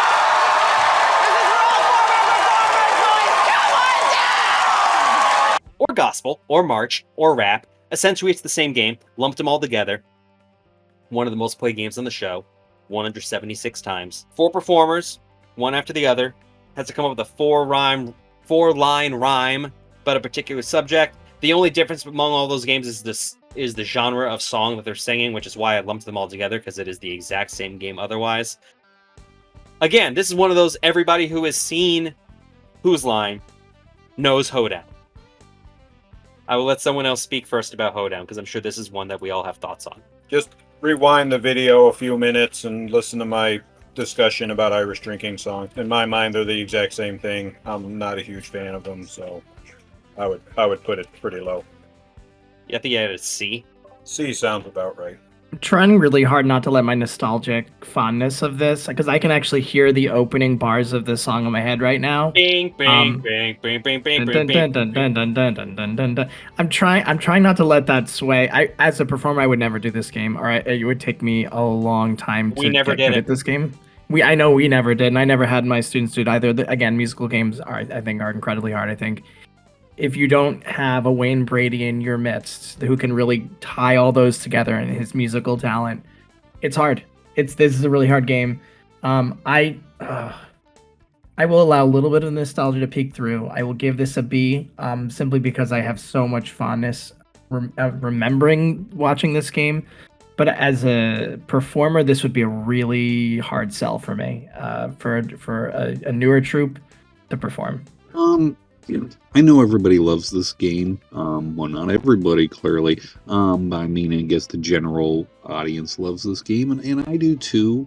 I wouldn't call it fantastic, but I would give it probably a solid A, because, again, to akin it to, like, The Price is Right, like, Plinko is associated with The Price is Right. because it's Plinko at this point. Everybody loves it. Hoedown is associated with Whose Line at this point. Again, when I saw the Who's Live show, they said, all right, what game? We're going to do one more game. And they know which one everybody's going to yell. And, of course, everybody wants the Hoedown. Story! Oh, yeah. I had the opportunity to interview Colin Mockery back in 2009. One of these days I'll find the video. When Ryan was on the show, he always openly expressed his distaste for the musical games. Mm-hmm. I wanted to know if there's any games that were performed that you just hated doing. Well, I'm pretty sure universally the Hoedown game was hated by all of us. Why does... I mean, I'm not a big fan of it, but why would everyone hate Hoedown? Because we did it every show, and after 200 shows, it becomes really hard. I'm not comfortable with music anyway, so you had to. And third spot was, it was good in one way because you had time to think of something, but there was always that danger of one of the first two people taking a rhyme, which happened fairly often. So it was the only game I ever felt pressure on. It was, I hated hearing the host go, and now it's time for Hoedown. I hated standing there. I hated watching the guys before me sing, either doing well or taking my rhyme. So there really was nothing about it that I enjoyed. And whoever was in the last position, Ryan for a long time, is usually Jeff, I think, now. Well, now the show's canceled. Always had the hardest time because he had to try and end on a high note. I know Drew really pushed for this game, being as popular as it was, but I always got the impression that it was Drew kind of forcing the excitement because I think it was the producers trying to take Randy's vernacular. They were trying to force a Plinko. They were trying to make a game that was the quintessential game that people tuned in to see, and I think the producers were really trying to hammer in Hoedown with the audience, and I don't love that. I do think that Hoedown deserves a B because of the nature of it all. I actually like the version gospel more, just because the music was better, and they could kind of play up, the Southern Baptist Church style of it, and usually they would have like a rousing thing at the end. Mike McShane destroyed at this game. He was very good at gospel. Not very good at Hoedown, but very good at gospel. Rap was kind of a weird one-off that they did, but overall, it's not the best musical game, but it's better because the rhyming is all you need. Then you have performers like Steve Frost, who did not understand how the game worked at all. This is not a game that's fun to watch somebody do badly at. So it will never be S or A for me. But I do think Hoedown deserves a B, and it does average out to a B for all of us. I'm going to put it right after the press conference. Maybe that's a hot take for some people watching this. I don't really know. Next up is Film Dub. This is definitely a game we didn't do because we didn't have the technology to do it. Here is a public domain film or some sort of movie with all the audio taken out. The performers have to dub in all the performers in the actual film. This begat a bridge series is online. That's what this is. It's a fun genre. I think this is an A. This type, and it doesn't get stale because you never know what the footage is going to be. And the performers did a great job, not particularly talking over each other. They did once in a while if multiple performers were, if multiple actors in the actual film footage were talking at the same time. But as someone who had previously made an abridged series online. You seeing this? It's okay. It's okay. Let's do it.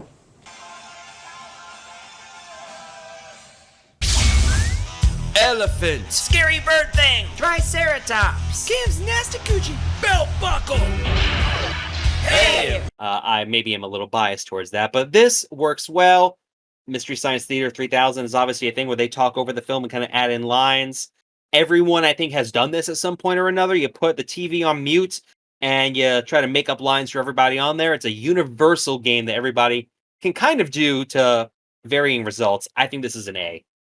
Hard agree. This is another one of those in the handful of games that every time I recall viewing Whose Line, this will be one of the games that comes up for me. I think it's unique in its presentation and its concept. I think it's been performed well every time I've seen it, enough that I have fond memories of it. I would give it an A. I mean, I think it's like you guys said, like it's a very good game. It's kind of iconic.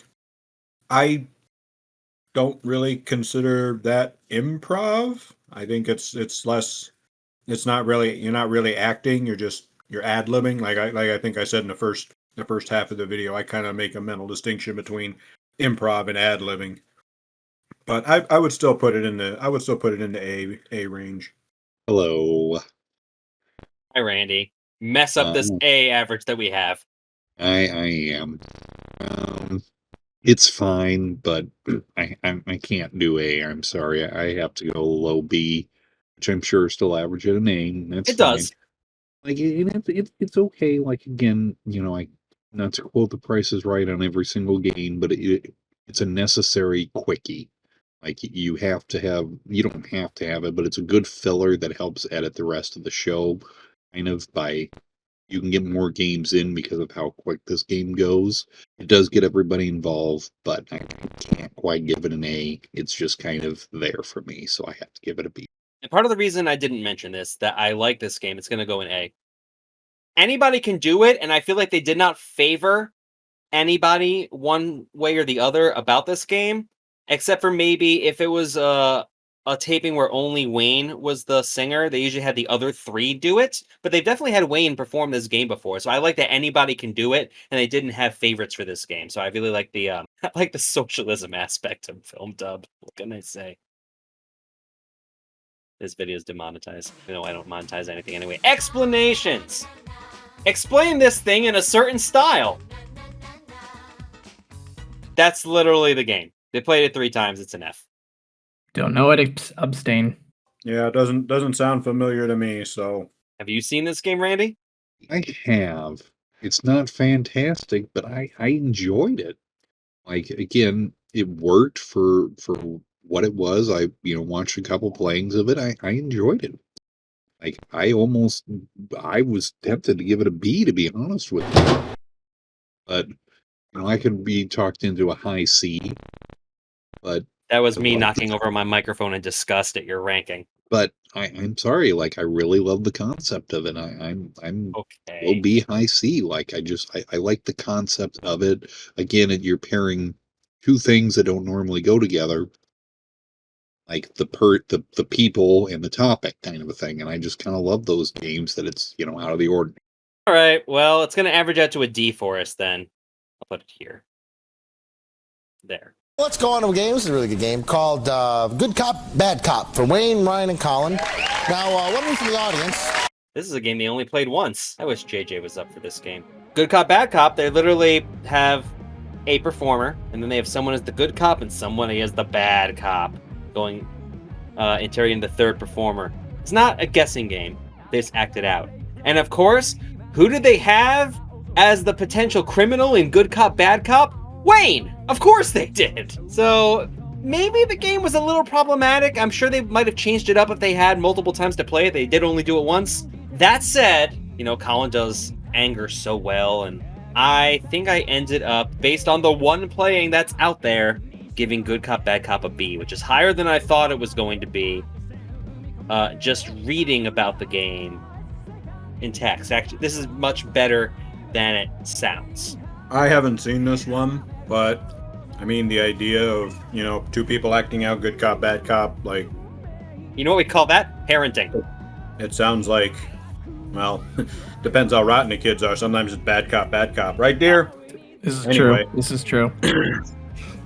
So, I mean, even though I haven't seen it, like, it sounds like a thing. I feel like I have memories of us playing this up at college. We definitely did. We've played this. Okay. I was like, I know that maybe it wasn't well represented on You were always good cop. That sounds about right. I was always bad cop. That this sounds very much right at this point. I feel like if you have a good pairing, and I feel like you and I were a very good pairing because we performed together a lot. And really gelled well. I think this game can have a really nice potential of like the duality, the bifurcation. And I think the chaos and sort of breaknecking between two opposite ends of the spectrum character works here where it won't always work everywhere. And again, I'm thinking back to our time together, and I feel like just our personalities and the way that we approached improv and and all of that kind of meshed together made this work well and made it seem made it a happier memory for me as an amateur improv performer. That being said, I would probably give it a B. Are you gonna ruin this one also, Randy? Well, kind of, but not really. It's just, it's there, and again, I hate using just one game as a sample size. Yeah. It was fine for what it is, but I would have needed more playings to really determine it. I have to give it like a low B, a high C. So it is gonna crawl up into the bottom of B. Right there. Good cop, bad cop. If only I could put this in A, and then C, and then A, and then B. That's probably the ideal ranking for it. But that's just me. Maybe someone else too. Kev says it's 2025 and the game involves cops. F. Quick change. This is a game everyone knows, but maybe not the name of it. You have a performer off stage, and you have 2 or 3 people performing a scene. And once they say a line, potentially the person off stage can say change, and then they have to change that last line to something else. And sometimes it can be 3 or 4 or 5 times in rapid succession. We used to play this game a lot, Scott, before I took over. We still played it after I took over, but the previous upperclassmen who had since graduated loved Quick Change. They only played this 7 times on Whose Line, which I was very surprised it was that low, because I feel this would be a very easy game to do. But while I like Quick Change quite a bit, it is dampened a little for me because it's very much a warm-up game. It's very much a game where you practice to get in the mind space to do other bigger, meatier games. I would still give this a B. It is pure improv, but I don't love the way this plays out on camera. Yeah, I would go low B for this, just because it was a little predictable, kind of like I think what we talked about with like show stopping number, that the performers probably knew which line they were going to have to do, so then they're thinking ahead about what their backup line is, and yeah, they would do it 3 or 4 times. And I do think show-stopping number is better than this. I think show-stopping number is better than this, absolutely, because they had to do a whole song about it, but again, it was just, it's fine, but again, it became predictable, and then the fact that they had to do new lines, and then the last line they do would always be something like completely out of pocket, which again, funny, but that in itself became predictable. I agree. This game's a warm-up game. It also has the potential to get really silly and not funny anymore because, and I saw this. This is sort of where I'll say high schoolers are being high schoolers. They would just shout change over and over and over and over, and I think you have to, yeah. They just keep. It was almost like you wanted to destabilize the scene just to destabilize it, and I think that's why it works better in a warm-up capacity. I feel like if you're really good at reading a room and reading when and knowing when to stop, and you have a good changer, this works well. I agree that we played this a lot. I remember playing this a lot, but better warm-up game, has the potential to be chaotic and unfunny, or like just lose all semblance of being funny. I'd give this a C. I just think that it's fine. It's also has the potential to be bad. Yeah, I kind of agree with the general consensus. Like, this is a good warm-up game, but yeah, it's really easy to kind of get into the beating a dead horse stage of a game where you just keep yelling change, change, change, and it's like a couple times, sure, okay, now you got the jokes in, but you go too far, it just kind of ruins the whole thing. Kind of puts us on the BC line here. I think Quick Change feels better at the top of C. It's got to zoom out. There we go, zoomed out. We move on to 2 characters. It's another game you only played once. All right, you 2 have to act out as these people, and from the audience, they grab a setting. Where are they going to meet? Why would they be meeting there? That kind of a thing. Is there a point to this game? Apparently it's a different game from couples, but when we watched this, because a couple of us watched the one-off games, this just kind of meandered into nothing. And I had this as a pretty firm F. I got nothing out of this game. Was this like a British? It was British exclusive. It started on the radio, and I feel like it's a game that works far better in an audio-only setting, but they were just kind of standing there on the TV version. to be honest, this kind of sounds a lot more like, because I took a class on improv in college, and it was more like theater improv, not like just we're going for jokes improv. And this sounds like a kind of thing that we did in class. Like, it's definitely more of like just working on your skills as an actor as opposed to just it's a rudiments. The point of this is for funniness. No, this is just a good way to practice your acting skills, type of thing. So like in the realm of Whose Line, I definitely think this probably isn't the kind of game that they should have been doing. But that's why I was asking, like, was this the British version? Was this like early on in the history of it, where they're just kind of like, we just need improv game, and we just need improv scene ideas, and this would be one of the first ones you'd come up with. So yeah, I'm okay with it being in the F tier. Yeah, I agree. Only being played sparsely. Professionally, I haven't seen this, but as a conceptual game, it just seems like it's... when you said what's the point, that is exactly what I was thinking. I was like, well, what's the point of this game? It's the character builder, scene builder, doesn't really have many improv elements to it that are unique to the craft. Randy. All right, Randy, go ahead and ruin it. Say you want to put it as an A or something. Well, it's not A, but again, it goes back to the whole, like, different things in different setting. And again, I just like that kind of game. Again, it's not an A by any means, but I can't in good conscience give it an F. Because I really do enjoy that type of a scene. I would give it a low C, really. Like, and I know everybody grumbling, but I enjoy it. It's not enough to pull it out of F. It isn't. It's barely not enough. I'm sorry. All right, fine. I give it an S. Now what? No, Even giving this an S would only put it in D. You have 3 F to contend against. I do want to say real quick. We know we're just busting on you, Randy. We're not. I'm not being malicious. It's just. I don't want you to bust on me though, Phil. I'm sorry. Yes, I know that you're. Randy, you're is there a secret you'd like to share with the rest of the class? Yes, there is. Well, maybe we can find out in secret. This is another game that I'm surprised they only played it as many times as they did. They played it 30. I'm surprised it started in the UK version also. A scene goes on, and halfway through the scene, a secret is revealed, which changes the dynamic of the scene. In the Aisha version, they would have a physical prop that would actually be the secret.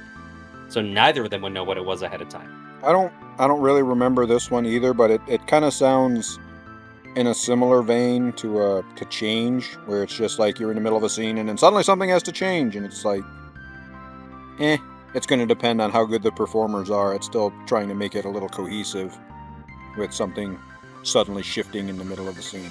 I don't really remember this game outside of Aisha. I know they did it a couple of times with Drew, and I know they did it on UK, but I only really remember the Aisha version. And again, it's going back to the producers kind of deciding, obviously, and I get that's the Quirks and all of that. They decide that too, but this one, like, they're planting something. And again, the performers have to react to it, but it didn't really... It was okay. I'd give it a C. It was just okay. I don't have much diversity of thought to add on this. Saw it a couple times. Not something that sticks out in the forefront of my mind, but I think it's a good exercise game to sort of build that muscle of changing course and progression of a scene on sort of the turning on a dime. I don't know that it's a great performance game per se. I think it's, again, sort of in that cadre of warm-up games. So I'd probably give it a low C. My Randy hat on real quick. I have this as a high B. I quite like Secret. I love the change in dynamic and how it only happens once in the scene. If there were like 4 or 5 secrets, I could see it getting very old very quick. But because it happens at the halfway point of the scene, they have the background established, they have their setting established, and then all of a sudden, there's a twist, and they have to adapt to the twist. And usually it changes the scene pretty significantly. But I like how they can take the twist. I like it better without the prop. I like it better on the UK and the Drew versions, where they get to decide what the secret is. Whereas, as Randy had mentioned, the producers just kind of guide along what's going on with the prop. But when I judge these games, I try to judge them for the most part at their best. And I think Secret works well. It's a nice way to react mid-scene to stuff. I would give it as a B. It's not going to be enough to pull it out of C. I understand it's not going to pull out of C, but again, mine is only based on Aisha. So if I think that the other version was better and you want to pull it up to a B, that's fine. It's not enough. It's not enough. It's going to be in the higher end of C. And that's okay. Fashion Models is a game I actually remember more from Wild 'N Out than I do from Whose Line, where they have the performers pretend to be models, but they are modeling workwear for some sort of occupation usually, or something like that. And one of the performers, usually Greg, is on the side kind of emceeing the whole affair, whereas the others don't really get to do anything. And that's the thing, the others are just kind of walking model struts the whole time. They're not really getting to contribute. It's just kind of a Greg showcase for the most part. And that's why I feel like I would give Fashion Models a D. It's very much the others don't get to do anything. And it's just kind of I'm not a huge fan of the one-person showcase games that aren't musically related. So I would give it a D. Games that have an imbalance of physical and spoken comedy, to me, fall a little bit off in my rating. And I want a button on like a sound machine that has just hatred for Greg Proops, because every time it just makes me giggle. But I agree. I think that when you have a really heavy balance, really on the physical comedy aspect with one person holding together the spoken scene, there's a really little room for failure. And I just feel like it just doesn't work for me. I would give it a D. I want to say, I don't hate Greg Proops. I hate how the show used Greg Proops. Sorry, the overabundance of Greg Proops hatred. Yes. His website at one point was like, I was the person on Whose Line who was the most popular fourth chair and had the most episodes. I'm like, calm it down, buddy. You're also the voice of a Star Wars character in the prequels. He sure is, you're right. And he hosted Versus on Comedy Central, the show that no one remembers. I was going to ask, what's with the Greg hate? Because I thought Greg was okay. He wasn't like upper echelon of performers, but he was okay. He was solid. But as far as this game... Showboat. That's the problem, is especially in the UK versions, he definitely put himself in the front and center of scenes, but didn't really work with others. He just wanted to be like, look at me, I'm performing. Everyone else just kind of reacts to what I'm doing.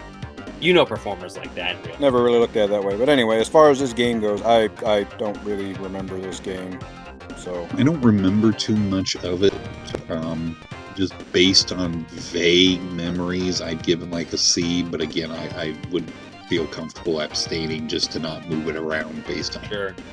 And I know we're not including other shows based on it, but I really like what Wild 'N Out did. They have audience members be the models for this show, and they have the entire team, and they usually have 8 people on a team, just kind of riffing on what they look like based on what the audience members are wearing. And they're not wearing costumes, just their regular old clothes. I think that version of the game works a whole lot better because it gets the crowd involved, and it's a little more fun that way, because clearly they're volunteering to be in the show. I wish that Whose Line had done that with the audience members. That would be a good way to get them involved, but they didn't. We can only judge it based on what Whose Line did, so D is where that game is going to go. Soap opera, another one-off. It's kind of similar to Remote Control in those other games, where skimming through a soap opera and wondering what happens, and the other people have to perform the scenes from the soap opera. There's a huge problem with this game, and that is that... Let's flip to the end scene now of this episode. I've decided I'm going to open all the urinals. What? And the whole point of mocking a soap opera is just the melodrama and how it builds to just these ridiculous proportions.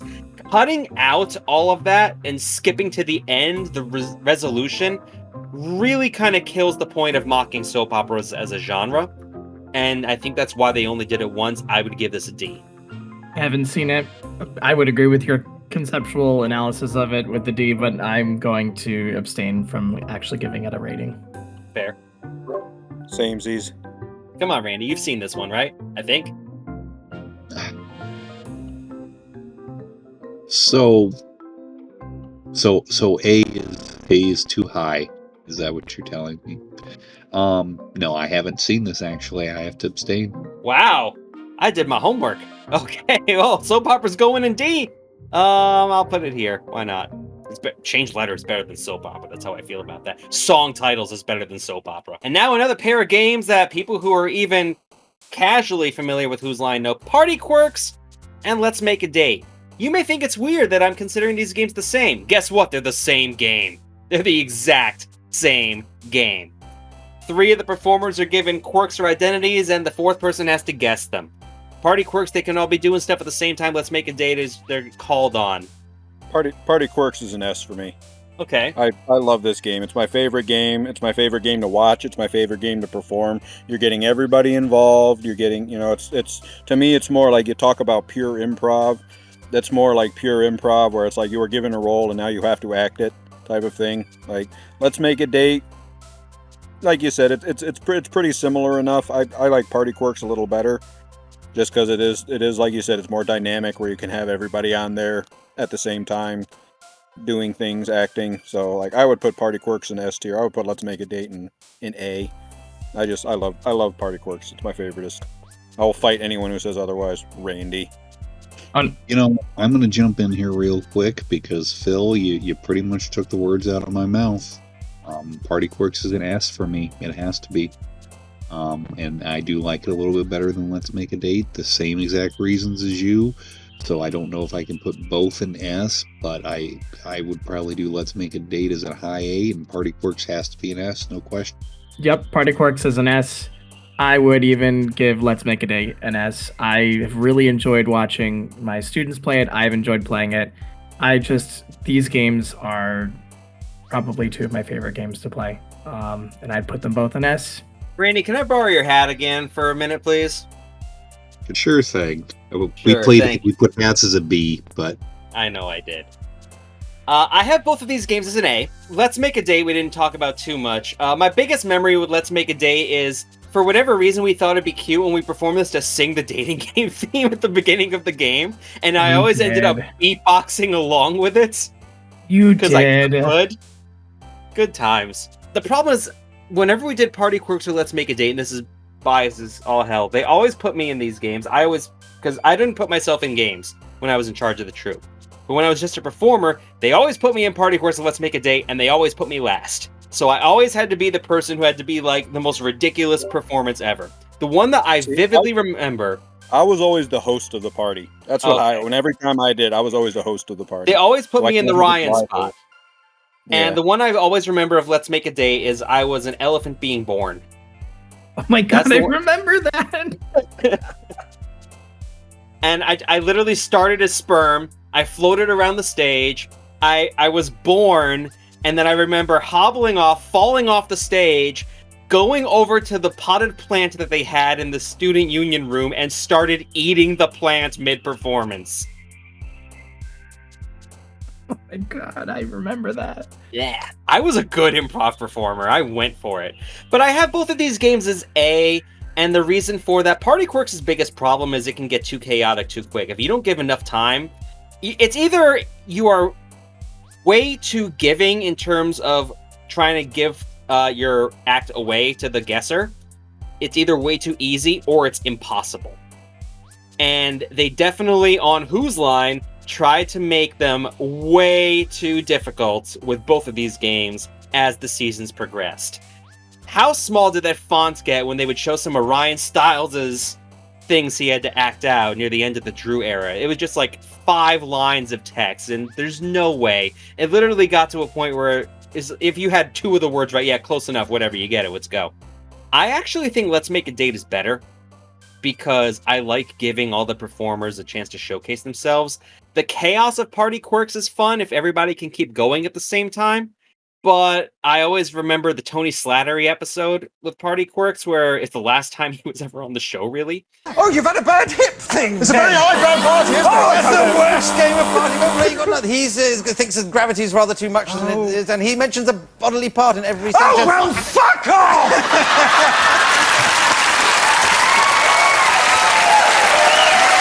Because these can go off the rails so easily, I just think A is where I would put them. Also, there have been way too many performances where Kathy Greenwood will be the host of a party, and she's just really bad at this game. She couldn't guess anything. And if you have someone who really just cannot guess what's going on for either of these, I do think it makes it fall apart a little bit. And then the game doesn't become joyous. I know it doesn't really matter who you pick, if they guess it right or not. But watching the audience turn if they don't get it right away changes the dynamic of this game in a way that I'm not a huge fan of. So I could never give these an S. I would give them both an A. However, that does mean Party Quirks is going up an S with the average. That does make Let's Make a Date go an A, actually. I'm going to put it right here. Controversy. Next up is a game. This is not in the right order. Oopsies. Let's just fix that. We'll put that over there. And now it's Three-Headed Broadway Star. I don't want to lie with the randomization order. Three-Headed Broadway Star. It's another musical game. 3 performers sing to somebody in the audience that they bring down, 1 word at a time. A Broadway-style ballad. Have I mentioned that this show loves musicals? Did I just catch a moth? Yeah, I totally just caught a moth while I was performing. While I was describing that. That'll be fun on camera. Sure, it didn't happen. It happened. You see it happened. Three-Headed Broadway Star, I give a B. It's fun. It's, again, one of those games where I feel like if they screw up, it's funnier. So I do ding that game a little bit. I kind of wish they changed the genre of song a little bit for this particular game. But it's good. Drew played this game a lot. And he was good at it when he actually remembered it was 1 word at a time. So I would give it a B. Right? Sing it. Yeah, I think it was pretty good. I remember liking this game, but I mean, like you said, it was kind of it was a little repetitive because it was one of those where like you kind of get the gist after the first time or two of seeing it, and then after that it kind of loses a little bit. But I think B's a good level for it. It's a solid game. Agreed. I think when performed well, it's really enjoyable to watch. I think they were pretty good on the Whose Line level to pick folks who would do justice to the game. So you never really saw it go poorly, not that I can remember. I wouldn't put this for an amateur troupe. There is, I believe, another game that mimics this without the musical aspect of the Three-Headed Monster by many names. Oh, we're gonna get there. We're gonna get there. Yeah, I see that lurking in the corner, but I'm a big Broadway fan, but I can also see that this doesn't appeal to everybody. So I will give it a B for that reason. I'd give it a B. Like, I hate the music games, but I enjoyed this one. I'd give it a B. I think that means we're in unison. Ironic for a Three-Headed Broadway Star. It's going in B. Look at us go. It's going in B. Remember That Song is another one-off game. So, yeah, this is pretty much Bartender. And they're asked to sing a song that they remember from their past. It was only done once on the UK version. Apparently it was done on the US version, but it never made it to air because it was bad. Where's Bartender at? It's pretty much the exact same game as Bartender. I guess I would put it as a C. Just because it's a little lower for me than Bartender is, but if I can't remember it, it can't be that good. That's ironic. You can't remember that song. I did watch this right before we came on because that was one that I knew I, again, didn't remember. It's fine, but it's nothing. It's nothing special. It's pretty much Bartender, so maybe a C. If we're separating for Bartender, I wouldn't hate combining them, to be honest. Yeah, I haven't seen this one, so I'll sit out. Same. I guess I'll put it right next to Bartender. Right there. There it goes. Okie dokie. Boy, that was a winning segment. I'm sure it'll be better with Old Job, New Job. This is a game where 2 performers are acting out a scene and they have some sort of job. Then the third one comes in. He also has that job, but he used to have a different job. On paper, he is supposed to incorporate elements of the old job that he used to have into the new job that he has. In reality, he's just the old job and he makes puns, which is fine, but it's not what they're asked to do. So I give it a D. Yeah, I'm out. I'm not aware of this one. Same. I'm actually surprised. This was pretty prolific in the UK series and very sparse in the US, but I'm actually surprised I don't remember this, but I'm out as well. This was kind of a Steve Frost showcase game. He always was the person coming in late. I did find it really weird that they played in the Aisha version, considering how rare it was in the Drew version. It was fine. Again, it's just like the last one. It was fine, but it was nothing memorable to me. I just an average C. That's going to put us on the CD line. I'll put it at the bottom of C. Look, this is the last line of games. Pause for station identification. It's not even the top of the hour. We missed it. The other, I didn't mention this, but the other performance that we did, I did it with Agents of Improv, the group that Scott was not in. When we did Party Quirks, I was Bond villain, and I literally came in a puff of smoke, and I remember, like, at last we meet. And I don't remember who the host was. He's like, we've known each other for a long time, haven't we? And I was like, about an hour and a half. And the crowd lost it. They really liked the meta joke there, and I just thought it was whatever. And he didn't get it. He could not figure out I was a Bond villain. And then one time in performance, you can totally tell when this was done, I had to be the ShamWow guy. I was in and out of that Party Quirks game in 10 seconds because I aced it. Because there are certain things with the ShamWow guy that everybody knew in 09. There was one thing in particular that I remember from Party Quirks when I did it in college, Mm-hmm. and it was kind of an inside joke type of thing. Mm-hmm. But one of them was kind of a mutual friend, I guess. Guy. It was the kind of guy that like everybody knew who he was around, and especially with that group of we're the two different sketch comedy groups in there. And so like when I go to like mime opening the door and I just see him down on his knees and he just goes, "Hi!" in kind of that kind of tone, and I was like, oh, I know who this guy is. I know who this guy is exactly. 11 games left. We've reached the bottom line of all these games, provided we don't zoom out again. Sideways Scene is the last game we have to talk about that debuted with the Aisha version. Ryan did not perform this game because of his back. The other ones would have to perform a scene, but they have like a chalk stencil outline on a red floor. And they would have to act out the scene lying down. And the camera would be raised up on the ceiling, pointed down, and oriented as if it was, a fixed vantage point. And the humor stemmed from them pretending to walk, but they're just kind of shuffling around on the ground.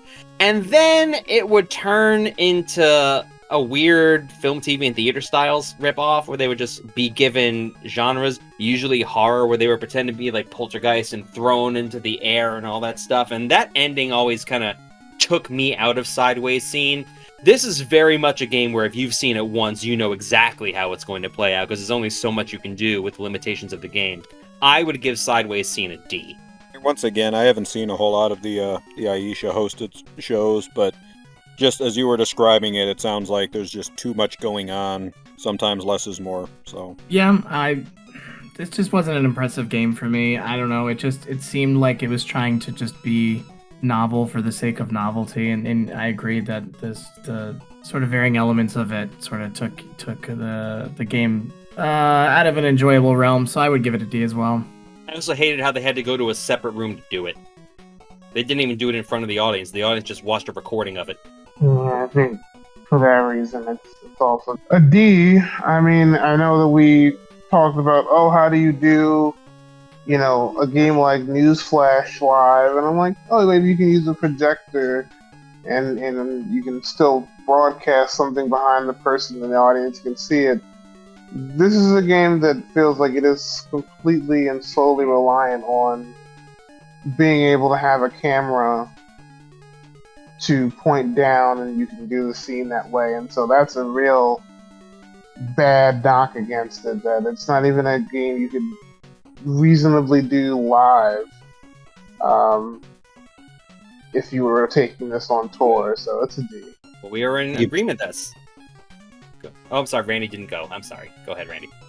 You were worried I was going to give it an S. I appreciate what they were trying to do, like coming up with new games. I remember the promos for Aisha with Sideways Scene and What's in the Bag, and I appreciate that they were trying to come up with new stuff. There's a reason that they quit this, I think, after the first or second season. You've seen it once, you saw it. It's a D. We are truly in agreement then. The Sideways Scene is going in D. Put it right here above all parody games. Yay, another game that's only been played once. Ice Skaters. Two performers act out a ice skating routine to a certain topic given by the audience. Music is provided, they must dance to it. The problem with ice skaters, and again, we only have the one playing to go off. This game is notorious because this is the game that wrecked Ryan's back on camera. I'm shocked they kept it. The problem with this game is how do you end it? You can't actually do an impressive move, quote unquote, because you're on carpet. You're not on ice. So it's just kind of moving around like you're dancing in a living room. There's no big finish. It tapers off at the end, and it's not really much of anything, which is why I give it a D. It's a game that seems aimless to me. Raise your hand if you've never seen Ice Skaters. I'm sure there's a couple people here that have never seen this game. They only did it once. It was buried in a late Drew season. You can't see it, but my hand is raised. Right. Yeah, mine too.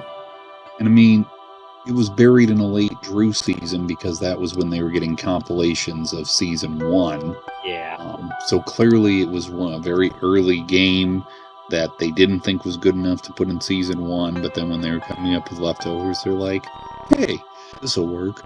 I honestly didn't mind it. I would have liked to know where they went with it, but I would give it a C.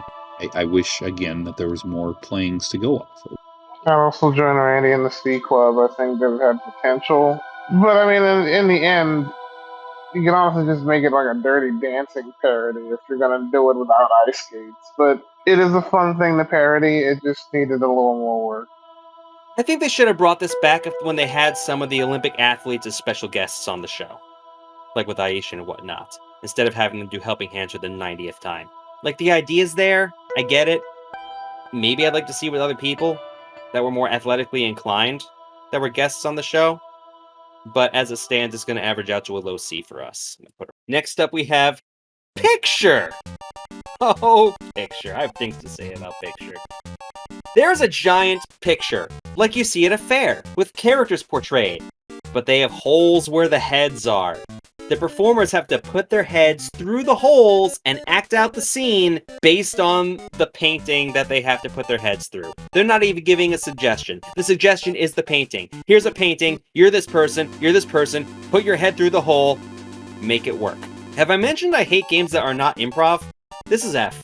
JJ, do you want to take the where I know you're going to go with this, or do you want me to? No, I can. Slight improv and trying to make a scene, but it's extremely, extremely boring if you ever watch it. There was an old game show in the early 1960s. It was called You're in the Picture. It was hosted by Jackie Gleason. And the idea was basically similar. 4 celebrities would be placed inside of a picture. They put their heads through the cutouts, and then they would ask Jackie Gleason questions in order to determine what the scene was around them. It aired one night, and then the following week, Jackie Gleason sat on stage by himself to apologize for the airing of the game show the previous week because it was that bad. And then the rest of the series, they had like a 8-episode commitment that they were going to make this game show, and then it just became a variety show because the game show was that bad. It's a funny concept to take a picture of at a carnival. It is not something that's going to work in this setting. It was extremely boring. I'm probably going to also put it in F. I've never seen it, but obviously I knew the game show of the 50s, and if it didn't work then, it probably wasn't going to work as on the show. So I will abstain only for the fact I have not seen it on Whose Line proper, but I don't think it went well. I haven't seen it, but it does sound pretty terrible. Seen it once. Too many guidelines in an improv game, or too many barriers to actors' ability to build a scene equals bad. F for me. F for everybody. Oh boy. You're going right at the bottom. Besides different games being there for a technicality, I think Picture might actually be the worst game they've ever had. I really think that might be the case. There's the reason they only did it 4 times. Next up is Panel. Panel is a one-off game. They have the entire stage laden with props, strewn with props everywhere, costumes of all kinds. And the 4 performers can go around and make a character of some kind based on all the props that are given, based on what they're wearing. Clive is also in this game. He acts as the host of the panel show, and he's just kind of asking about a certain topic given by the audience. And the 4 performers have to answer, be on the panel, based on these random characters that they've created with the props that they're wearing. This is the game that made me realize Clive Anderson is not meant to be on this show. He's not good at improv. And I get that that wasn't why he was on the show. This was very early, season 1 of the UK. And I think they learned that this format of game does not work for the show. It's way too long. And it really just kind of reads, not like improv, just kind of like a farce of the panel type show, which I don't know how big it was in 88, which I think is the year the show started. The costume obviously kind of limits what you can do, and it was pretty much them just taking a silly voice is what they all ended up doing. They didn't really play with the costumes too much. It didn't play well on camera. This is also an F for me. It sounds like it would be good in theory, like in kind of concept, but it does seem like the kind of thing that can go wrong very quickly. Someone who hasn't seen it, I'll ultimately abstain, but that's from your description what it sounds like. You have to abstain because I have not seen it. Same here. There's a germ of an idea there. Panel shows were still common in the UK, more so like talking than competitive, but I believe there was a version of What's My Line that was still in the air in the UK at that point. So they were still there, so I get it. It didn't work. It didn't flow with Clive. But I kind of like the idea of, okay, we're going to do this type of show, and here's your pre-assigned, well, not pre-assigned, but make something up with what you're given. But it didn't fully materialize. So I would give it a D, just because I like the idea. Well, all this stuff in the comments of the people who haven't seen it, this is going to go at the top of F. The D and an F and 3 abstains. Yeah, that's kind of left to me, I guess. It's going in F. 7 games left. And the highest I've ranked any of them is a C. Thanks, randomizer. Dubbing. Not film dub. We already talked about that. Dubbing.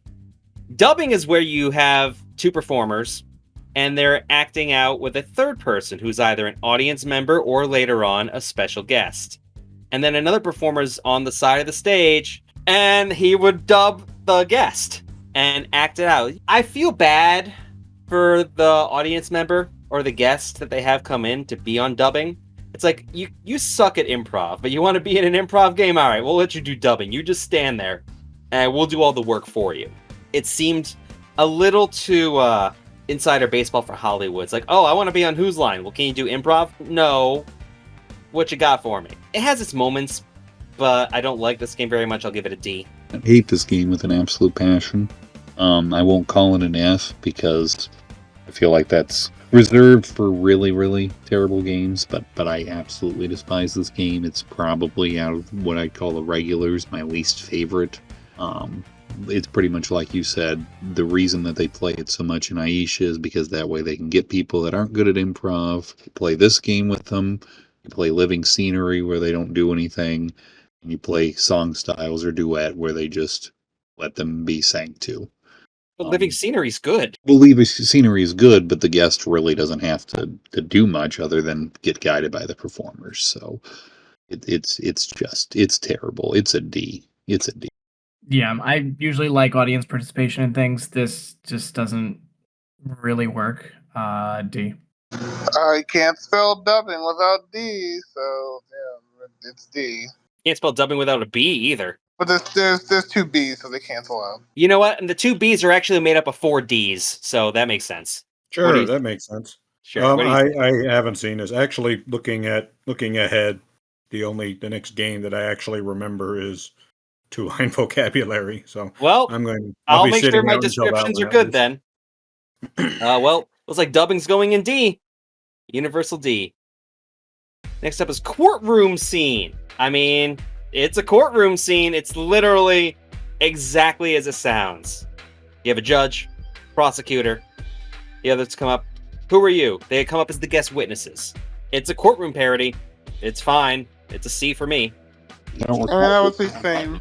I appreciate I appreciate a fine courtroom parody as a person that grew up watching, 50,000 episodes of Law and Order on TNT and syndication. For anybody who remembers when TNT used to have it all the time, I appreciate a courtroom parody. I'm also into Perry Mason, which is on like 5 times a day nowadays. So, see, it does its job, but that's all it does.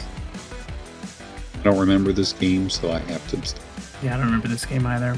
It's gonna live in C then. Works out pretty well. Put it right here. It's fine. It's just fine. This is another game I probably should have had earlier. 3 of a Kind. Remember earlier when we talked about Strange Bedfellows? And they were all like 3 random people. 3 random celebrity impressions living together. 3 of a Kind is kind of the same thing, except everybody is the same type of person. And they're all meeting in like a laundromat or something like that. So like 3 John Waynes. And because of that, I think it's better. It seems a little less of, let's just have everybody perform something in their wheelhouse, and more, okay, we want you to all do this thing, and it wasn't always celebrity impressions. They did only play this game 4 times. I will be a little nicer to that for that reason, but still, it's just kind of a one-note game, and I tend to put the one-note games in D. I'm inclined to agree. It is better, but not by much. So I would give it a high D. I abstain. No, Phil. I was gonna say, I know Phil hasn't seen this game. I don't think Randy has. God, have you seen 3 of a Kind? I haven't, but I'm just thinking about the concept too. I think the richness of an improv game is the diversity of stuff that goes on within it, and the 3 of a Kind sort of defeats that theoretically in my mind. But I'm abstaining. Just wanted to get that thought out. I'm literally gonna put it 1 up from Strange Bedfellows for that reason. All in One Voice. They only did this game twice. 2 pairs of 2. They act as 2 characters. Each pair is 1 person, and they have to talk with both of them speaking the same lines at the same time. All in one voice, if you will. And the other pair has to do the same thing.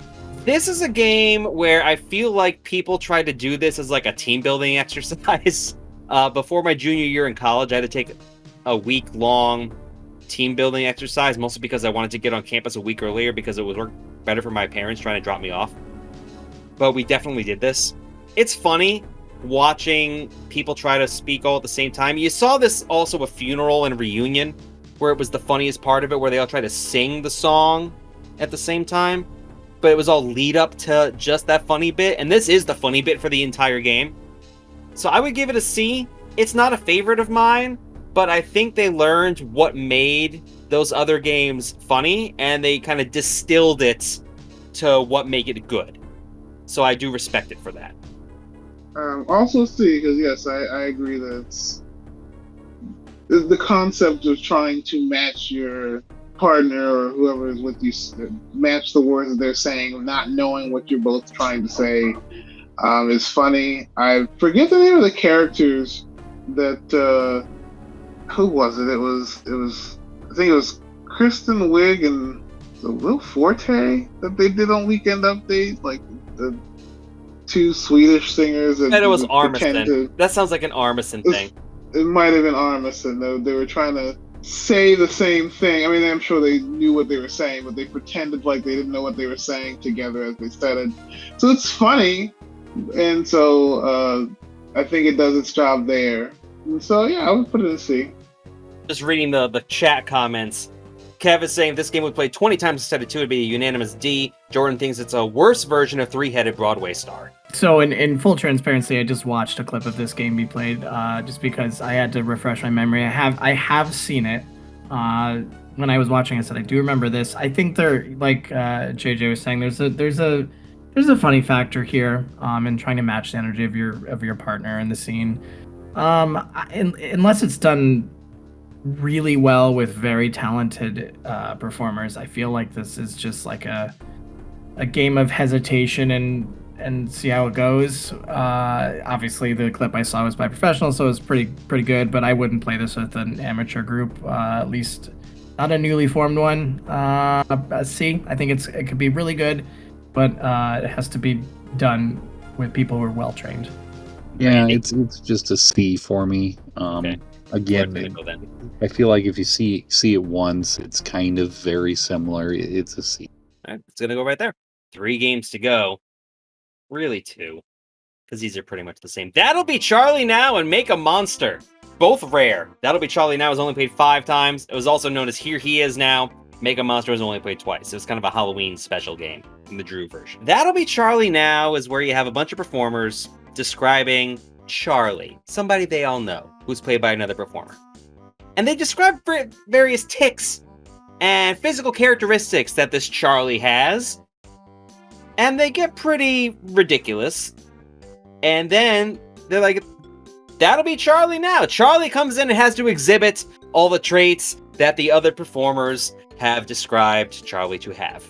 Make a Monster is similar in that it's dressed up like making Frankenstein and a Bride of Frankenstein, where you have, Dr. Frankenstein and Igor, played by guess who? This because Greg does the Igor voice really well.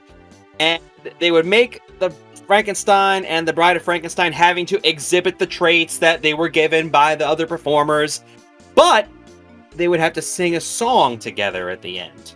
Frankenstein and Bride of Frankenstein. So Make a Monster is essentially That'll Be Charlie Now, but with 2 people and with a song tacked on at the end. I will let somebody else take the reins on this one first, because I have a lot of thoughts about these 2 games in particular. So who would like to tackle these ones? I'm gonna jump right in.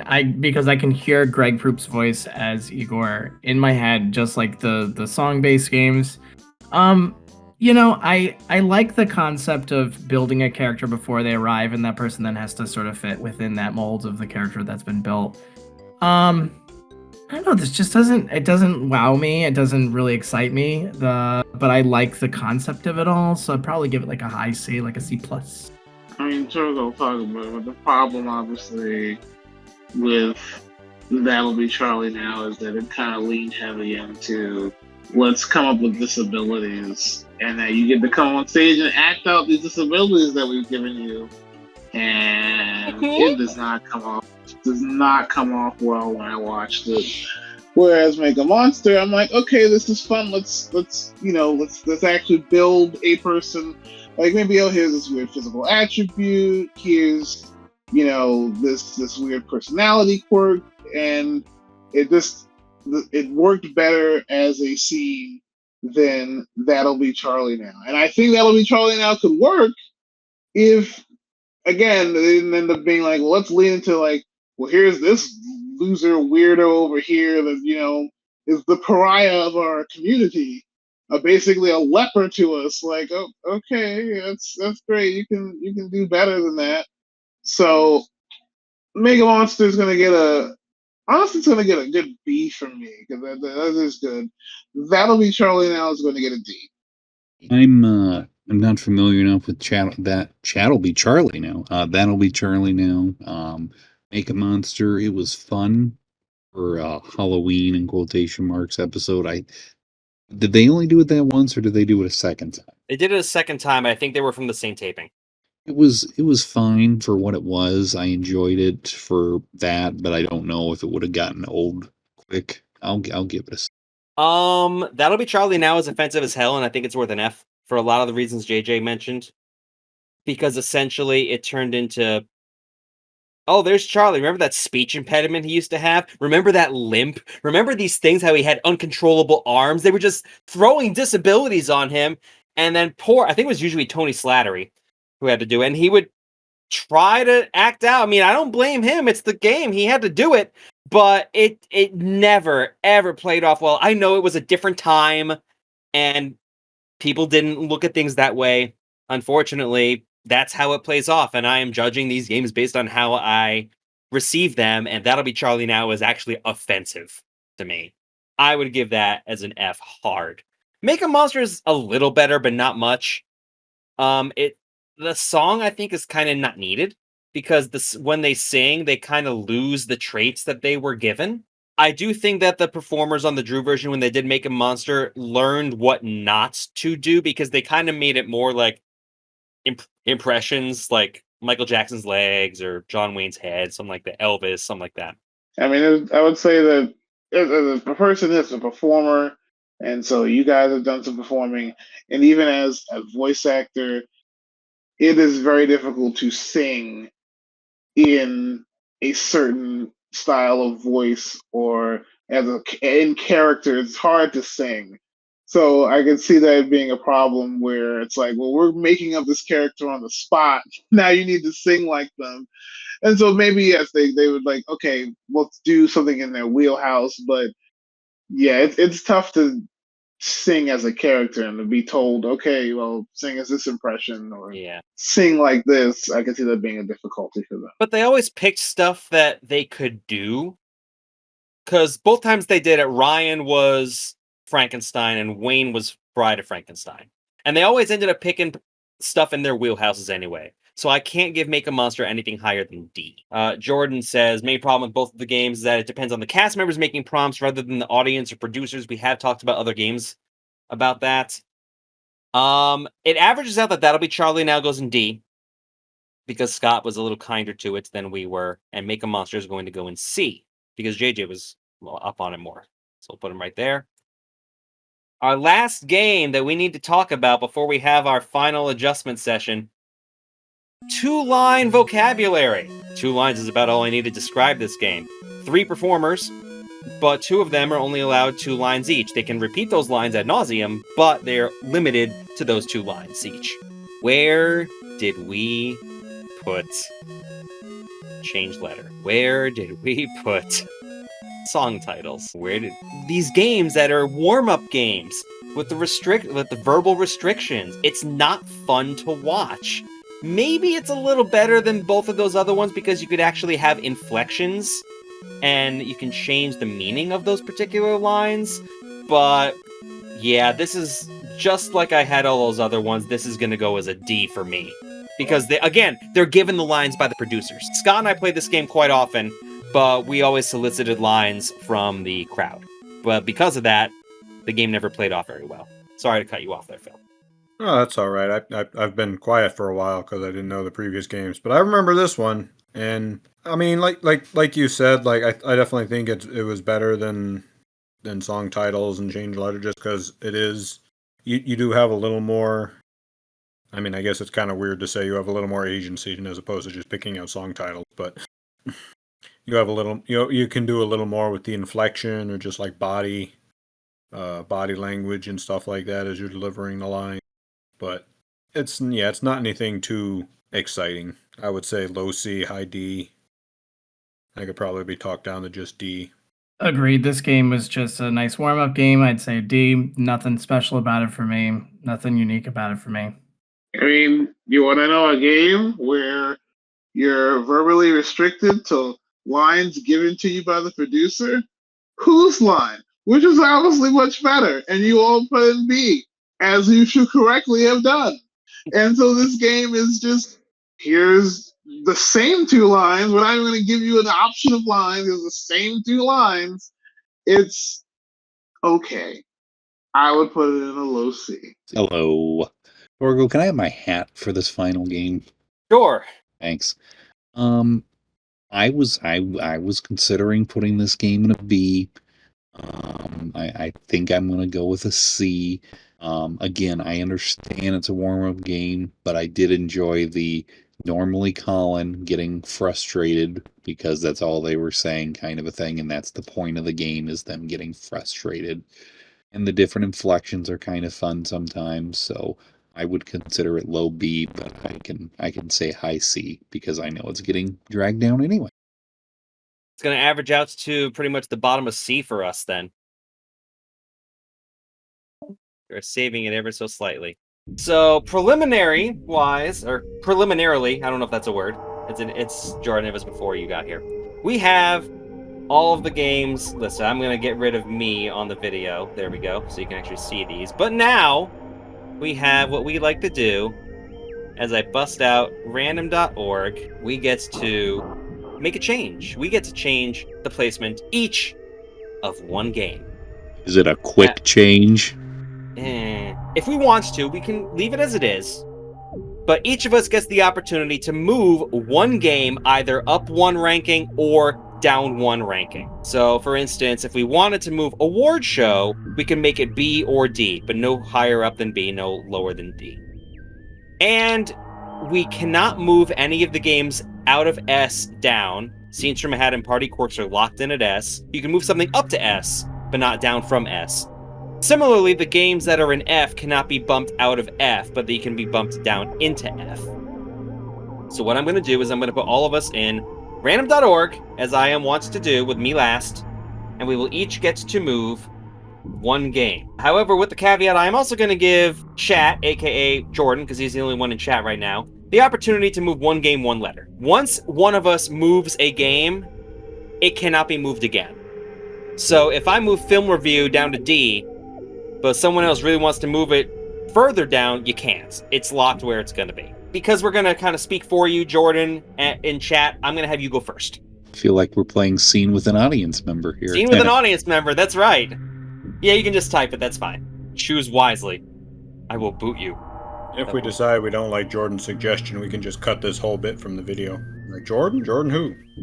Jordan's been in a tier list before. He's the reason we have the rule about SNF. Jordan is moving props up to A. His logic is that he has it in S, as did I, but he wasn't here for that. But he likes the rapid-fire nature of the game, similar to Scenes from a Hat. He also thinks this is a game where every performer gets a chance to shine, and it has a certain creative flair to it that a lot of the other games don't have. So that is his logic. I like that change. But that's just me. So random order-wise, we are going to start off with Phil. Phil, is there a game you would like to move up one or down one? Why, yes, there is. What would you like to do? I would like to move Greatest Hits to S. Okay, Greatest Hits is going up to S. I remember I said that I thought it was an S game. I think it's a really good game. You can get the whole cast involved with it, and it really plays to all their strengths. You can have the ones that were really good at singing and coming up with songs off the top of their head, doing a singing part, and the others kind of giving their little banter. So I think it's a very high quality game. I liked it very much, so I'm proud to see that it is where it rightfully belongs in the S tier. There you go. Good move, Phil. Next up is Scott. Scott, is there a game you would like to move? Gosh, such a daunting list. I'm just staring at a couple of things. Yeah. I really, really like superheroes more than a B. I would move that up to an A. It's akin to me to Party Quirks in many ways, and so I just really enjoy that and think it should be an A. So I would move that up to A. Superheroes is going to go up to A. Like I said, I was kind of on the fence with A and B for superheroes, but good move for you. JJ, you are third. What would you like to move one, if anything? Well, it's been taken, but I guess I have no option other than to move Greatest Hits to S+. I'm sorry, let's take it up. No, I'm just kidding. That would have been my move, honestly, because I agree with Phil. And so I'm trying to think of anything else. I don't think I would move anything down. That's why I'm glad I went first. I agree with most of the placements. I'm just not sure if I would move anything. It's weird because it's just it wasn't played that much, but I enjoyed it a lot. And I'd hate to say that it's better than Press Conference, but it kind of is. And so I'm going to move Interrogation to A. Interrogation is going to A. And I will need to think of something else because that was what I was going to do. So I agree with you, JJ. Good move. Randy, you are fourth, or fifth, I guess, as the case may be. Yeah, when we do these tier lists, I never like to move anything down because I feel like if other people like it, I don't want to, move things down. Unless, of course, I can move that Greatest Hits from S all the way back around to F, but since it's already, we can't do that. So, there were a couple on here I was looking at. I don't know if you're going to like what I'm really leaning towards, because there's a couple I'm looking at. I'm eyeing Telethon. I think that's a little low. I'm eyeing multiple personalities. I don't know how we can leave that in C, but I just don't see how sound effects is sitting in B. I don't understand. I know I had the conversation that, well, realistically, and I know you like it next to each other, but I don't see how sound effects with audience is in B. And for that reason, I know that they look nice next to each other, but I think I have to move sound effects with audience up to A. Sound effects with the audience is going to go up to A then. Everyone's being so nice. Everyone's being so positive. But not you. I have choices. I have my own personal rankings that I've written down here. Looking at everything we had, it's also difficult for me to remember because we did this over the course of 2 days, I didn't have that many S games. All the S games have either made it to S or have been locked and I can't move them again. Except for one. Is Newsflash. Newsflash was my S game that I was pretty sure was going to make it, and I'm going to put that up in S because I think it really belongs. It has enough diversity in what they can show on the screen. It wasn't always Colin doing it. Ryan did it quite a few times. I love the banter between the reporters, giving hints. I think it's a great instance of 3 performers working out. It can be gross, it can be funny, it can be titillating. There's a lot of different ways it can play based on what's behind the person. I understand that you focus more on the background sometimes. Because Whose Line is a TV show, I think it's the best instance of an improv game translating to television, more so than any of these other ones. Newsflash does everything right the sideways scene did wrong. And that ultimately is what gave it to me S. So this is our tier list, locked in, of all 119 games that have appeared on Whose Line Is It Anyway. Thank you so much for watching this video with everybody. Scott, I know you have a podcast that you were a part of if you wanted to plug it for this video. For people, if they like you, because I thank you for being our special guest for this video, which I wanted you to come in for your improv background, but your podcast is not about improv. First of all, thank you for bringing me, and it's been an absolute pleasure to work with folks on this tier list. If ever one comes up again you think I would be helpful for, I would love to join. In terms of the podcast that I'm on, my friend Katie and I are both middle school teachers, and we created a podcast surrounding the concept of me being a reluctant reader because I'm not a big book fan, even though my mother is a reading teacher. And she is an English teacher and loves to read. And we created a podcast called That's Novel Reading. It's on all podcasting platforms. We break down young adult literature and themes surrounding readership and reading for young people, and by extension, really adults. And we have about 55 episodes now, in which we review books, which we talk about things like how do you pick up books that you've abandoned, what's readership like in the United States, what's the process of banning books, and why do we want to really take a critical look at that? That's putting that nicely. But we are, that's our concept episodes, about 10 to 20 minutes a piece. They're pretty quick and digestible. So we hope you come join us there, and thank you for giving me the opportunity to advertise that. Well, you're not a typical person that I've had in videos in the past. Everyone else has been in various video projects I have on this channel, but this is your first time, so I'm giving special guests an opportunity to plug. Thank you so much, everybody, for watching. I hope you enjoy this, and leave in the comments how angry you are at some of our placements. Until then, we'll see you in the next video. Bye-bye! We did it, everybody. And scene. And scene. Change.